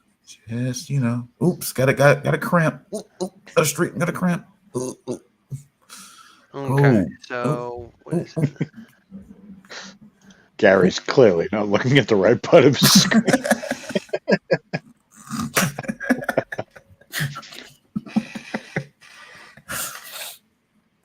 saying that flipping you off. Mila Jovovich can do no wrong. Damn you! Damn you! Mila Jovovich can do no wrong. Damn you! Okay. Multi-pass. Hey, She can hey, do hey, hey, no hey, hey. wrong. Fifth Element was a good movie. I'm not saying it isn't. She can That's do just my no only wrong. Mila Jovovich reference. I mean, except maybe linger in a franchise too long. Resident That's- Evil. I mean, yeah, there was what, like 7 of those? Yeah, I'm- I but think I'm there was saying- 8. But I'm just Jesus saying. Christ, of which I saw, I think 1, 2, maybe. I saw the Nothing, first. like- Actually, no, I've seen the first 3, and then I stopped after that. Like, I didn't hate them. It's just like, yeah, this is not really Resident Evil. No, it's not. And the It's only action reason why movies she with was the in same those title. movies for so long is because her husband directs those movies. Okay. Yeah. And then she was also in the Monster Hunter movie, which was also directed by her husband. Which, you said that wasn't terrible, right? It was okay. Like wasn't watchable. it wasn't great, but it wasn't terrible. Yeah, The story was Harry. the story was stupidly simplistic. Like it was bad when it came to its simplicity. It was just ugh.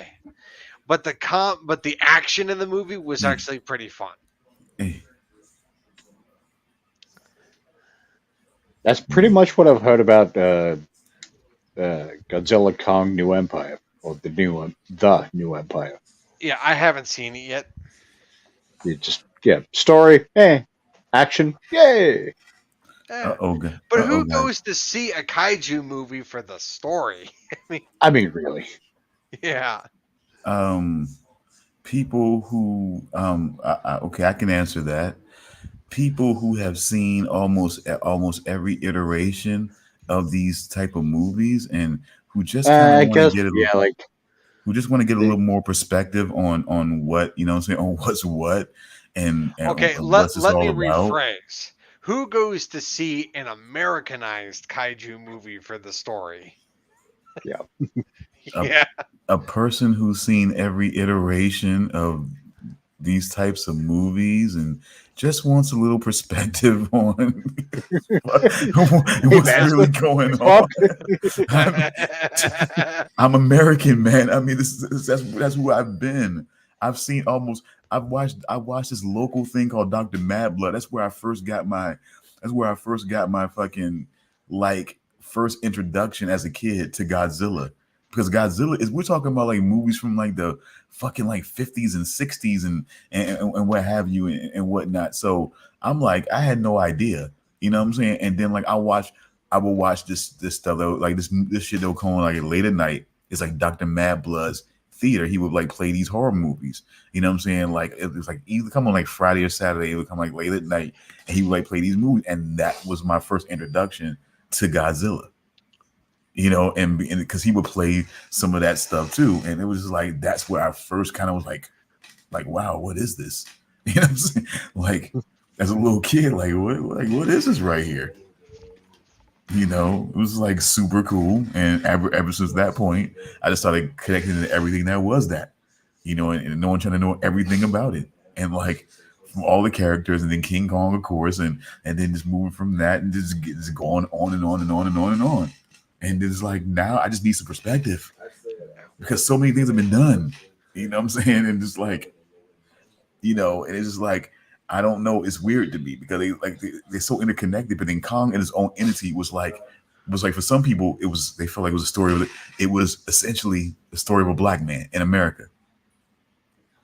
So it's like, wow, he has that story all on his own from what I'm being told, you know what I'm saying? Like in other iterations of King Kong, you know what I'm saying? Like, so for some people, it's like the story of it's like the story of a black man in America. I do recall the famous story of the black man who climbed the Empire State Building, shut down by biplanes. Like, I mean, it's symbolic. It's symbolic. I know. I know. I know. No, I'm just because I was gonna just laugh on it and leave it at that, but I didn't want to be that. I try not to be that guy all the time. Damian, look, because I could be the guy and I can have the sense of humor about that and just leave it alone. But for some people, like I gotta carry the flag for them every once in a while. And it's just symbolic. It's about the plate of black. Okay, but you know, I know you know. I know you know. I don't want to be rude. I know you know, Damian. I'm just, but in a concise way for those who don't. It's just they feel like it's symbolic of a black man who comes to America, who ascends to great heights, dares to love a white woman, and ultimately takes a great fall. Just, you know, breaks the chains that, you know what I'm saying, that bound him when he was brought to this country, and you know, and yeah, it's just, yeah, a lot of really poetic, you know what I'm saying, we shall overcome symbolism attached to King Kong, I have to say. You know, really. Yeah. I think King Kong, the original King Kong, is one of the only ones I haven't seen. But like I said, I mean, I never really fed into it. But then I seen the one with Jeff Bridges and Jessica Lange. And I seen like the whole bath scene with King Kong and Jessica Lange and everything like that. And then I kind of got a different, I kind of started to feel like maybe there was something to what was being said. Because when he was blowing her dry, it had a different vibe to it. Even as a kid, even as a preteen, when I saw that, I understood there was something different happening. It just yeah, you dry that white bitch.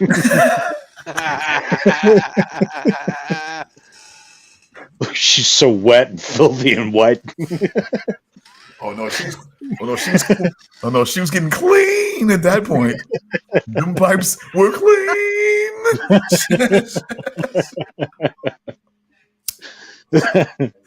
When he was blowing. Woo, woo. Exactly. She had an orgasm in his hand. I'm telling you, she had an orgasm in his hand, Damian. And Gary. I'm telling you. Oh, god damn it. She had an orgasm in his fucking hand. I actually grabbed that not too long ago to rewatch. I haven't gone back to it yet, but I will, goddammit. Wait, which Kong movie? From the 70s, 1970. Look for the one with Jeff Bridges and Jessica Lange. Okay, yeah, Jessica Lange. Okay. It has an E at the end of it and a G. It's not Lang? I thought it was Lange, but okay, maybe it is Lang. I don't know. But it could be Lang, but there's definitely an E at the end.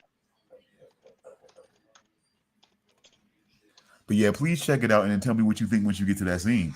When you get to that scene and you finally, I could have sworn it was Jessica Lange.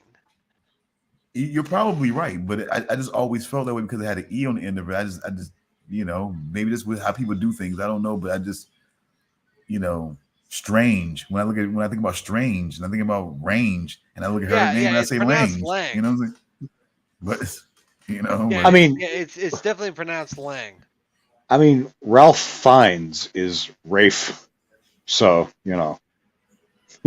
That's the thing about the English language. Just say whatever you want. The English language is weird. But yeah, like, George Carlin bit, like say Janowski and spell it Smith if you want. Yeah, all the other letters are silent. Oh my god, we're getting into the really late point, and we haven't even gotten to the Dick Sturpin. Dick Tippin. And I apologize for that because I know I wasn't going to be able to offer much to that, so I apologize. I don't know if you guys wanted to keep going on with that.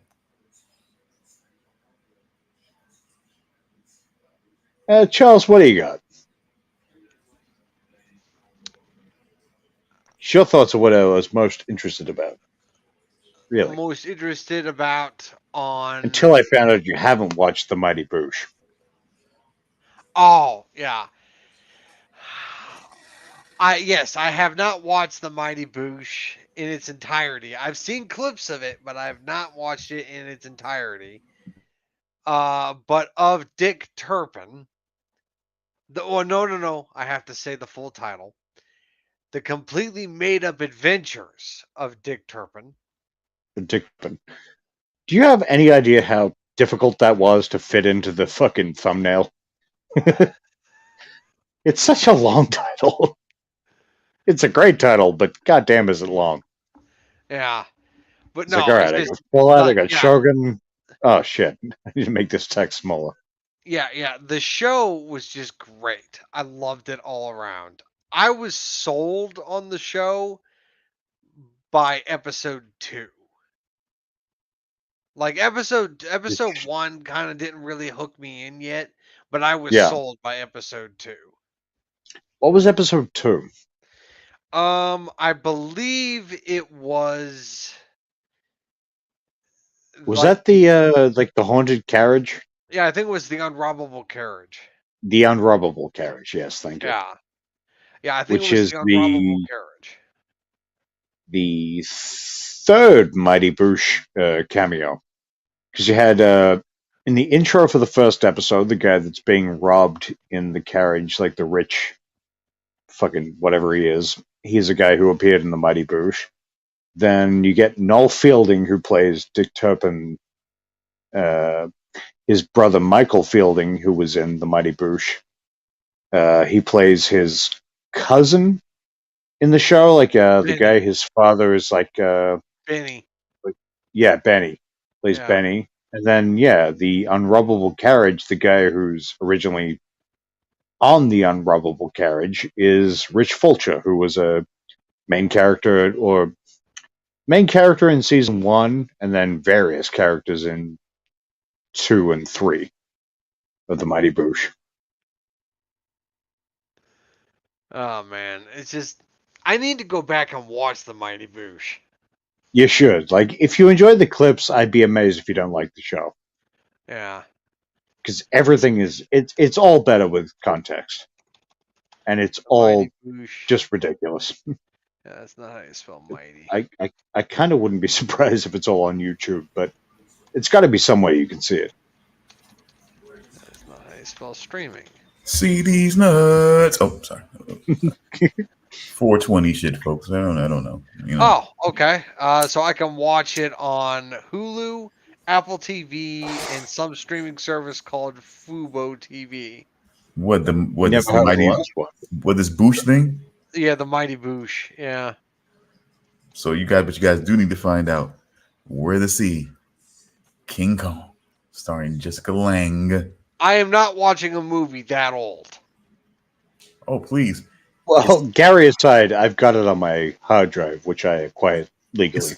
The hard drive I acquired legally, but the other thing legally.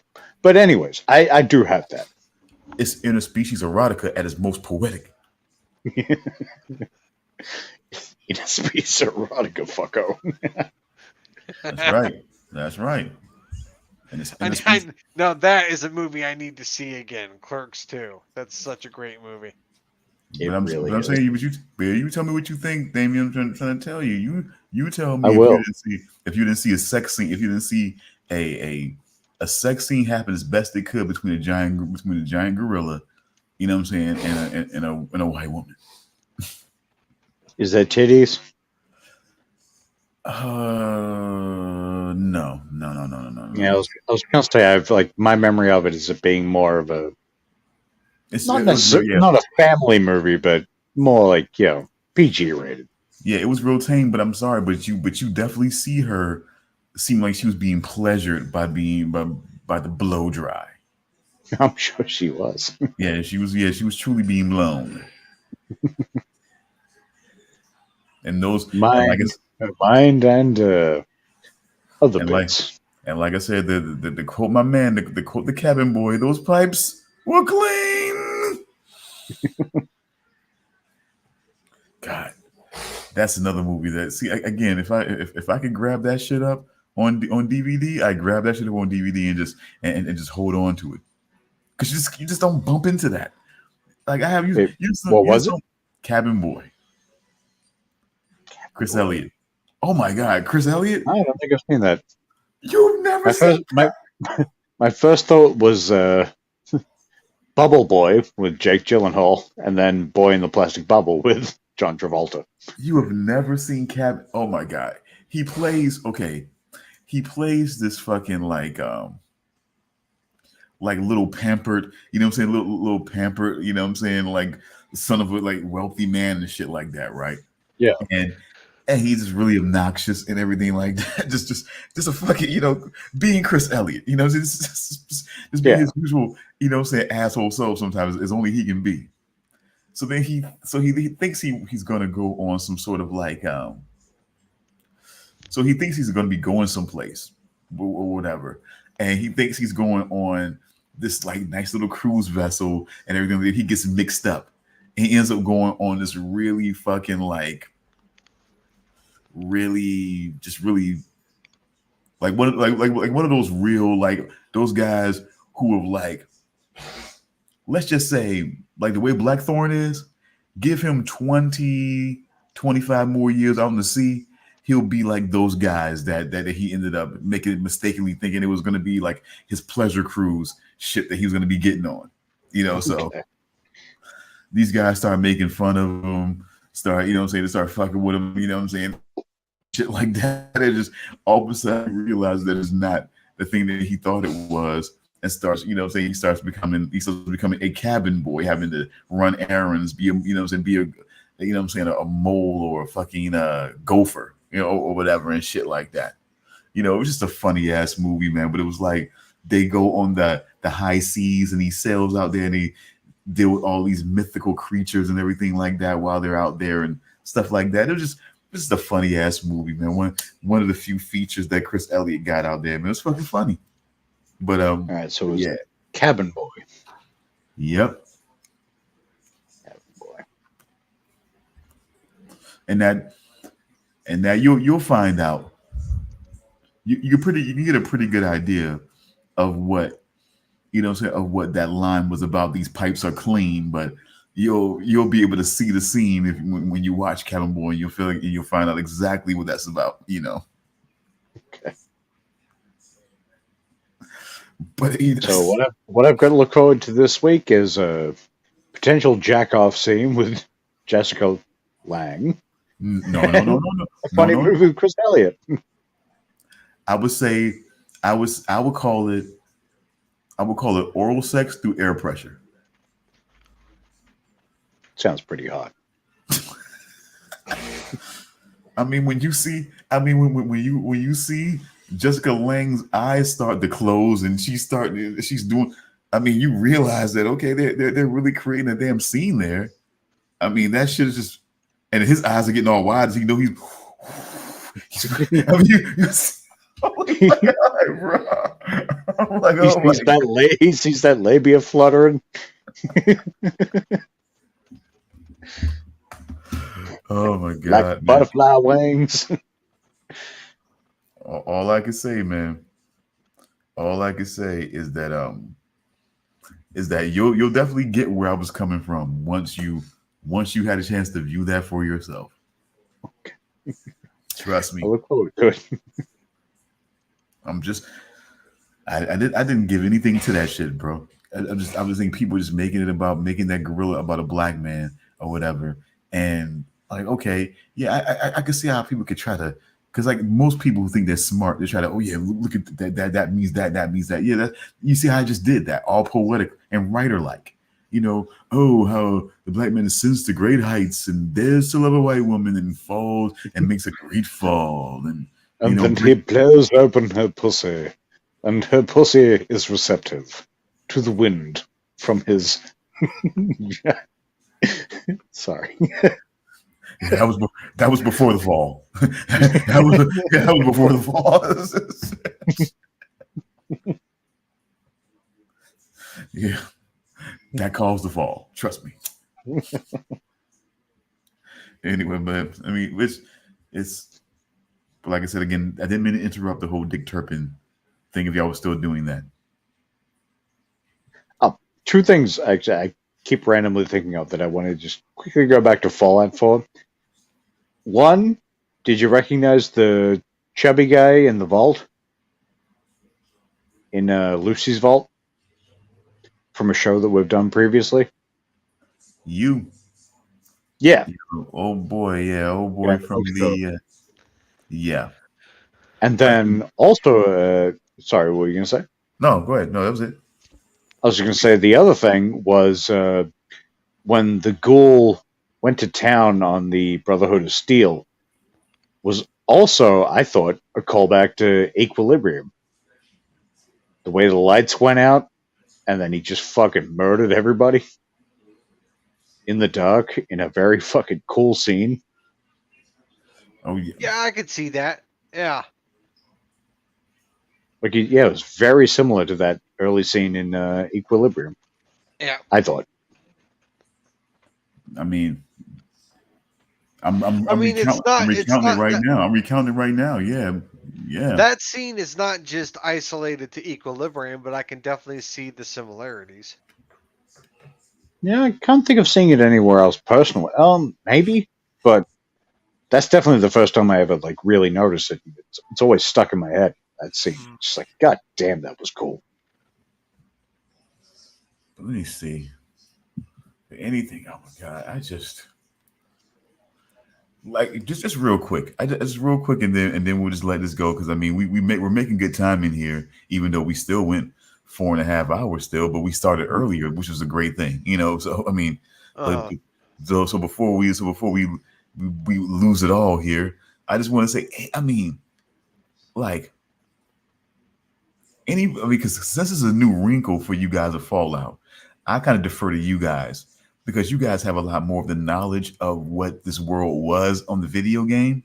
okay. So, but this new wrinkle is something that, like I said, is a new thing for even you guys. So with Yeah, with Barb and this shadowy figure being, you know what I'm saying, being some, I mean, who knows from these last 219 years. I mean, do you think, I mean, he somehow has some knowledge.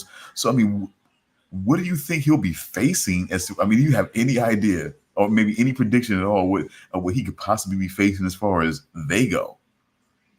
What the I mean, ghoul? or do you What feel the like, or do you ghoul feel be like, or do you, facing?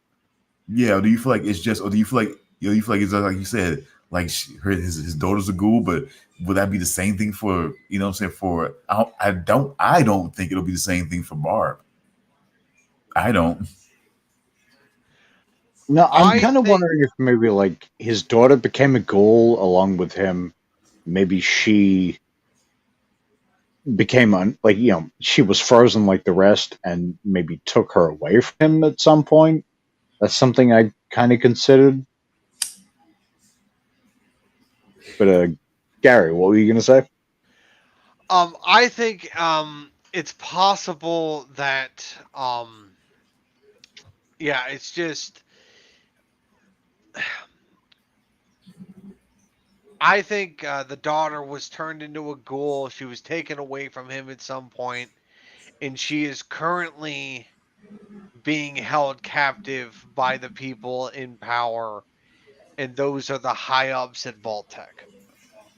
And which I I which I think would include Barb. probably, but I don't think Barb is a ghoul. I think she would. I think possibly in this whole Buds, she may have been cloned too. Yeah, I don't. I really don't think Barb is a ghoul. I think she Okay, stayed in the vault and she was cryogenically frozen. so you're sort of thinking similar to what I'm thinking.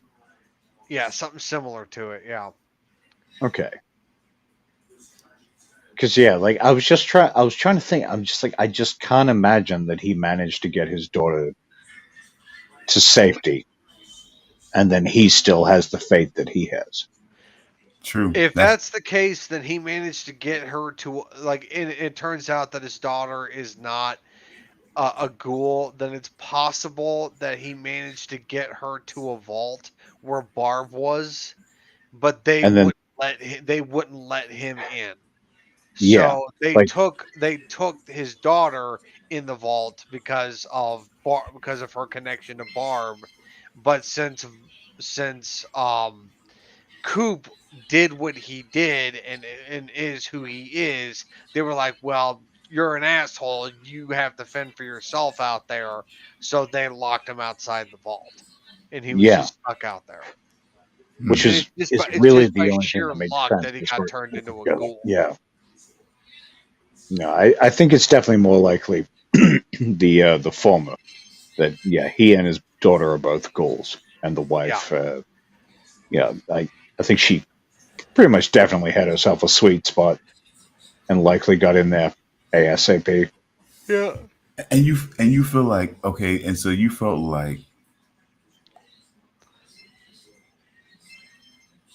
and so for some reason the feel like and so simply for nothing else but to outlast the competition, they decided to just cryogenically freeze themselves and then thaw out, all this time later because they have a brain bot at their vault that would basically thaw them out at some point. Something like Yeah, that. Yeah. yeah. Like you'd be surprised how both intelligent and stupid Voltec is. Yep. I'm just They are I'm the just world. They are the world's smartest, dumbest corporation. I'm Yeah, just I'm just I'm just interesting. I find it very interesting that I mean because I said, even though I said it to you, Charles, before when we were messaging on Telegram, that sometimes content that's being adapted from a video game to say the TV or to a movie, they have to kind of play with some of the details in order to kind of further the story a bit. I mean, this one is really interesting because it offers a whole new layer to it and everything like that could kind of bring a reveal that maybe we weren't prepared for, at all, so yeah. That's part of what makes this so great. Is it's literally just a new Fallout story. Yep. And it's Like canon in the video games. yeah, while they may have like taken influence from certain things, like uh, as I talked to Charles about Gary before the show, Fallout 3 and 4 both have you leaving the vault in search of either a father or a son. So it definitely takes that kind of element, but for the most part, otherwise, they're really just making a new story that feels right. It feels like it could have been the story for a new Fallout game. most of the first Fallout games happens in the vault. No, No. Fallout 3, you start off in the vault. That's like your sort of your prologue, I guess, and then you sort of grow up in the vault. You know, a bit of time delay and stuff like that. Then your father leaves the vault for whatever reason. He leaves the vault, and you leave to try and find him. And then in Fallout 4, you wake up from being frozen and go to look for your son who is missing. So how and So how did the and what perspective did the first couple Fallout games start? that I can't speak to as much because I haven't really played those. Gary? Wait. I played a little bit of the original Fallout. It's nothing like the newer games. It's what you would call a top-down isometric RPG. Um, it's 2D. It's not 3D. The camera of the game is pointed downwards, so you're looking down on your character. And the point of the game is that the vault that you are in, it has a water chip that purifies the water recycler so that the vault continues to have a supply of water. The water chip has broken. So your vault has a limited supply of purified water. And so when the water runs out, your vault dies. So you have to leave the vault to find a replacement water chip. and Which isn't. you have a limited amount of time to find a replacement water chip. And in that amount of time, you have the freedom to pretty much do whatever you want. You can explore the world, do quests, interact with NPCs, or you can just do a straight shot and look for the water chip and just beat the game inside of a few hours. And it's just, that's what it is. It's a relatively simplistic story, but I mean, that's just what it is. They do go further into the world building in the second game, Fallout 2. Like you can beat Fallout 1 and do everything there is to do in around like 10 to 12 hours. But in Fallout 2, you can do everything in that game in about 50 to 60 hours. Okay, so and double checking again. So, Shady Sands also new. No, that is introduced in Fallout 2. Okay. And Lucy, new or part of the original party? character in the show. Like pretty much all the characters you see for the most part, except for like a couple characters in the board meeting, are all new. No. There is a character that is Sinclair was his name. Sinclair was the older man that was talking to House. He's the guy that founded the Sierra Madre from the Dead Money DLC in New Vegas. He is in that DLC. So and Maximus is new. Yes, Maximus is new. All your main characters are new. Pretty much all the main characters are new. Yeah. Okay. All right. Well, thank you guys for that. I know. So maybe we can try to work out me trying to get on the Dick Turpin so that I can actually converse with you guys on it. Yeah. But I don't want to keep holding you guys up. I hope it's not me that's holding you guys up from talking about it, because I wanted to give you guys an opportunity to talk about it, which is why I wanted to get through it and everything like that. But then we've kind of reached a lot of hours here, so nearly 5. Goddamn. Yeah. It really does fly, doesn't it? Yes, it does. It's fun though. It was fun talking about this stuff. And thank you to all the 54. That's why it flies. Yeah, thank you for all the 54 live viewers that were actually in and out and still managed to be here when we closed out. So appreciate that. However you got here, I mean, we can debate all day how we have 54 live viewers on us, but hey, I'm not gonna look a gift horse in the mouth. So we only had some Dago jerk in the chat calling us morons. That's not bad. Did you call him a Dago? It was just one guy. I did. Are we still allowed to say that? No, I mean he's Sicilian, right? You would call him a brother. Yeah, because the Moors. Because the Moors, they did the thing. They did the thing to you. No, I can't do that. I can't do that impression. I'm trying to do the King of New York. The whole conversation between, True Romance, not King of New York. They both feature Christopher Walken, but holy shit, you're right. Holy fuck. And both great movies, just different. Damn, that's right. This watch in my ass for 7 years. Holy shit. And what I wanted to tell you is, aside from this watch, your ancestors, I can't say the rest because, I'd be saying things I'm not allowed to say. Your ancestors were wop guineas taken up with brothers. That's the South version.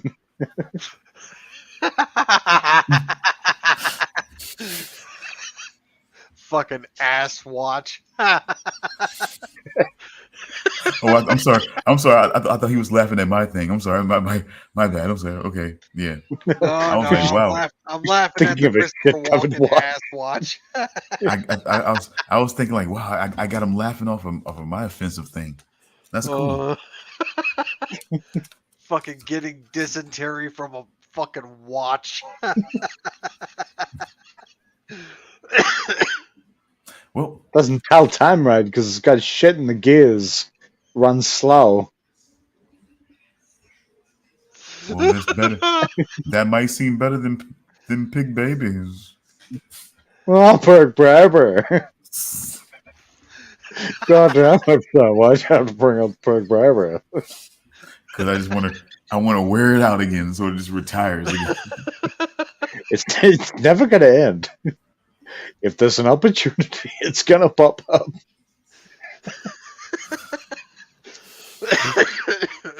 Pop up like a Perk Barbara pops out. Well, you know what? If you ever find some pig content, then it'll be great. But right now, I'm willing to end it right now because now you're getting locked in. I can feel you getting locked in now. I'm hiding behind my microphone until you just. Are you? Yeah, sure. Are you gonna Classic Maximum Stone. He brings something up and then hides behind his microphone, pretend he didn't do it. This fucking guy. You know what you did. You son of a bitch. All right, fine. This has been. Shut up. This has been TEE TV. We'll return next week with. We haven't decided yet, but you'll see. You shall see. And goodbye. Yeah. Stone. Gary. Goodbye, everyone. Been a See pleasure. you next week. I mean, I thought I was here to be a sex slave. What? No! What a disgusting idea! I'm simply going to harvest your organs. Huh? TEE-HEE